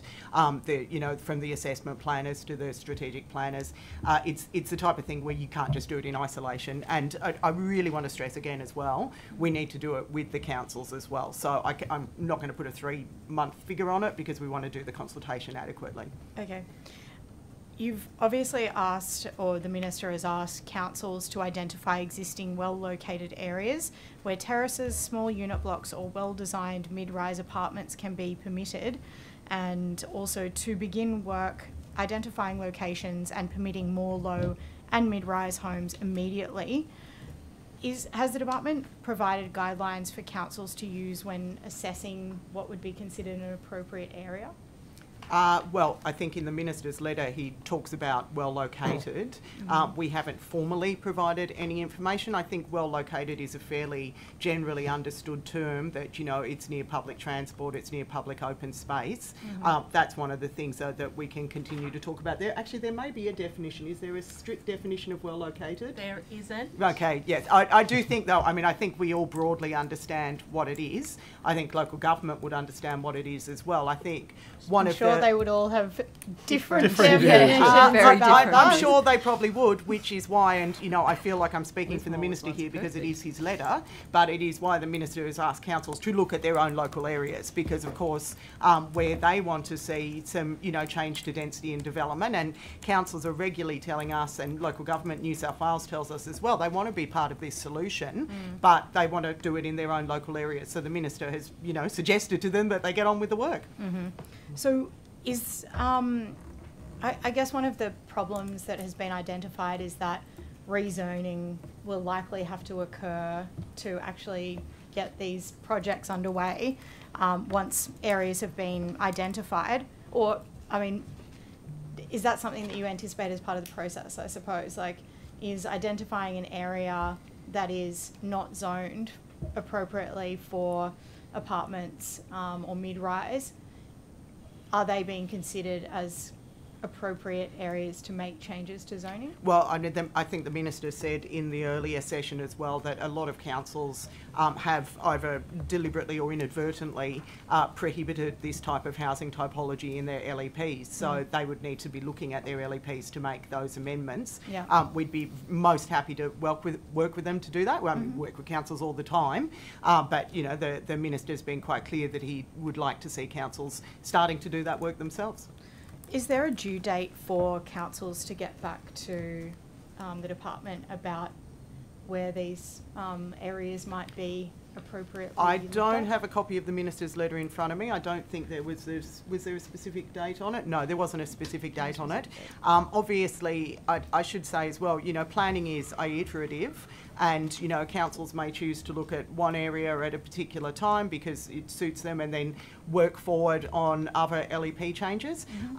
All of these things go together and it's one of the delights about having the GCC now in the same house is we're working much more collaboratively together. So when housing targets are released, obviously councils will be responding to the housing targets and they will be making relevant changes to work with the state government to deliver on the housing supply supply issue. So, you know, it's not a, I'd love to be able to say come June 30 the whole problem will be solved, but we see this as something where councils will work over time to find solutions. The government will work over time to make changes as well, and we'll all be working together to get to our housing accord targets. So will the housing targets be informed by this process, or is it the other way around? I think we went through this at some detail, I think, in the morning session. But if I come back to what the minister said, and we talked through as well, there are housing targets that are set at a national level. The state has a particular number of those housing targets, and certainly, you know, I've got full confidence in my colleagues in the Commonwealth to, you know, have set those reasonably and fairly. We've looked at those housing targets. They have been fed into the Greater Cities Commission and into my own housing research team as well. What we look at is how can we deliver those targets over a 5-year period? How can we do that in a way that is fair and balanced? Importantly, and I think this is the really important piece, how can we do it with the lowest possible infrastructure spend? So that means looking really geographically as well about what can go where, without having to, you know, spend an enormous amount on infrastructure. You're always going to have to spend something on infrastructure, but not a huge amount. And then, as I detailed as well, what changes would you want to make into the planning system which will allow delivery of those targets? So it's a full system, if that makes sense. It's not just, you don't just pick off a bit, you need to do all of the pieces of the work. So just to clarify, is there a date that those targets will be announced? Is that... Well, that's for government to determine. I can't put a date, give you a date. Okay. So with the councils coming back in response to this letter, do you know if there are any repercussions if councils actually don't respond at all? Well, the minister's asked them to do this. He has not directed them to do this. The minister has been clear that he wants to see councils be part of the solution. I feel like I'm speaking for my minister, which could be a career-limiting move. So I'll be careful about how I answer. You're doing well so far. Obviously, you know, we will be in continued conversation with councils about what our expectations are. The housing targets make those expectations very clear as well, and we'll work with them to look at what strategies they might want to bring into place to deliver on those targets. But councils have the same 29 date that the state government has in terms of meeting the housing accord target. So this is an instance where we really are all in this together, national, state and councils, but also the industry and development community as well. And we come back to some of the things I've been talking about. Submit great quality stuff and the system will be faster, and we will see more people living in beautiful, well-designed homes. I love your optimism, and I hope it's well founded.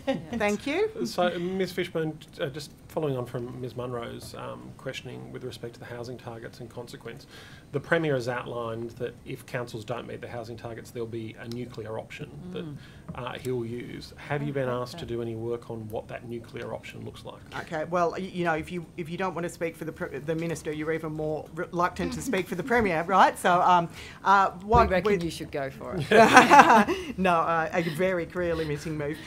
Look, there are numbers of elements within the planning system where the state government can intervene should councils, you know, fail to take action. There are mechanisms that are used all the time for various reasons. For instance, we might apply a SEP rather than an LEP. Often that's at the behest of a council, to be honest, rather than us just intervening, but that always exists.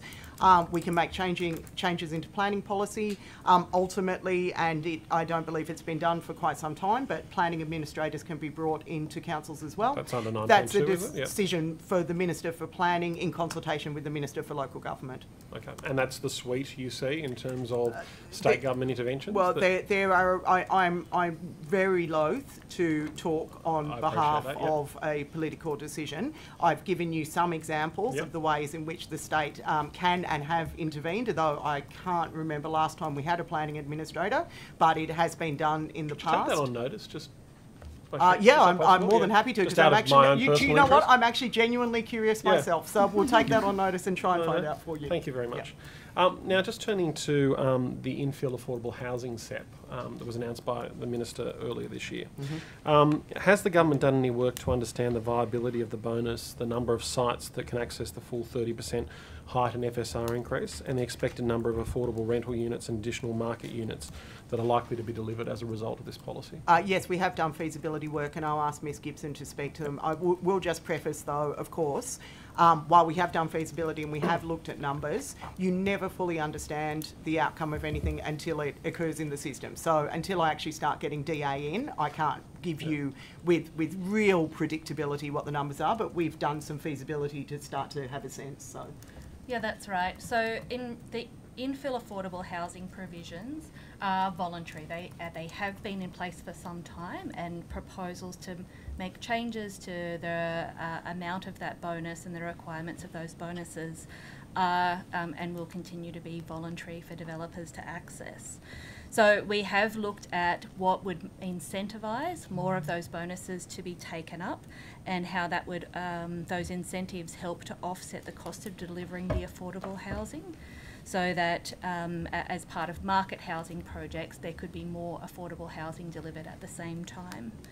So we've listened to the industry, we've listened to community housing providers, and we've listened to councils about the matters that do encourage or incentivise more of that affordable housing to be delivered, and what are the types of controls and the types of settings that we could have under the state planning policy for that. We of course have done some analysis ourselves about the different feasibility on different sites to understand whether the proposed sets of controls that we have been consulting on will deliver housing. As Ms Fishburne's mentioned, it doesn't mean that it will be achievable on every block, in every suburb, in every part of the state. But in locations where there is quite high land value, the controls are demonstrating that they are feasible. Okay. Thank you, Ms Gibson. Now, so St George Community Housing have said that in its current form this won't be taken up unless by private developers or CHPs unless they are guaranteed the full access to the 30% bonus, as nothing less is economically feasible. Would you agree with that, that the 30% bonus needs to be there in full to make a project feasible? So we have done assessment to understand in setting those controls what might be a feasible option. We do know that our previous set of controls have not been as successful in delivering affordable housing. Quite a small number of affordable homes have come under the current settings. So we have looked at the 30% as being the right settings on a range of sites. In terms of some impact through the assessment of applications, we've also recently been consulting with people like the community housing sector as well as the development industry to understand if there is a scaling of those controls that might also be feasible.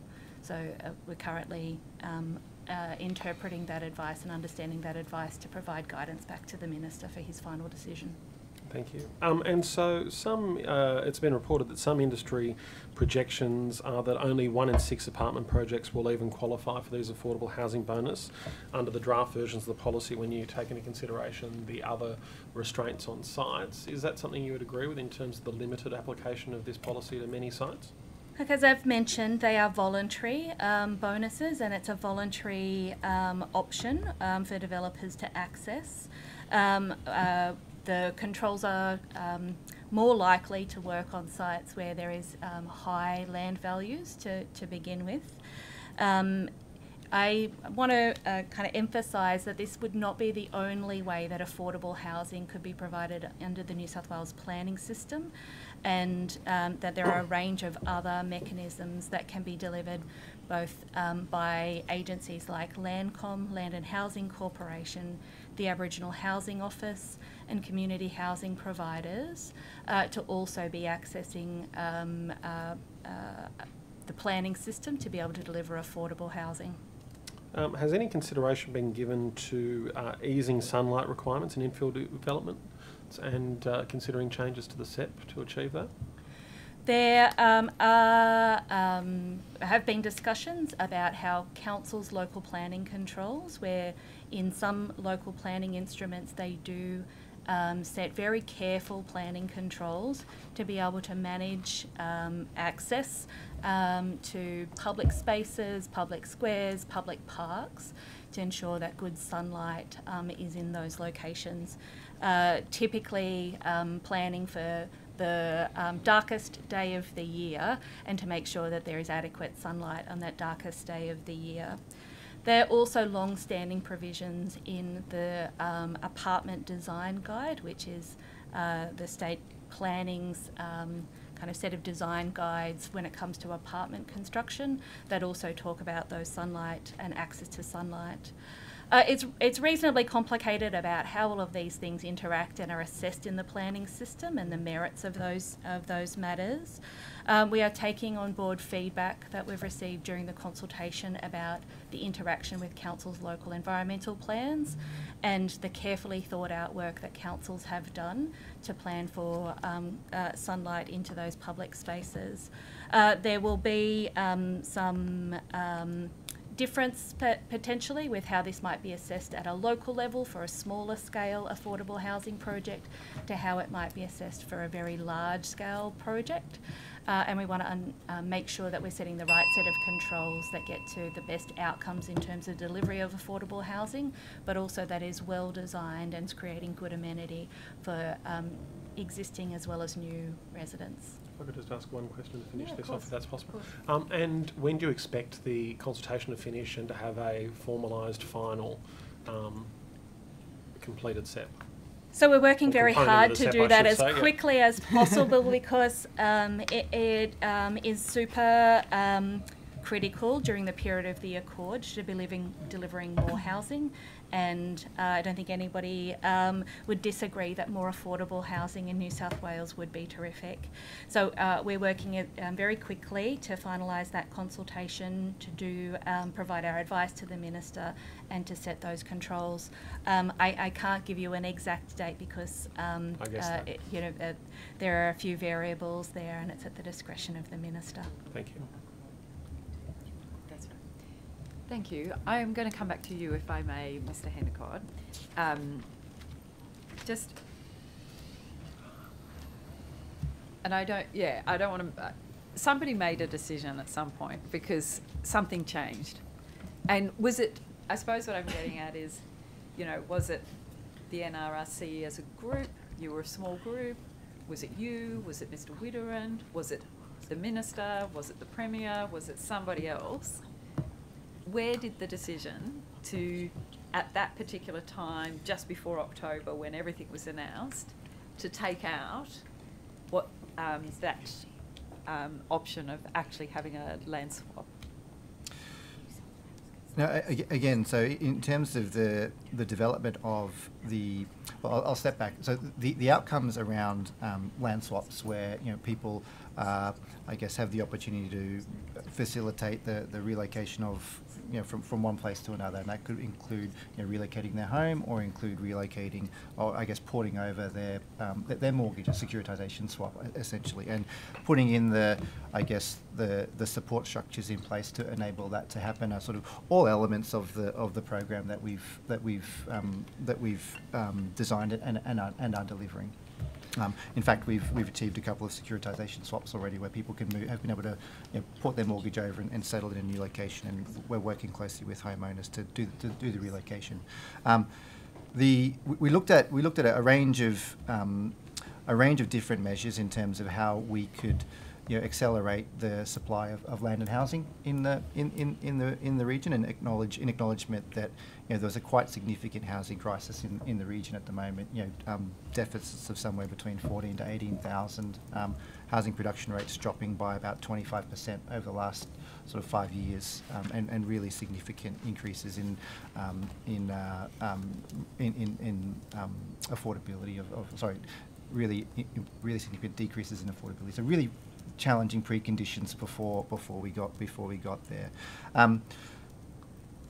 Because of the scale of the affected homeowners and the buyback scheme, because of the need to provide flexibility and the need to provide choice for homeowners and the need to move quickly, the decision was taken to take the approach where a buyback scheme would be offered to give people the flexibility to receive their money up front and make choices around what they might want to do. And on the other hand, the complementary part of the program to bring as much land, as much housing to market as possible and put the structures in place to support people to move through that. We looked at a range of different options, both on the supply side and the demand side, in terms of how we can achieve that outcome. From more pure play acquisition and development to provision of enabling infrastructure to release to I guess let them to activate the market and catalyse the market to deliver land. We looked at more sort of exotic arrangements of providing underwriting for developers again to overcome the barriers that they were facing in terms of funding and financing and the conditions that have changed in previous years. And again, what it sort of all boiled down to is that with the funding that was made available, the toolkit that we developed in terms of the way to do that, and those points I made earlier around the challenges with a land swap at the scale that we're looking at, and the availability of that land in the near term, and the limitations on choice that provides, and the feedback that we've received around the need for flexibility, and the fact that many people were living in, I guess, homes that were perhaps not suited for them going forward. And being able to achieve those outcomes of a land swap where the home is relocated and when their financial situation and their, I guess, securitisation instrument is ported, to achieve those outcomes, the toolkit that we have available and that we're deploying now was sort of deemed to be the most suitable approach to take. And do you mind if I add, and I don't want to pretend to have been there and know the actual events, but I've also wondered the same question. How do we get to a buyback at such a scale? It's never been done before in New South Wales, and I've discussed it with community leaders and others in the Northern Rivers. But one of the observations that I would have is that there seemed to be this urgency about proceeding with the program, and I've, I guess, in discussion since then, formed the view that actually that's not very helpful in a post-disaster environment. That actually time is required for the community to decide what they want to do, and also for government decision makers to decide what the best approach. We'd normally expect to get to something like a buyback after many years of planning and work with the community and councils and others through the disaster adaptation plans that the Minister was referring to this morning, and I think that's what they had done in Queensland. But there was this overriding sense of urgency. But in terms of the decision-making process, there are a number of parties involved in this, remembering it's jointly funded with the Commonwealth, so they have to sign off on the approach as well, and then it's a government decision about the overall program.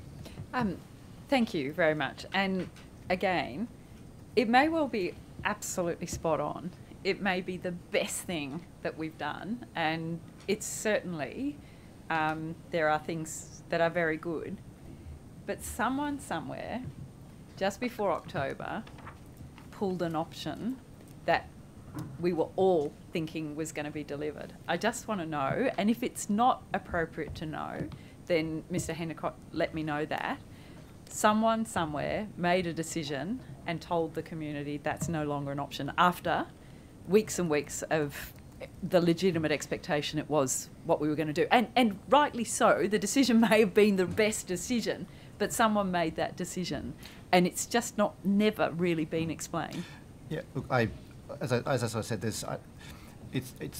my understanding is it's not a case that an option was pulled or a decision was made. It was, the way that the Resilient Lands program and the I'll just say, Mr. Witteren was on the public record. He stood up in front of people and he said, these are the things. And then when they were announced, that was the one thing out of all the things that was not on the table. And again, with really good reason. But who made that decision? What I can say is that, based on evaluation of the most appropriate toolkit or the most appropriate tools to most effectively deliver, the assisted relocation outcomes that we wanted to, those measures that I've spoken about before, other superior ones. Okay. It's been as simple as, choosing the best tool for the job. Thank you. And I really apologise here because I've got a feeling that during these estimates you may have answered some of these questions already, but I haven't been in those hearings at the time. My understanding is that,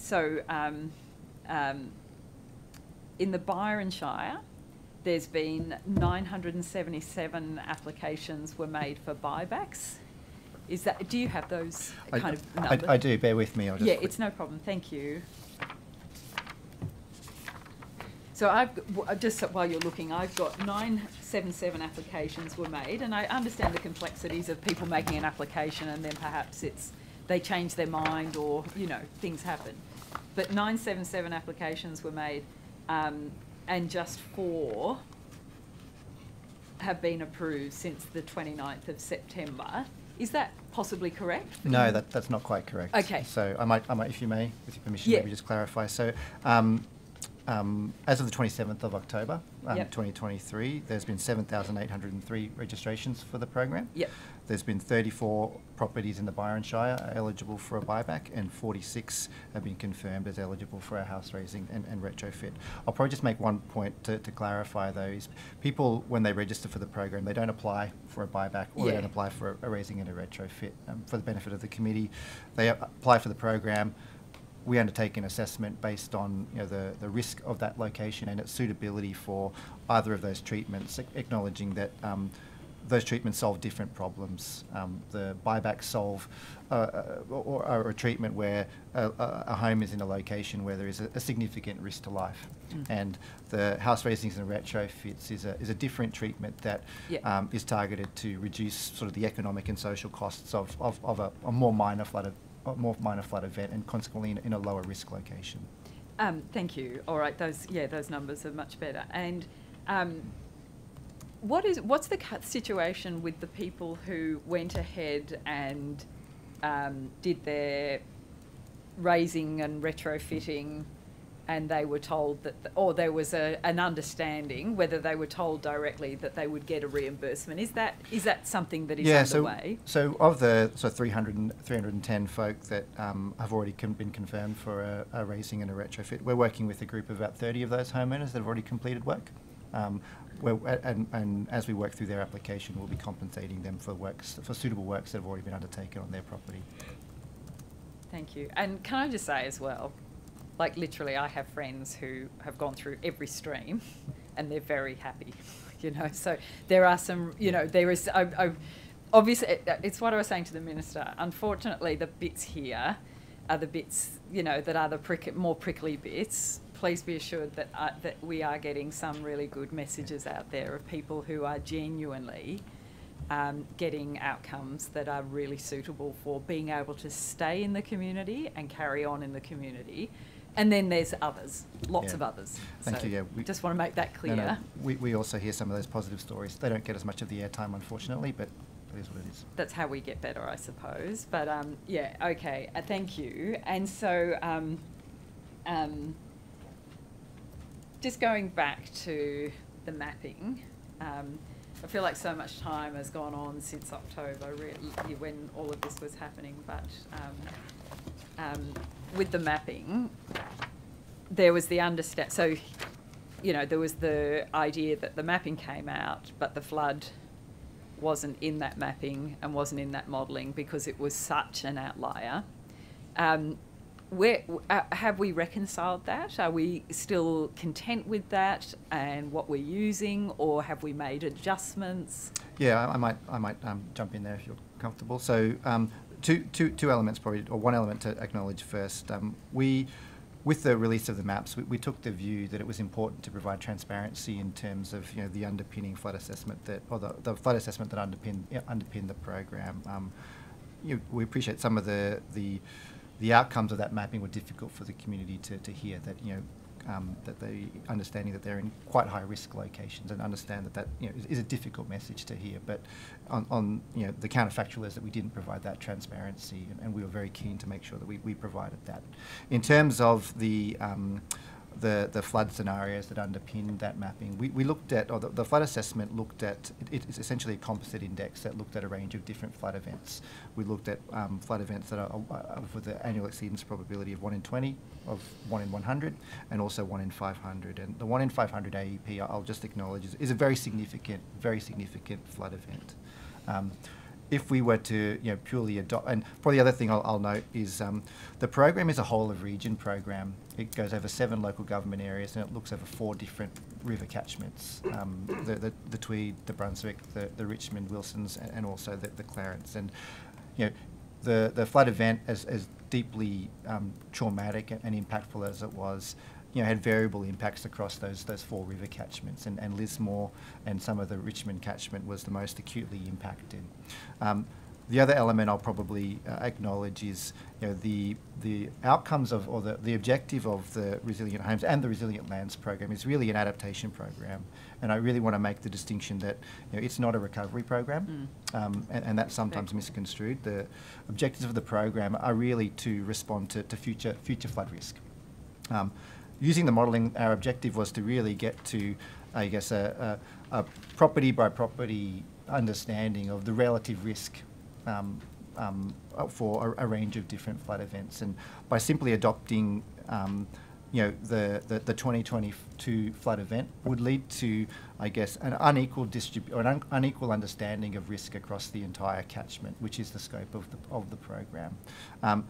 By also using such a significant event in one catchment, it really obscures the granularity and the relativity of risk between one property and another. And there's many properties that were severely impacted in Lismore with the event that happened. And if we use that, all the homes would be red largely, and you were unable to distinguish the relativity between properties at a fine grain, which we needed to do to be able to prioritise, from the very worst to the least worst. So by adopting those 1 in 20, 1 in 100 and 1 in 500 flood events, it allowed us to have a much more sophisticated and granular view of risk to enable us to really get to that relative prioritisation that we're now working through with the funding. So what do we say? Do you mind if I add something just once, just very briefly, because Mr.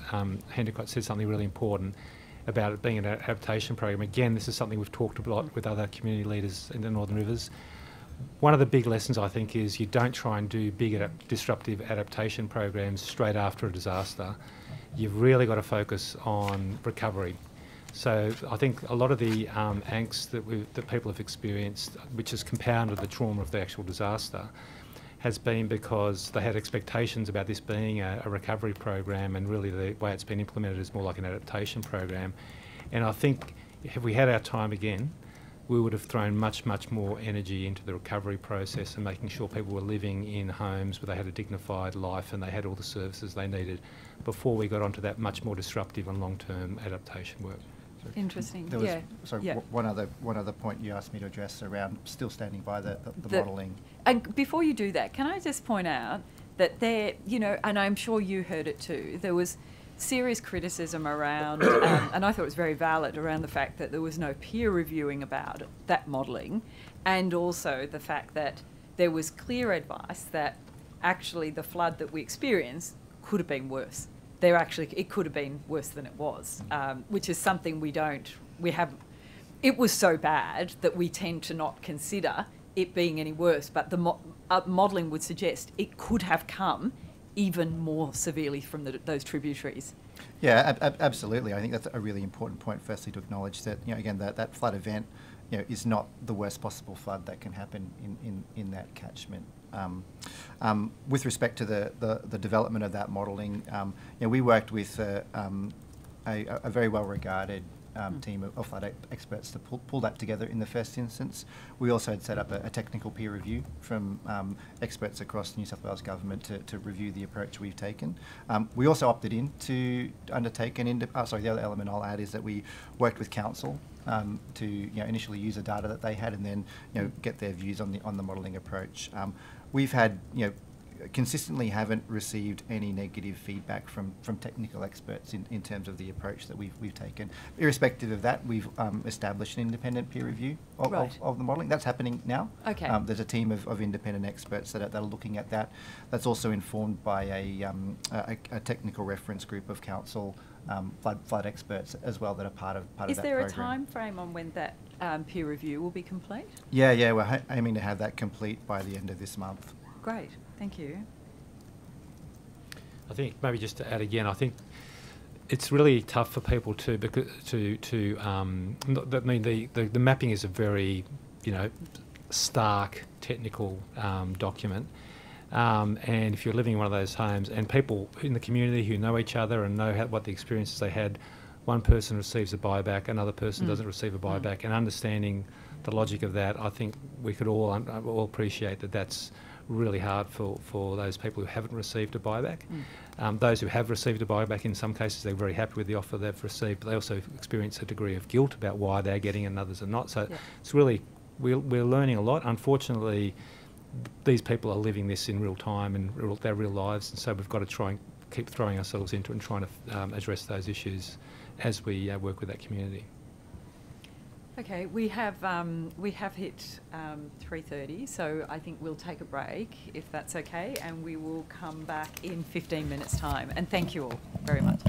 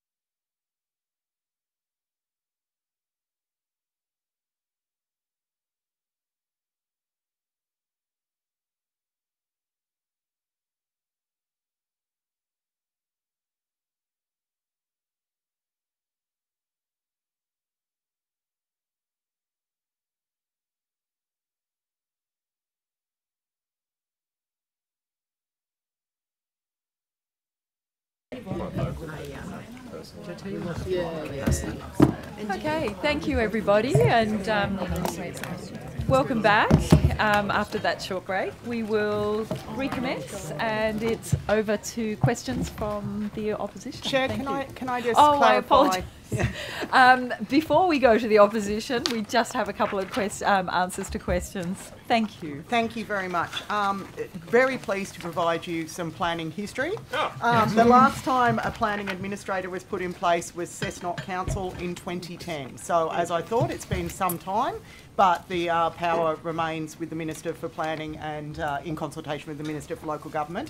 And Ms Fairley just wanted to provide a little bit more information on Pyrmont for you, because we've got some more fulsome information. We do. So the Pyrmont Peninsula Special Infrastructure contribution was made in July 2022.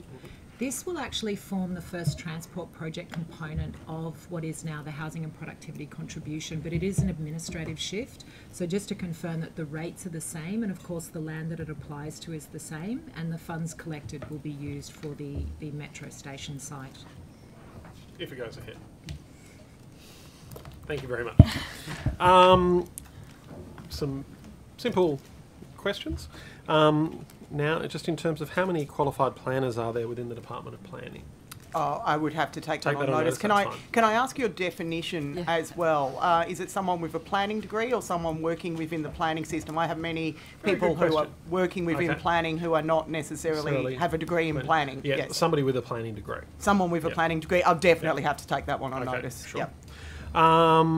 And similarly, if you could take on notice how many there were on the 24th of March 2023 as well, and whether that's increased or decreased. Now, given the... Again, sorry, Kat, just for purposes of definition, your planners, people working in planning with a specific planning qualification. Yep. As I assume recognised by PIA. I'm being picky, but no, that's fine, and I'm happy for that to be I'm happy for us to agree on the definitions now rather than dispute them later on, so thank you. Now, with respect to the state significant development planning pathways that have been made available, have any more planners been taken on by the department to meet those assessment requirements? You're talking in relation to the changes to the housing SEP? The housing SEP, but also the self-assessment. The self-assessment. Well, self-assessment obviously is self-assessment. Yep. So it's not for me to take on more planners. That's a question that should have been put to LANCOM or LAC in their relevant area. In relation to the SSD pathways, no planners have been specifically put on, but there is a program of work that is occurring in the department at the moment, and on the public record that the Premier and Minister have asked for me to look at the structure of the planning department to look at where we can make resources available for those SSDs. Yep, great. And how many qualified planners moved across to the Department of Planning following, I don't know how you classify it, but at least the abolition of the Greater Cities Commission and Western Sydney Parklands Authority as standalone agencies? Yeah, well, let's make sure that we're correct about this. The staff agencies were moved under me in the Department of Planning. You happy for us to use the same definitional piece for qualified planner? Yeah. Sorry, I will definitely have to take that on notice. Indeed, that's fine. Thank you very much. Now, with the Strong Start Cadetship program, do you have any plans to expand this into the future? At the moment, the program is as it stands. That would be a decision for the Minister to make if he wishes to expand the program. We think it's a terrific program, but it has only just commenced, so we haven't even undertaken a review of the outcomes yet. And now, while it was talked about in terms of its program as being for regional and rural councils, were there any allocation of planners to metropolitan councils as well? We'll take it on notice. Yeah, we'll take that on notice and give you the breakdown. Okay, thank you very much. Now, moving on back to... actually, do you want to ask your question? I'll come back to this. So this is something, I'm sorry to kind of bring this back again, but I am really keen to understand this, that like our population is increasing, obviously we know rent's increasing, the housing price is increasing, vacancies are at record lows, obviously interest rates are rising, people are experiencing homelessness who have never even considered that they would be homeless before, and to me it demonstrates that supply and demand are off kilter, and I'm just wondering if you feel confident that by the end of this financial year, where we have about, 64,000 approximately new dwellings built, that will be enough to house the population that will be coming into New South Wales. I mean, we're looking at, say, 500,000 in Australia, and there's about 36% of those are usually taken in by New South Wales.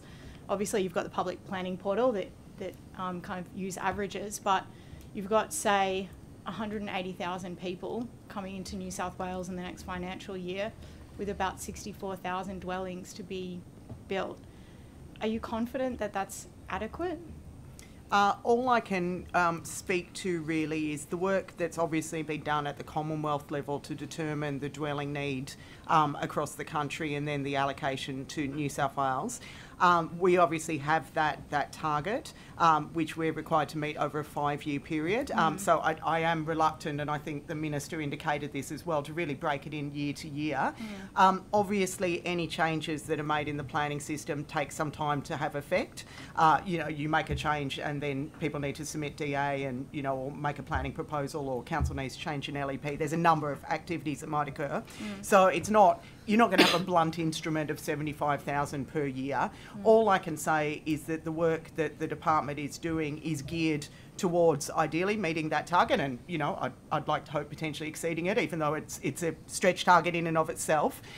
So while we're probably not going to get to that blanket 75,000, which is when you divide it by 5 in the first year, because we haven't made those changes yet, we are looking at what is required in the planning system to meet that 5-year target. Yeah, it definitely seems that migration is kind of front loading, and obviously COVID is a part of that, but naturally, as you say, the development takes some time. So I guess I am concerned about the capacity of the state to house people. I think we all share your concern, which is why we are so committed to working towards that target and to looking at what changes need to be made in planning policies, and of course the incredibly valuable work that councils do as well in ensuring that housing supply is delivered. Did you want to go back? You don't have did you want another one? Or? I do have some more, but you can go. Sure. Just sort of following on from this, and Mr. Hanger, I might turn to you with respect to the establishment of housing targets. Now, we talked before about it being complicated. It's not just picking a number from the air. So what sort of parameters go into your determination of what housing targets will be for a local government area or for one of the 6 city regions, of course? So, as we've said, we start with the national, and this is 5-year targets. We can talk in more detail about 10 and 20-year targets, which the Commission also sets. But National Housing Accord, 377,000 over 5 years. In terms of the factors that we look at, if you want to take notes, I'll read through sort of some of the key ones and then talk about some of the data inputs. So we've focused around population and demography, and that is, we've indicated, it looks at immigration, it looks at changes in the communities within the 6 cities. We look at housing completion trends, we look at housing capacity under current planning controls, and obviously work very closely with the department on changes to controls and what that might mean. We look at market take-up and feasibility. What are the likely take-up rates for the different types of properties that are being proposed in the different locations across the 6 cities, sort of LGA by LGA. There is an overarching, and again we've covered this today, frame around environmental impacts and resilience in terms of where we're looking to construct homes. The region and the city context, which includes alignment with infrastructure. So what is already there, what is the capacity of the infrastructure, both enabling infrastructure, which is typically sort of roads, rail, water, sewer, power, but also what I would call sort of the supporting community infrastructure, the capacity in health systems, the capacity in the education system. How are those community infrastructure, the green space, what does that look like? What are the characteristics of the locations that we are talking about, the communities that we're talking about?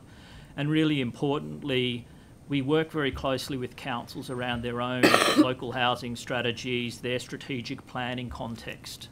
We need to understand how they have worked with their community to sort of grow their communities and what our housing targets will mean in that context. Now, in regards to data sources, so we've talked about the National Housing Accord, that sets that 5-year target. We look at population projections and the common planning assumptions that are established by the Department of Planning and Environment. We obviously look at historical housing approvals, so we are not starting from a clean slate here. Housing targets have been in place for 5 years, from 2018, so we look at the performance of councils over that time, as well as completions. It's really important, and I think a couple of times we've called out, government is only one part. The levels of government are only one part of the solution here. We in theory could put everything in place only for industry perhaps not to be able to find a way to feasibly deliver in a location. So we need to be working very closely with industry and very closely with community, as well as very closely with our council and federal colleagues. Thank you very much. And with respect to that feasibility that you mentioned as well, does that take into consideration the existing property prices within the area and its impact and bearing in terms of the feasibility of development on certain sites? Land prices, the input costs developers have, the ability for them to be able to access the workers to be able to develop those properties, the demand for that property at that price in that location. And we've talked about, if we're looking at sort of affordable, diverse and social housing mixes, that may impact and will impact feasibility as well. So the conversation goes from establishing targets, understanding that framework, to a place-based conversation relatively quickly. What's affordable and feasible in the eastern suburbs will look different from what's affordable and feasible in a place like Parramatta, or affordable and feasible in a place like the Central Coast. So we do need to have those localised conversations, as well as having the right parameters overall. Thank you, Mr. Hanger. And to that point, in terms of the conversation with local government, so the targets will be at some stage published, and there'll be feedback from local government to those targets and how they work. What's the iterative process in terms of coming up with those targets, which I'm taking from your conversations you're having at the moment are with local government? What sort of input are they having at present? Yep. So we are talking, and the Secretary indicated, like we are talking from the Department of Planning's perspective and from the GCC perspective with councils every day. They have targets in place, and our engagement with them is how are those targets currently being delivered, as well as knowing the overall target that we need to hit, 377,000 across the state. What are the capacities in individual local government areas to be able to it will be an increase on their current targets naturally. What are the opportunities there? What are the constraints to that? And from a GCC perspective, who else do we need to bring to the table to try and remove any of the constraints to that additional housing? Okay. Thank you very much. And maybe, Ms Fishburn, turning back to you with respect to those targets, and maybe back to the National Housing Accord targets as well. Has the government done any analysis which indicates the number of development application approvals, construction certificates, building commencements and building completions that it will require to achieve those Housing Accord targets? Like, we know that when it comes to approval, there's a drop-off in terms of completions. Have you got any sort of thinking around that? Yes, that is one of the things that we do look at. Interestingly, and I'll see if we can get the exact data for you, from construction certificate to completion is actually higher at the moment than it has been previously. One of the things we think is possibly going on is people are not submitting speculative DA at the moment. You know, they're actually only going in if they really think they can develop, which I think is interesting, and it's a good thing. That will take some junk out of the system, to be honest. We also look at the data sets in relation to what do we have in the system in terms of DA. So there's about 200,000 approved at the moment. What's under construction, I think we detailed earlier in the morning, it's about 75,000. That won't all be realised in a single year because obviously, you know, a significant apartment dwelling takes longer than a year. But then we also look as well what's in the system in terms of planning proposals or LEP amendments. And I actually think that's the most rich data set of all, because that gives you an indication of what your pipeline is. You can only assess what DA you've got there, but people are not going to put in development applications unless a planning proposal has provided them with an opportunity to potentially upzone or get further development density there. So we keep an eye on all of those data sets. We also look at the time, and it's one of the factors that I think is the most interesting one, and part of the reason that we're so delighted to have the Building Commission coming on board, and of course the building commissioner himself, there is the time it takes to assess a DA, there is the time it takes to build something, but there is a period in the middle where developers will be gearing up to start building. So they might be getting financing, they might be looking for builders, they might be looking for specific trades, and those 3 times are roughly, I think, about equal when we look at it.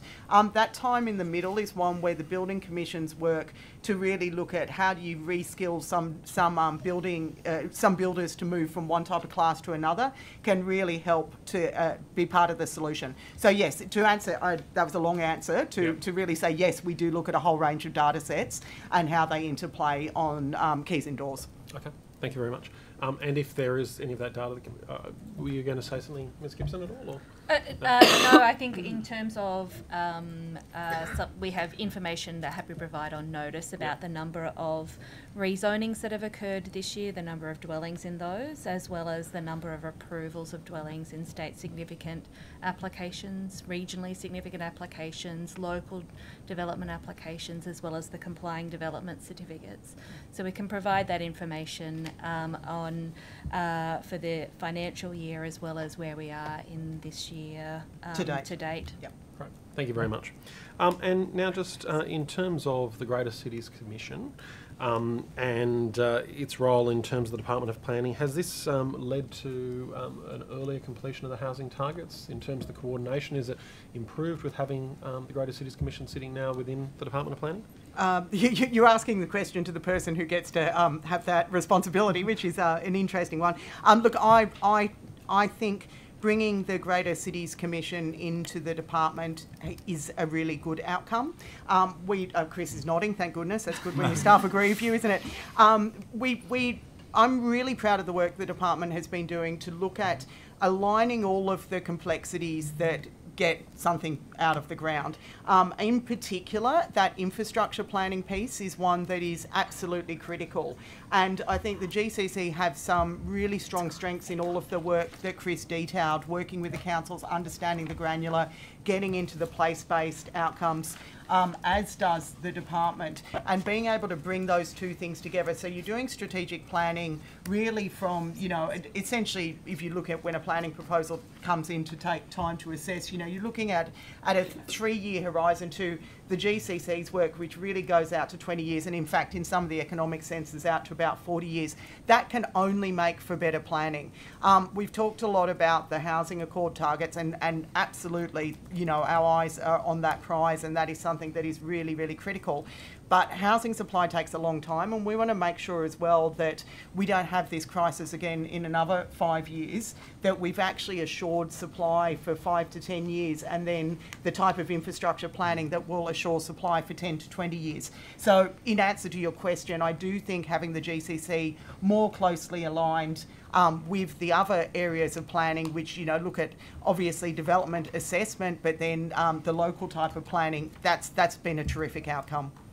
Thank you. And now with the move of the Greater Cities Commission, were there any redundancies made because of the redeployment of staff from either the Greater Cities Commission or the Western Parkland City Authority? At this point, and I will take on notice and just ask Mrs Smith to check for me, there have been no redundancies that have been brought into play. However, there are savings that are recorded, and it's in the budget papers, and it's perfectly appropriate committee to ask that in relation to the GCC and WPCA, as well as, of course, our commitment to reduce SEBs. So there will be redundancies in the future, but at present there have been none. Okay. And do you have any projected figures on those numbers? No, not at present. And I did say earlier, I believe, that I'm looking at functional review of the planning department. So we won't understand until we've completed that work. Form follows function. And just to finish that off, of course, the Department of Planning will be its own entity as of the 1st of January 2024. What work is being done at the moment in terms of realising that new entity? Okay, so I'll just go into the little detail about the machinery of government change, because that might be useful. Coming the 1st of January, as part of the machinery of government change, DPE will cease to exist as a department as it is now. There will instead be 2 separate departments, the Department of Climate Change, Energy, Environment and Water, and the Department of Planning, Housing and Infrastructure. Very pleased our acronym gets shortened to DEFI, which is good, because I'm going to defy all your aspirations recommendations on housing targets. As part of that work, we've got a number of agencies that remain in that department. It's not just planning, it's also property and development, Office of Local Government, Crown Lands and Public Spaces. Really delightful. That's essentially all of the agencies that are responsibility for land management and land strategic planning in government. So it's a really good combination of things. I've already detailed that there will be some functional review of the planning element there. As always occurs in government departments all the time, you do look at how your businesses work and operate, and the other areas in the Define network will also undertake their own reviews in the fullness of time. Can I just ask one thing, going back to the Greater Cities Commission?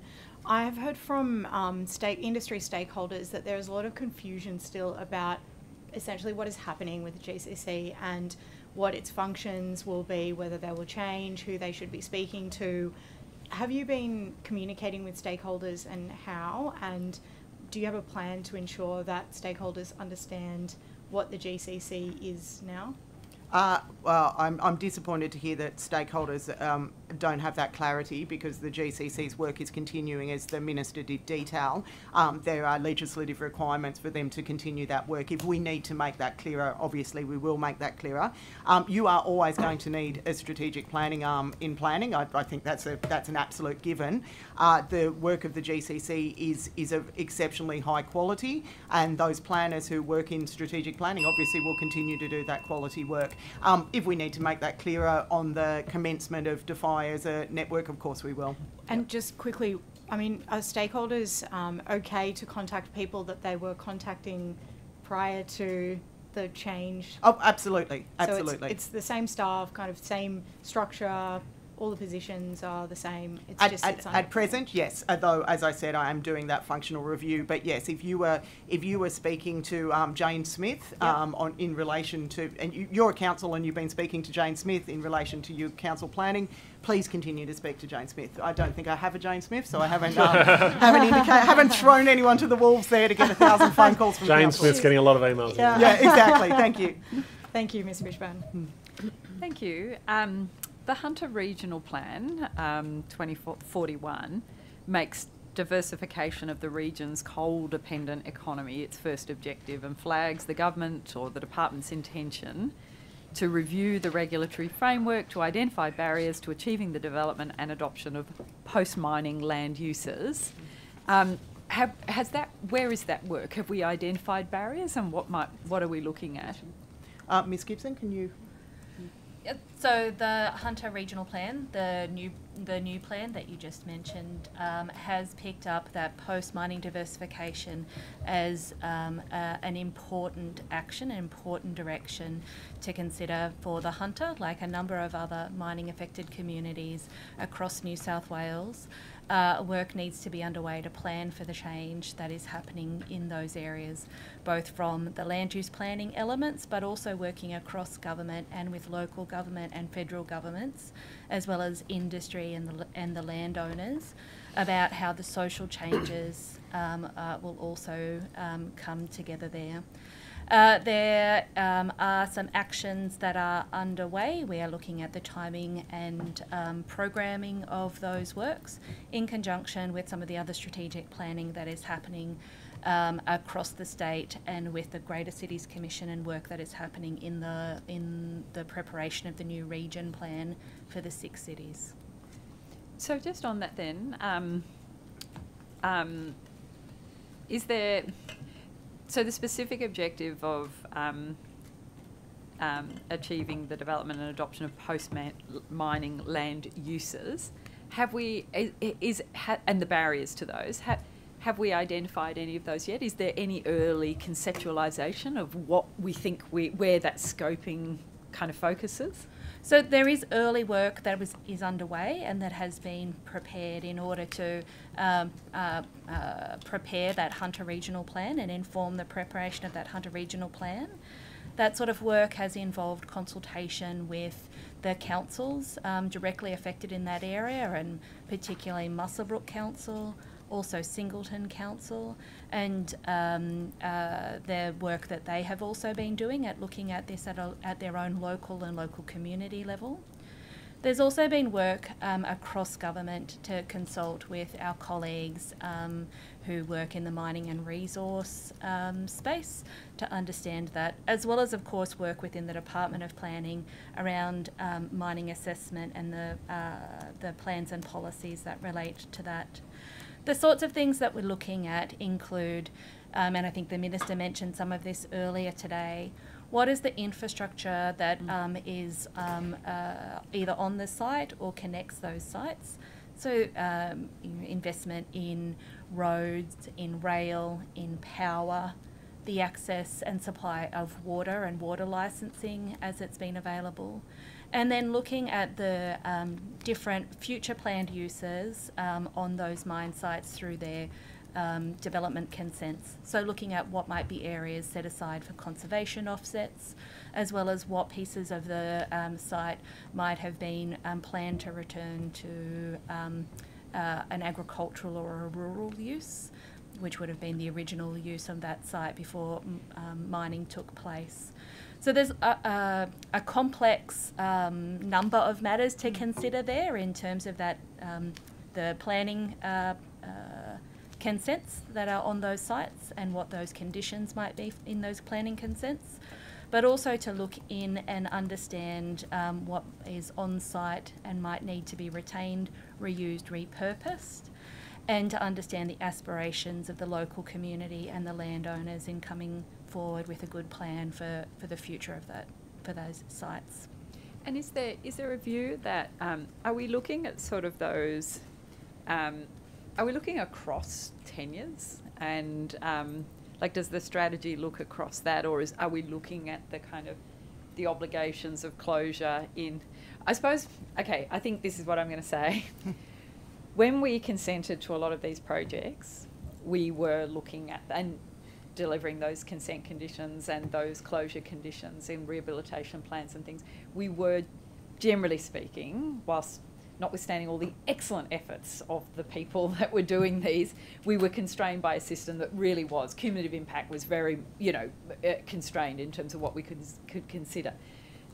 Are we going to be looking across those approval consent conditions and where do we get that capacity to do it? So for example, if we're looking at say 4 different mines and they actually have conflicting consent obligations and closures, are we looking for the capacity to be able to bust out of those limitations as we kind of work to the rehabilitation of the entire Hunter Valley area? So I grew up in the Upper Hunter, and so the story of mining in the Upper Hunter has a very long history with planning approvals and consents being granted over many decades with different planning controls, planning and community expectations, conditions of consent that range from many pages through to some with not a lot of pages attached to them. I know. So I think I've challenged half of them in the Land and Environment Court. I think I've had them in my sleep. I know a lot of them, unfortunately. There's also many different types of sites in that area. So, as I said, it is a very complex matter, and understanding both the planning approvals as well as mining licences, access to water and water licensing all needs to be well understood in order to come up with the best strategy for future changes in those land uses and new uses that might be in those areas.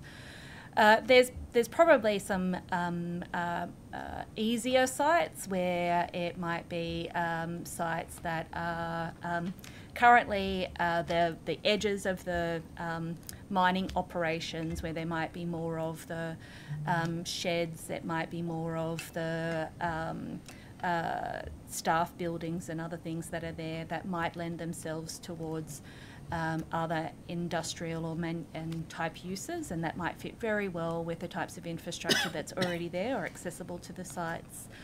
Like I said, there's also the conservation outcomes that are connected across the various sites.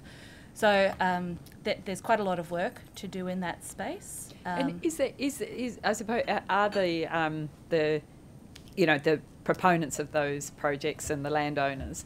Is there already work happening, facilitated by the department, about a joint kind of approach to this? I can't see us getting it right unless there's serious collaboration about rehabilitation, or are these proponents, whichever ones are left in the valley by the time we're at 2030, 2035, is there going to be that collaborative approach to possibly changing obligations to suit the public interest and the landscape and the community going forward? Look, I think it's a really strong indicator that the Hunter Regional Plan has picked this up as an important task, a direction, an action to do. And that the reason why I think that's so important is it shows the need for a strategic approach, for a collaborative and joint approach with communities, with the local councils and across state government agencies, because I've mentioned a couple of things that don't fully rest within the Minister for Planning's responsibility or the Department of Planning's work. So the work that is ahead of us will be collaborative and that will be I guess in the spirit of cooperation with all of those players in order to come up with the best outcome. And an outcome that will take us through a number of steps and milestones. In terms of the final voids, is the department actually looking at, I feel like the work that we've got to do in the Hunter is, similar to the pioneering work that we've had to do in recovery and adaptation. Like, this is a first, and getting it right is just, and not just getting it right and getting it best is what I can see we're striving for. And it's very exciting, really, the whole rebirthing of an entire region that has been the backbone of the state for so long. Is there some work happening around what we can look to for how we deal with these enormous voids, and then, and are we looking to what the international community's done and what the best practice might be and innovation? And is that what's driving and underneath, or are we not quite there yet? Or so there, and I know that because I've attended some seminars and some workshops and plenty of conversations that have happened with the communities, the councils, the landowners, the industry groups in the Upper Hunter about what are international best practice examples, particularly from Europe. But also looking at what's happening in other parts of Australia, particularly in Victoria, and what are the lessons that we can learn and the good practice that we could follow. It is a very, very complex area, the Upper Hunter, and the size, scale and number of voids, as well as the conservation outcomes, the economic diversification of the Upper Hunter as well, and how that all fits together.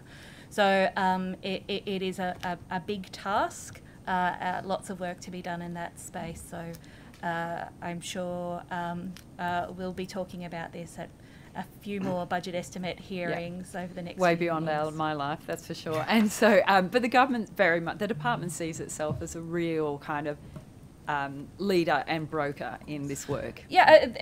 Strategic planning and the preparation of the strategic regional plans, the work that's happening with the Commission and strategic planning is work that fits under the Environmental Planning and Assessment Act. We'll continue to do that type of work. I might just add, before joining the Greater Cities Commission, I was a Deputy Secretary in Regional New South Wales. Yes, you were. There is a program called Royalties for Rejuvenation. Yes. Expert panels have been set up in the Hunter, the Illawarra, the Central West and the New England. So there is work that is underway looking at what is occurring in those communities, what are their aspirations, engagement with industry.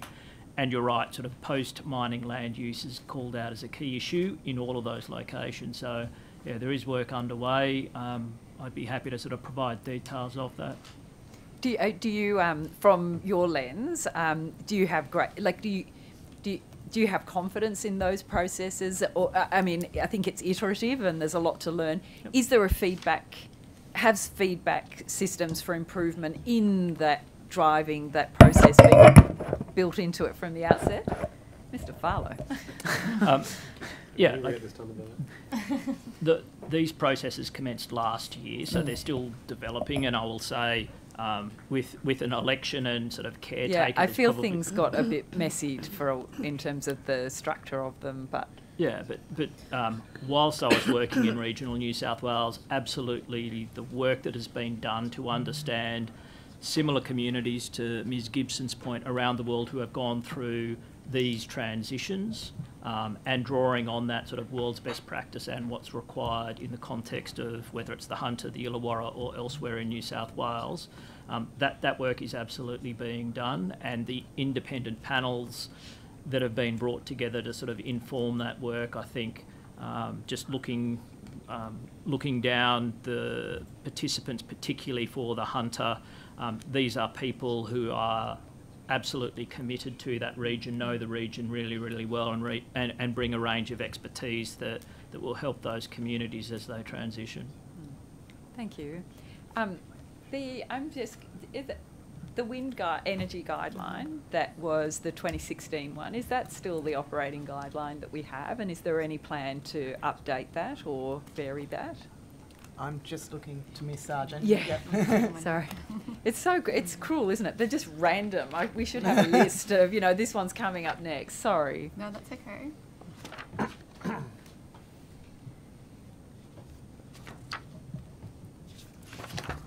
I'm happy to come back to it if that's easier.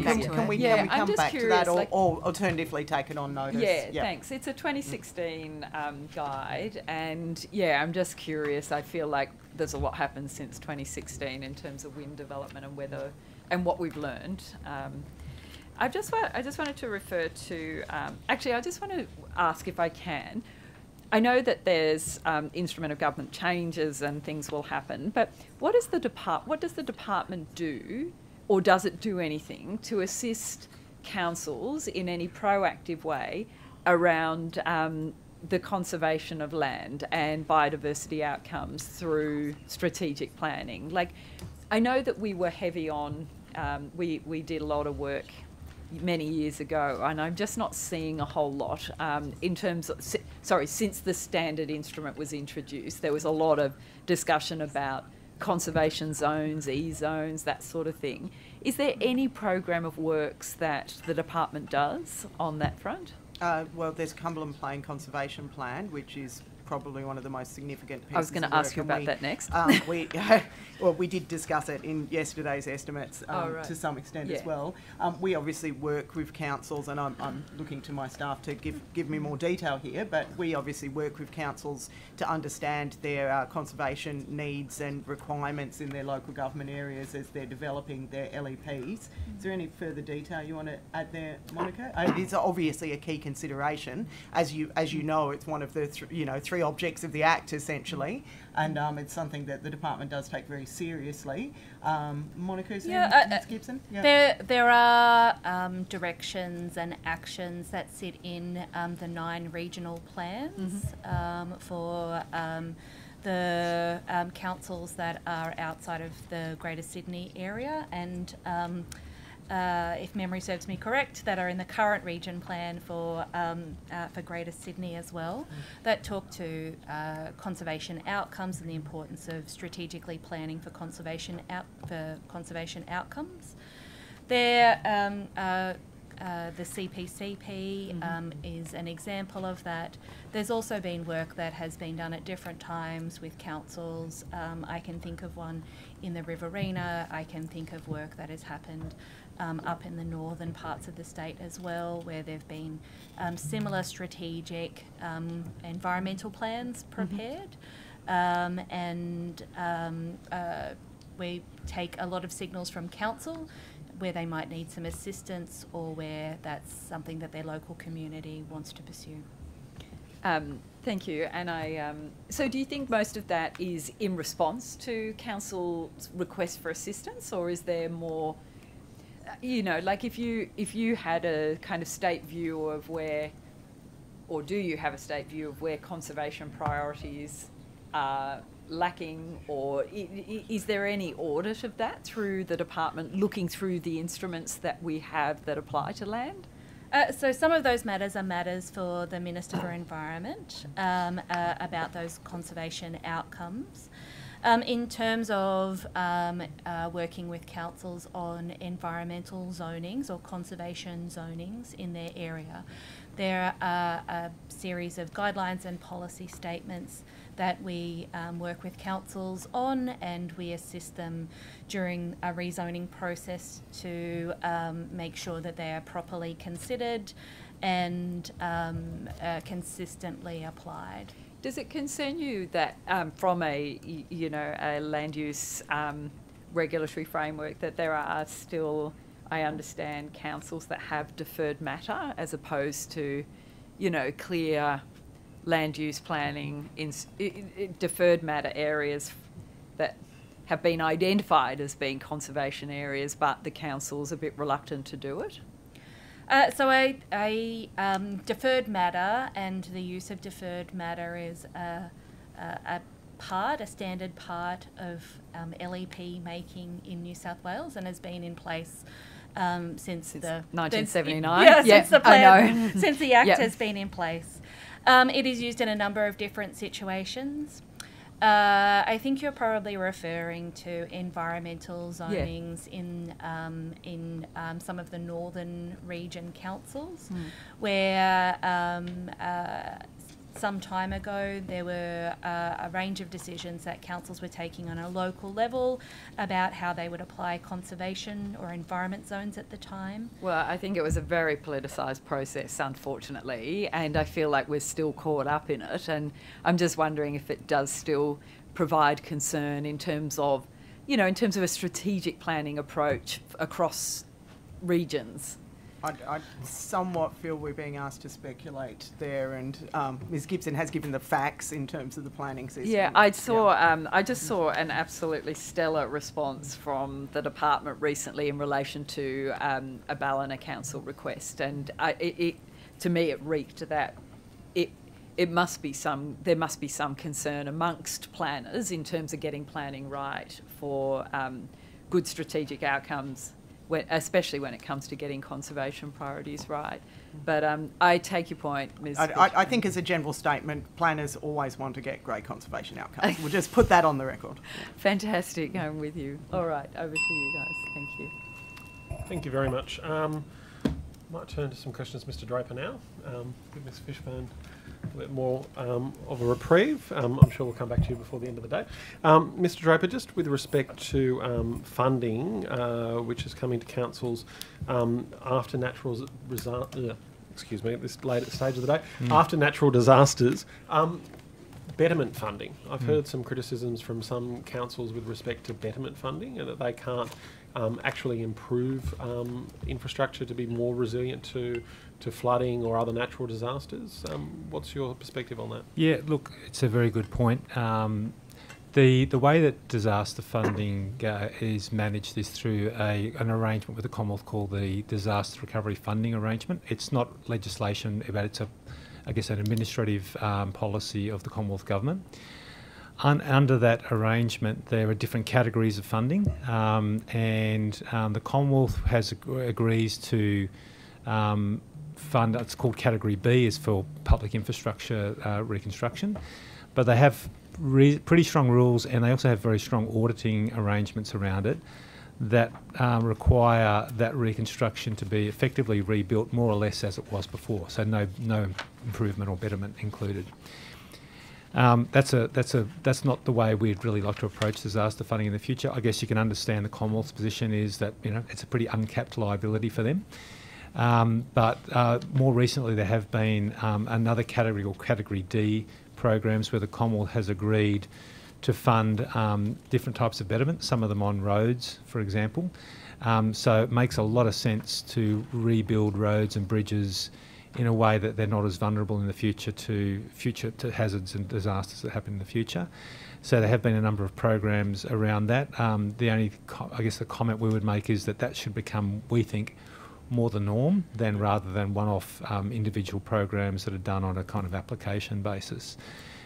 So, in a way we would support the idea that there should be more money available for betterment. I think one of the vehicles for that over time will be that we're part of our task is to roll out these local disaster adaptation plans, and I think in those plans, one of our hopes is that it generates somewhat of an investment pipeline in each of those local areas, so that we know which are the prioritised improvements to make on roads, bridges, and other assets in those areas. That's encouraging to hear, so thank you for that. Now, in terms of that becoming more of the norm, is there any process that New South Wales is taking up with the Commonwealth Government to ensure that that's the case? Yeah, well, one of them is, I mean, we've had discussions, and Mr. Conroe, who's over here, he's engaged in this day to day, but I've had discussions with the National Emergency Management Agency and said to them, my view is that once we get these disaster adaptation plans up, that should be the basis for allocating future Commonwealth funds and state funds to betterment. I get a sense that there's a degree of support for that sort of approach. Of course, ultimately it'll be a decision of the executive government, both of the Commonwealth and the state. There is a review, there are actually more than one, there's a couple of reviews going on into the Commonwealth disaster recovery funding arrangements at the moment. I suspect that part of the motivation for some of those reviews is actually to try and tighten it up rather than to increase the funding. But I think there are good signs from the Commonwealth Government that they're much more prepared to fund those improvements than they have in the past, because they've introduced a number of very specific programs, some in the Northern Rivers, some for roads and bridges, and the recent announcements around the Central West. We expect some of that to also go to some improvements. Yeah. Thank you. And now, with respect to, you were talking about the Northern Rivers, has all of the funding now been allocated for all of the home buybacks, home raisings and waterproof fit-outs within the Northern Rivers? No. So I think we mentioned the figure this morning that there's about 1,100 homes in the buybacks that we've prioritised. There's probably many more people who would want a buyback and are seeking a buyback, but that's the amount that we've initially prioritised. We've made offers on around 649. I can tell you the number in a moment of how many have accepted. It's 300. Have you got that number? 393 as of the end of last week. 393 have accepted. So it's when the acceptance happens, I guess, that you'd you'd mark it off as a liability. The money's being expended, but there are a number of offers out there that haven't yet been accepted. So we're probably about 60% of the way through in terms of making offers, but probably less, maybe about halfway through in terms of the financial commitments that have been made so far. Okay, and what's the total amount of funding that you're provisioning for that program? There's $700 million allocated to that program. It's jointly funded between the Commonwealth and the state.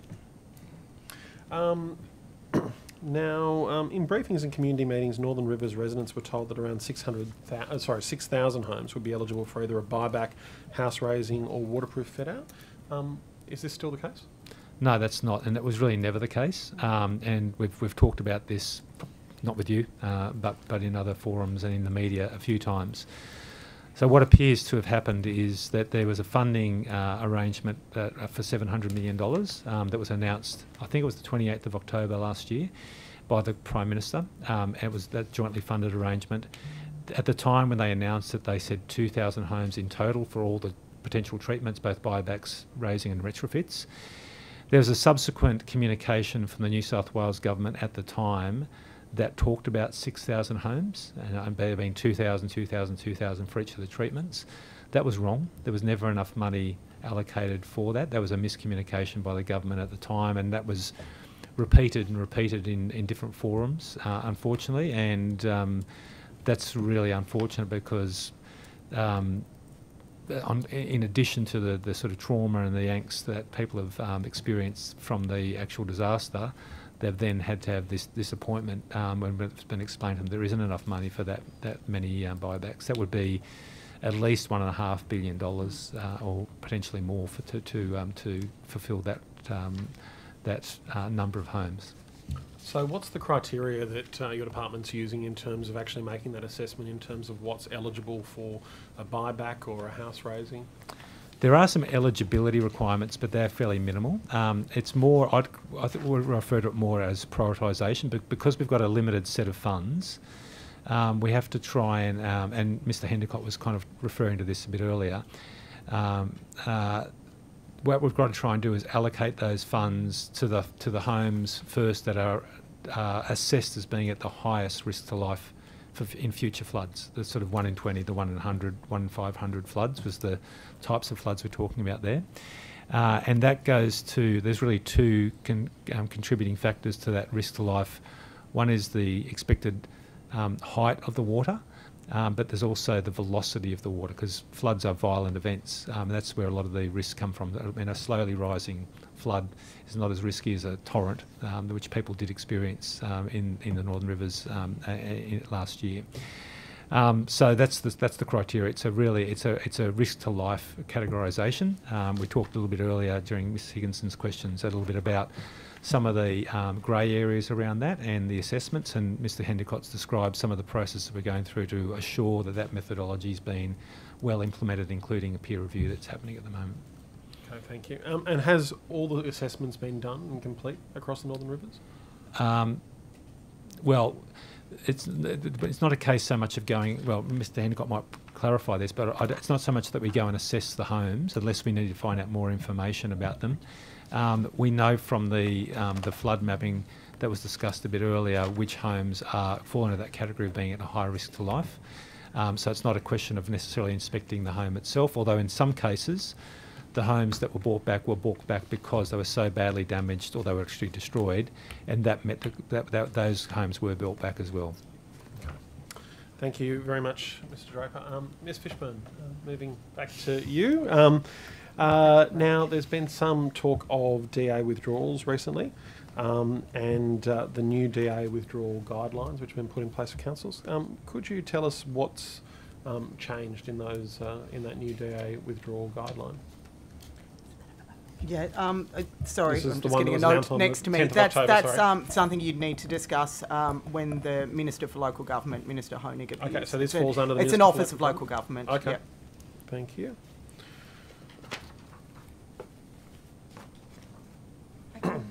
Yep. Ms Fishburn, I think. I was wondering if the department is tracking dwelling vacancies across New South Wales. I don't think we have that data set, but I'll just look at... No, we don't have the availability to that data set. Are you intending on finding out that information? Look, it is something that I think would be of significance to know. And I'm not trying to avoid the question, but it is something that is somewhat challenging to identify. I'll take on notice any work that has been done, because there may have been something done through the Building Commission that I'm not aware of at this point, so we'll come back with another answer. That would be helpful. I'm aware that there are other departments that make projections based on various data. Water usage is one of them. That is the predominant one, whether you've turned the tap on or not. Yep. Do you have access to that kind of information? Yes, we do. Yep. And we use the, Ms Fairley, correct me if I'm wrong, but we use the Sydney Water data as our data set as well. Yeah, yep. Okay. So, so you have that data set, but you don't use it to track dwelling vacancies? It would be, you could go and turn on a tap and, or get your water connected and then never put somebody in the house. So the two sets don't necessarily speak to each other. We do look as well at, my staff are just telling me, of course, the ABS data as well, that gives you some indication. Yeah. Okay. I'm aware that Transport have got projections in place to essentially look at transport needs, obviously, for their planning mechanism. So I'm just wondering if you ever work with other departments, for example, transport, to get that information? Oh, all the time, yes. There are a huge number of working groups, not just for the GCC work, but then when we're working at a more local level, when we're looking at introducing new policy, it is absolutely working collaboration. Okay. Obviously, one of the things you want to ensure is that your public transport and your road infrastructure is aligned with your housing release as well. So, we do have those conversations, have formal governance, and then, of course, we consult on a range of matters all the time. Are you aware that they actually have a specific data set where you can essentially calculate what they project the dwelling vacancy rate to be? I'm not specifically aware of the transport set myself, but I would guarantee that my staff who work on our projections are well and truly aware of it and will work with transport. Yeah. Okay. Would you be willing to release any information that you have about dwelling vacancies at this point in time? At this point in time, as I said, I don't think we hold that data set, but I will have to take on notice to see whether it's held somewhere else in government, and then of course it's a matter for that committee to determine. Oh no, sorry, I might have more information. Yeah, just to clarify, just recently, in response to a question on notice that came from Kate Fairman, on the 6th of October, the department did provide some information that came from the ABS and their 2021 census information that looked at the unoccupied dwelling data by each of the local government areas. So to confirm, it was ABS information, which Ms Fishburn talked about. That's where we collect the information from rather than collecting it from within the Department of Planning. Okay, so there are no plans to actually create those data sets with the information that you have access to as a department? When we publish the information in response to the question on notice, we publish the information that came from the ABS. Yeah, but I was just asking if there were plans to create a data set of your own. Look, I would have to take that on notice. My instinct, though, is to say if we've confidence in the ABS data, why would we replicate the collection of that data? Okay. Yep. Thank you very much. Ms Fishburn, just the eclectic nature of the portfolio that you look after here as well in planning. Turning to motorsport now and the Wakefield Park motor racing circuit. And just wanting to see if there's any update in terms of works that are being done to support the Wakefield Park motor racing circuit. Thank you. I'll just let my staff look up their notes on Wakefield. I had the pleasure of actually going down to Wakefield and meeting the owners and going down with the Parliamentary Secretary for Planning and Public Spaces. They've got some really big aspirations for their work there, and we spoke with council as well about their aspirations to do a master plan. At the moment they are doing site remediation for sound management to allow them to ideally open, but I'll ask for some more detail from Ms Gibson. Just giving you time to find your paper. Thank you, that's great. It was in one of my folders. It was nice padding, don't worry about that. The New South Wales Government has made some statements and understands that the issue of Wakefield Raceway being closed does cause frustration within the local community and the motorsport community. There was a pre-election commitment for $1 million to support noise mitigation and management works. And has that funding been delivered? So that funding is in the department's budget, and there's currently discussions with the landowners about the funding agreement and what might be included in that funding agreement. So commitments about when the noise mitigation works would be undertaken, as well as when the raceway would reopen. Okay. Can I add as well, we need to follow the grant guidelines, of course, in any allocation of money. No, thank you. And it's been said as well that Department of Planning, Goulburn Morwelly Council and the Office of Sport would work on a plan to get the park reopened. Has there been any work on such a plan as of yet? Yeah, so that's part of the noise mitigation works and part of the funding agreement around how that would open. As you've correctly mentioned, it is work that's happening in conjunction between the New South Wales State Government, Council and the new owners of the site. Okay. And the $1 million is being committed in the budget for the noise mitigation works. Is there any additional funding which is required for Wakefield Park to reopen? That's the government commitment. Okay. Obviously the owners will be making their own investment, but I don't have access to their And budget. that is the extent of the government commitment? That's the current government commitment. Okay. Thank you very much. Go on, Will. I was curious, so I understand unfortunately that construction companies are entering administration at levels that we haven't seen since 2015. So ASIC reports that across the country it's 1,700 companies. Obviously that's fairly concerning in a time where we need to be constructing more dwellings. I was just wondering what the department is thinking, or how the department is engaging with construction companies to understand the challenges and to assist wherever possible the commencement of building. The department obviously is aware of that, and wishes to work with developers. However, the main responsibility in government for liaising with construction companies in the building industry is through the Building Commission. INSW also have a role to play to bring together the construction industry, so you'd need to speak to those agencies. Okay. Now, back to motorsport, the rev-head part of the afternoon. When we get Can't to... we go electric? Have we got some EV thing? So, with respect to the Eastern Creek Speedway, now I asked these questions in sport and we were told to come to you with them. So, what is the current state of play when it comes to the Speedway? Ms Halls? Yeah, thanks. That's actually in the Parklands portfolio. So the status of the Speedway is that it is race ready, and we are in final stage of negotiation with a new operator. Okay. And that's all I can really say about that. Okay. Now, do we have an estimate on the costs to build the Speedway at all? Well, that was a matter for Metro, which is the transport portfolio. Okay. I think they're next week, so we'll go. Yeah. We'll go to Metro next week and find out about that. Okay. Thank you very much. Okay. Now, 2 minutes remaining. Short-term rental accommodation and the guidelines in place there. Are there any, apart from what has happened in terms of the Byron determination, are there any reviews being undertaken with respect to short-term rental accommodation? Ms Gisborne? So there is a review that the government has committed to do on short-term rental accommodation.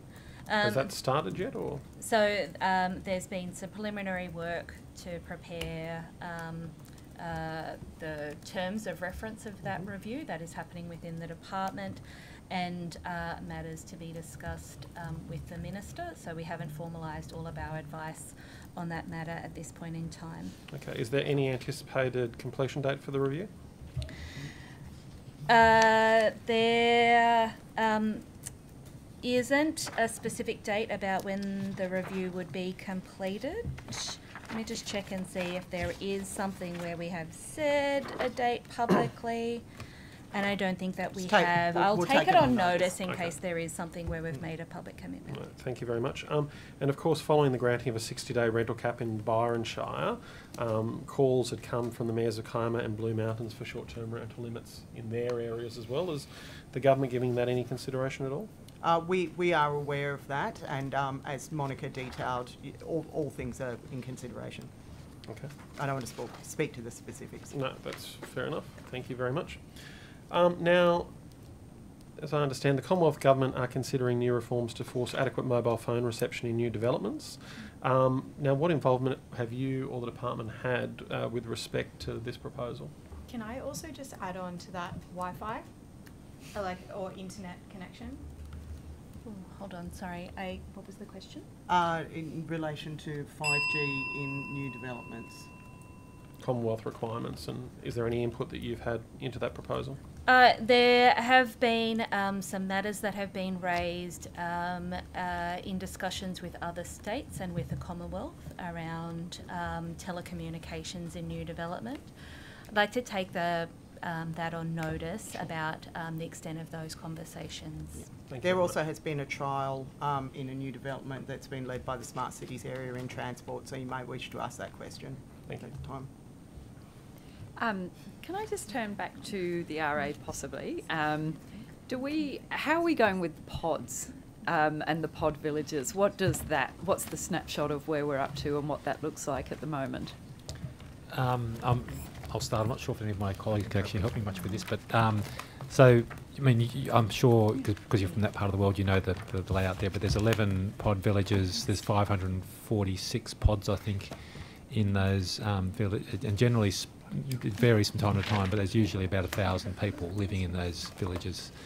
They were set up originally for a period of, I think there was a 2-year sort of time frame. I think that as time passes, it's unclear how long they'll remain in place.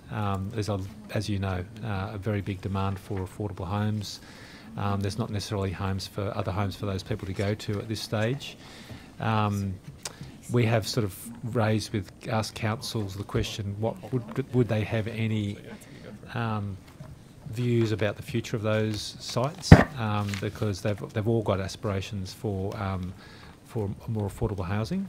There was a big investment in creating those villages, and it's not so much the pods, they do cost money, but the establishing the site and the services, and that would be a real shame to waste that investment, because that's something that can be reused over a longer period. So at the moment, it's not wanting to put people under any pressure. Those are running as are. There's no plans to change those arrangements, but we have to come up with a longer term plan for the pod villages. And are we seeing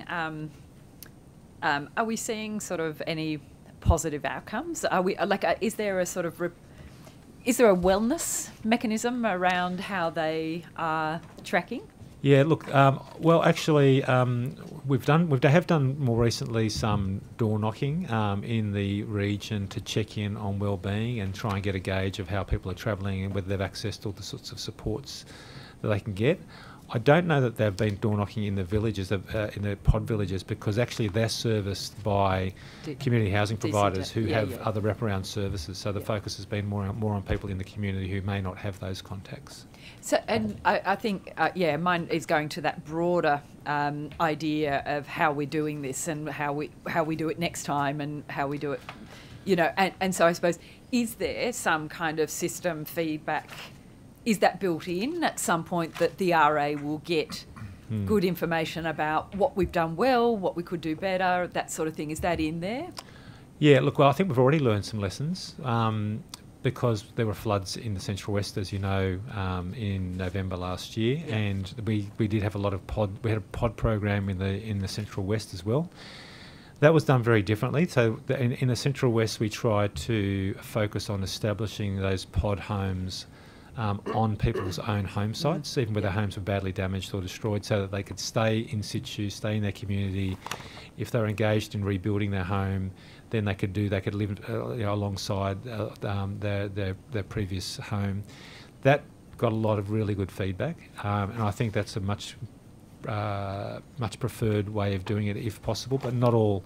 And Lismore had really unique circumstances like that. Yeah. It wouldn't have been a desirable thing. Yeah, and in a place like Ugara, the sites are much bigger, and you can get a pod on site. Whereas in Lismore, as you know, beautiful old timber homes. They don't have the space necessarily to put a pod.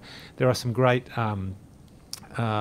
programs, and this is nowhere near as luxurious, I can assure you, but you may have heard about Rotary has been doing a lot of work putting very small, what would you call them, containers almost on people's properties so they can live there while they're repairing their home, and that's a very affordable solution. It's not like having a pod, but great credit to those organisations. That's a really strong community-led initiative. So given we're looking at there's 1,000 people, and we're looking at extending the originally intended lifespan of those 11 villages.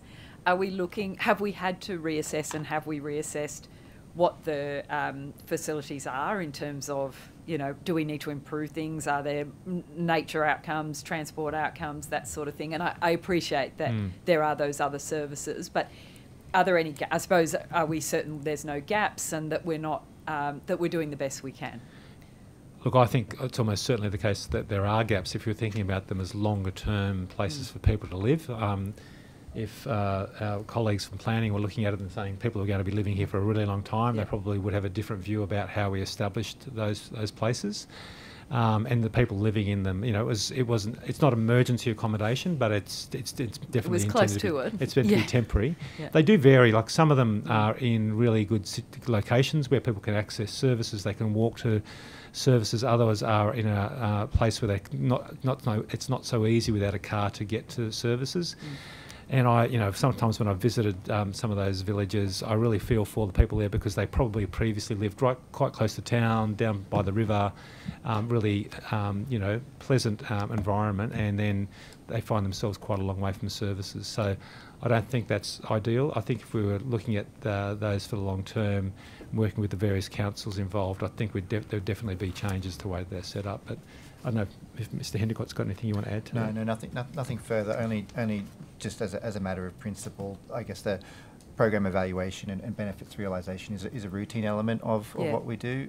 Probably the only other point I'll add is that there is the partnership with the Living Lab, which is looking at ways that we can, I guess, have more longitudinal tracking of program outcomes and kind of the recovery journey more in a more holistic sense, I guess. And is there sort of public visibility or transparency around those tracking what you're referring to, the sort of feedback or monitoring of how we're going? Is that work that the Reconstruction Authority's doing, or the NRRC set up, that can be seen? Yeah, excluding the, I know there's the SO52, and obviously I got a good swipe earlier from the Minister, but this is precisely what I'm going to, and I understand that some things it's not appropriate to have real public visibility, but I would imagine the success of that or the failures of that and how we're tracking and where, at what locations along the journey things were good or things didn't go, things changed. This is learning that is so fundamental to going forward. Is that the sort of thing that there will be transparency around? I'm hopeful so. I think there's changes that we've made in terms of publication in more real time in terms of some of the key statistics around program progress, I should say. I think some of the outcomes that we'll get to through partnerships with the Living Lab around peer reviewed papers, all that type of thing, I think will be a really important element of the journey that we're on. We've had consistent feedback from the community leaders and the Community Leaders Forum that, more, I guess, being able to see what the recovery journey looks like, how that all fits together, and how we're tracking on that is a need that they want, and we're working on ways that we can, address that. I think there was a final meeting of the NRRC board. I've forgotten what month it was, probably July or so. August, I believe. August, yeah. Anyway, that was one of the discussions we had there, was that it would be incredibly valuable to document a lot of the lessons out of the Northern Rivers, because a lot of those people have been involved since the very early days, probably much like yourself. Truthfully, we've been kind of doing it piece by piece because we're in the midst of doing it and we haven't sort of had an opportunity. But as we go along, we are trying to reflect some of the lessons. In fact, Ms. Wood's charged with developing the State Disaster Mitigation Plan, and we have tried to include a bit of a section in there about some of the lessons from the Northern Rivers. I don't think we've actually picked up the temporary villages as one of the lessons, because I don't think we'd probably want to do a bit more work with the councils and the residents and the community housing providers who are running them to understand what we might do better, but we have got that other experience from the Central West, as I said. Yeah, I mean, even when you look at the IPCC's chapters on adaptation, they're literally full of those actual case studies and they're the things, I know that the day we went under, I was literally reflecting on those chapters of the IPCC report and going, oh my God, this is it, here we are, this is what, anyway, sorry. And so then, have we got a way of tracking and understanding how many people we have lost from the Northern Rivers in terms of leaving the area? Not as yet. We're looking, and we haven't landed on the way to do that, but we've been contemplating, I guess, more sophisticated ways to understand that through things like banking records or things like phone records or utility connections, that type of thing. That's something we'd like to work with councils to do and understand. The degree of the degree of decant, I guess, from people leaving the area. We've only heard anecdotal reports on the scope and scale of that. I will note, though, that it's quite common and usual after an event of this scale to see some turnover in population. Of course. We're hopeful, I guess, with the outcomes of the lands program in particular, that we'll be able to support land release at scale that will hopefully be a key part of the longer economic recovery for the region and help attract people back to the region if they've left. Great. Hopefully one of my daughters will come back. No, just joking.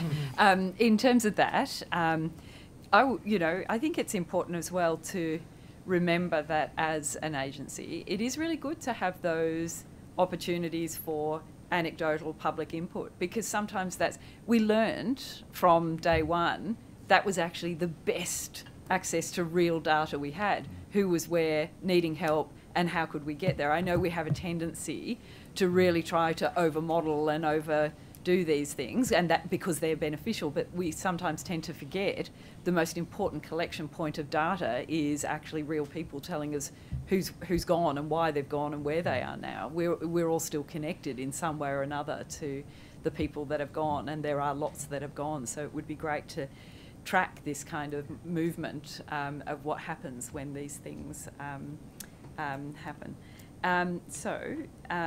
In terms of, we touched on it, I think, in the other inquiry, but we didn't get there, and that was about the tenancy in relation to and what we're going to do and what safety mechanisms we have for the buyback program, actually not creating more homelessness and evictions, and what sort of track we've got to assist people to try and keep them there.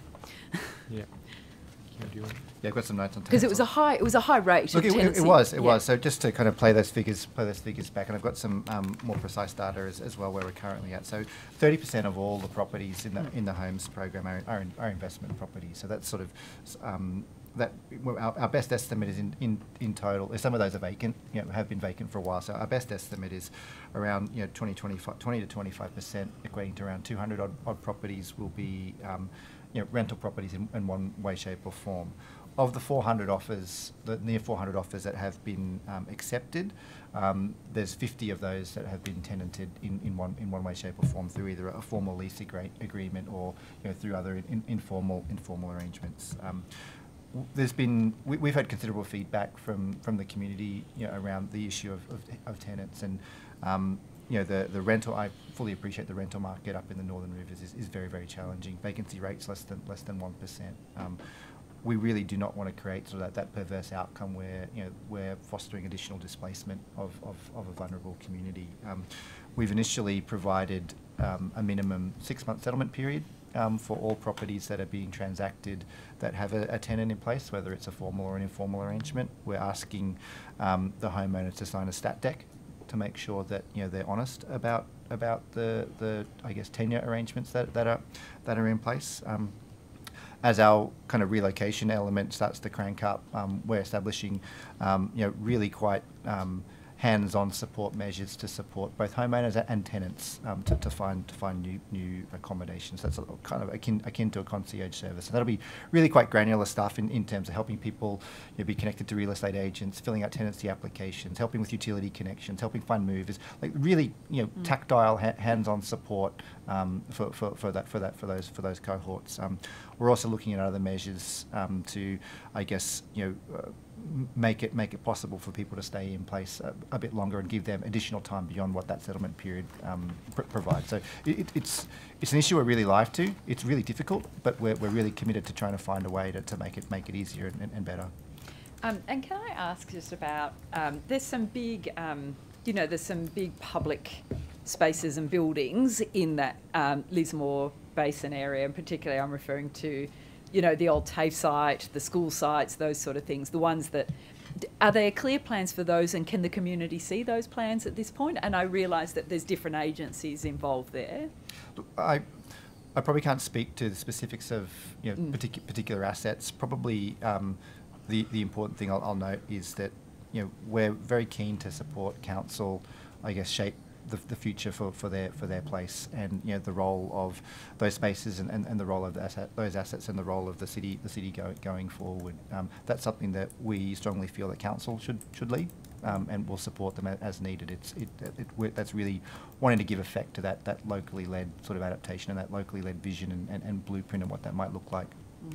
Yeah, it's is there well, council will do, but in terms of the advice that council's getting in terms of the those tenures, I'm assuming they're getting all of that connected advice If it's a Department of Education building or a department. Just to kind of give effect to that, we've established what we call a reconstruction steering committee, where all those sort of state agencies and all the councils are invited, and they meet on a monthly basis to coordinate, I guess, the progress of the reconstruction of those public assets. And that's as the plans start to crystallise for what the future of those would be. That will be the forum that connection kind of happens. And is there a cost? Who will bear the cost ultimately of those? Will that cost be borne? Obviously, it's too much for the council to bear. Perhaps that's on for Matt to, maybe Matt can do that. The cost of the reconstruction, where does that come from? In terms of, I'm sort of mainly talking, if we've got some really, the big TAFE building, if they're not going to be commenced again, which I imagine they won't, who's going to bear the cost of maybe the removal or the change, or how that will work? Yeah, it's a good question. It goes to Mr. Draper's comments earlier a little bit in that the disaster recovery funding arrangements that are a bilateral agreement between the Commonwealth and the state will fund the restoration of assets, essential public assets like schools and hospitals and so on, but only to a pre-disaster state. So that presents some difficulties, I guess, for the re-establishment in other places, or the rebuilding of those assets in places that aren't restoring it to an existing state of where it was damaged earlier. So if the council said actually the best outcome here would be demolition and replace it with parkland, is there an entry level? Yeah, the Reconstruction Corp would, or the state would be able to accommodate that, or we don't have those guidelines yet, or there's some programs, as Mr. Draper said, are under Category D of the DRFA, which would cover community asset restoration, and also there's pure betterment programs which would potentially allow for the relocation of those assets. There is the Commonwealth Disaster Ready Fund as well, which is a sort of the Commonwealth's flagship fund around pure resilience projects, so ones that aren't linked specifically to the restoration of an asset in situ where it was damaged. That amounts to about $200 million per annum across the country in 5 rounds. So it's not a huge amount of money once you divvy it up across the various applications that might come in for that support. So I wouldn't say that there is a huge bucket of money sitting around for these types of projects. But we're just trying to leverage as much as we can the money that we have in the programs that have been established. Is there an audit of the risk of some of those seriously decaying assets? Is that something that we have a lens on? Yeah, in terms of the risk going forward and future exposure. Yeah, if something. Do we have plans for? Some of those big assets that are just sitting there. And so in terms of the disaster adaptation plans, which the Reconstruction Authority is responsible for, will ultimately look at hazard risk going forward and identify what assets are, I suppose, critical infrastructure, and also identify a range of mitigation strategies that could be made available to do that. As a result of that process, we'll understand what the exposure of these assets is, what might be their adaptation pathways ostensibly. Do you feel like the RA has, is there, in terms of communication and the RA's role, the former NRRC role, there was a lot of criticism around the way in which, or the way it didn't communicate broadly, and the absence of a perceived communication strategy. Do you feel that that's improved and that's changed, or have people just got used to what's happening? I would say, and Mr. Hendicott can comment because he works and lives in that community. But I would say it's improved, but it's not so much for us to judge in a way. We're sort of doing our best, but it's for others to judge how well we're doing. The things I think that have improved, we've definitely ramped up our resourcing for communication. So we have a team there that's really engaged on that. We've established this community leaders forum that we've referred to a few times, and in a way we use that as a channel for communicating with the whole community. Both they advise us about things in the community that are really causing angst, but also they're sort of a channel for us to get information back out. And I think the other thing that we've done is what I mentioned earlier, is those door knocking. We've door knocked, I think it might be thousands of homes, and made contact with a lot of people who actually had lost, hadn't had contact from anybody, and hadn't also, in a lot of cases, hadn't accessed programs that the government had set up a long time ago, and they didn't have any contact with any of the recovery support services that are in the community.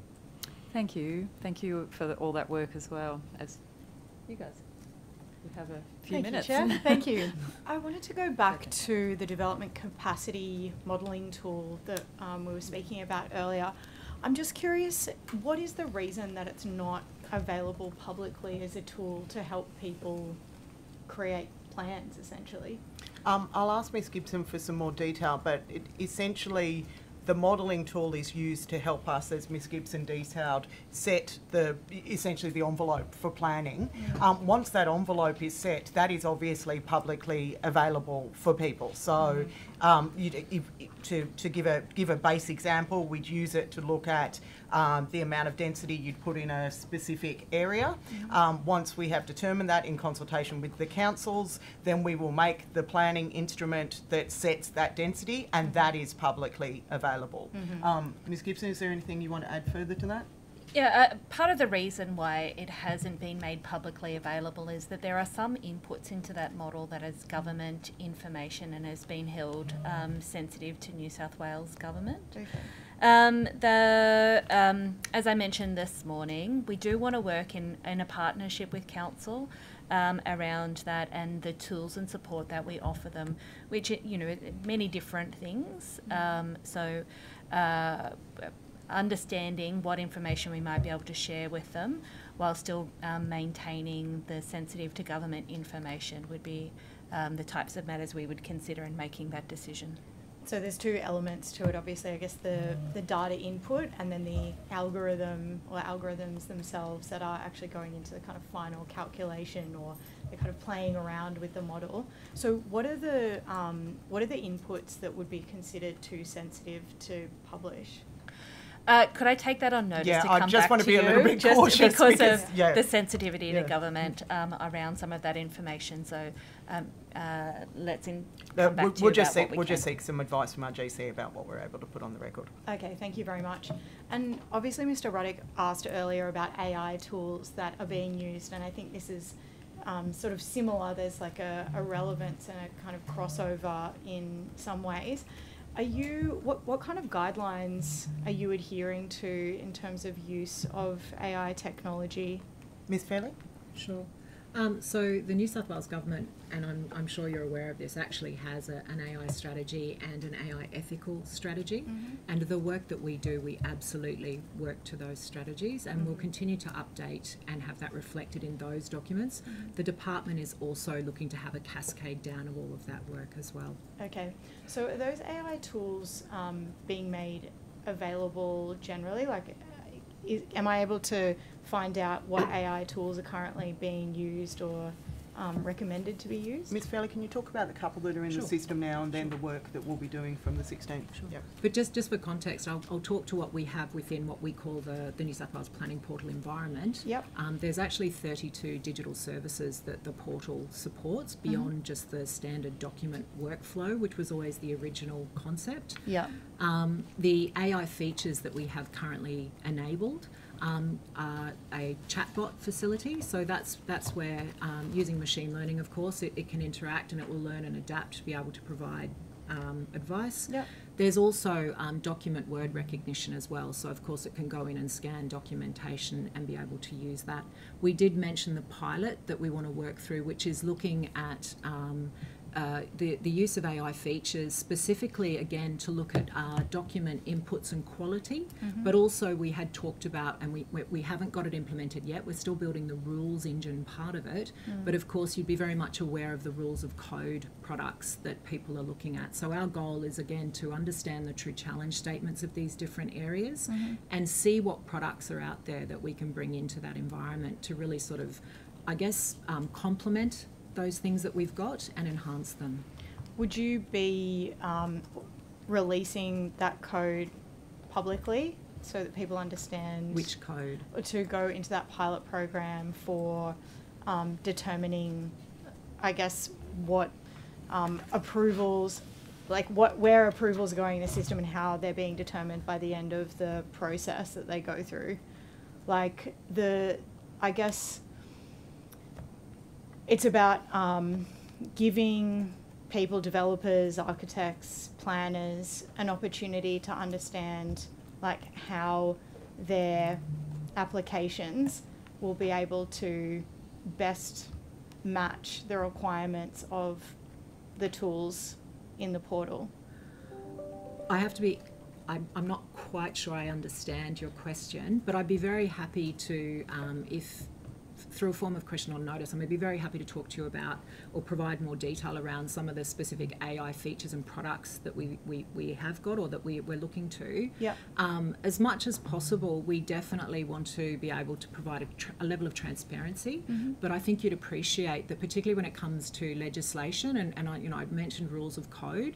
I think at this point, what the sorts of things that we want to look at is making sure that that we're able to define the rules that can then be taken out and then used by other developers through the rules of code products. So they're two, if you like, they're almost two different things, right? We have the legislation and we define the rules through a rules engine. Yeah. And then that information can be provided to those people that produce those rules of code products that would read those rules and be able to apply them. And that is our intention, to be able to do that. Yeah, okay. Yeah, and I think it's fair to say that, the intent of this is to make the planning system simpler and faster for everyone. Yes. So that includes developers and industry. Absolutely. Yeah, okay, so it's really about making sure that those tools that can be developed publicly will be able to align closely with the portal capabilities. And the project that we're about to launch is absolutely taking that approach. Yes. Yep. Fabulous. Thank you so much.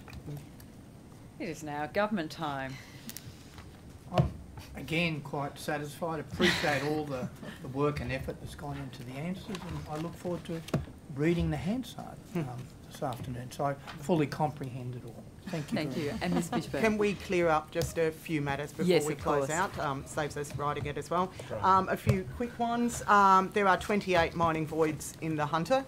You asked that question, I believe, specifically. There is no reductions in dwellings at French's Forest and Brookvale, so I'm not quite sure where that has come from.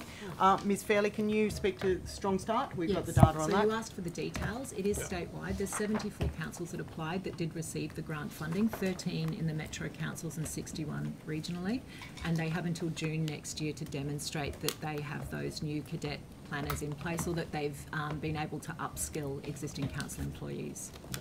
So we'll do an evaluation at that point. And wind farms, Ms. Sargent. Yes, so the 2016 wind guidelines are still current. The department has been doing a lot of work this year to revise those guidelines, and we intend to publicly exhibit them, and we expect that to happen shortly. Fantastic. Can I take a minute as well to thank my staff who are here for their excellent questions. They've performed wonderfully. I think we've got many of those their first time. You'd never guess it. Can I also put on the record, I want to thank the staff in the department who prepare for budget estimates. We're only as good as the information we get. There are far too many of them to name, but they have done a tremendous amount of work. I hope they're not still watching because it's Friday afternoon. I'd like to think they're, enjoying a glass of wine at the end of the week, but if they are watching, thank you. It is enormously appreciated. Can I also thank the committee as well? Firstly, we believe that we should be questioned, and that's a rich part of democracy, but you've treated my staff with the utmost respect for their professionalism, and it has been greatly appreciated. Thank you. Oh, thank you. And on behalf of the committee, we thank you all, and we do know how much goes into it, and we do very much appreciate it. It helps us enormously exercise the functions that we've been put in this place to be able to do. So thank you to all of you for your attendance today. And the committee secretariat, as always, will be in touch in the near future regarding any questions taken on notice and any supplementary questions. Thank you all, and have a wonderful weekend. Thank you. Thank you, Chair.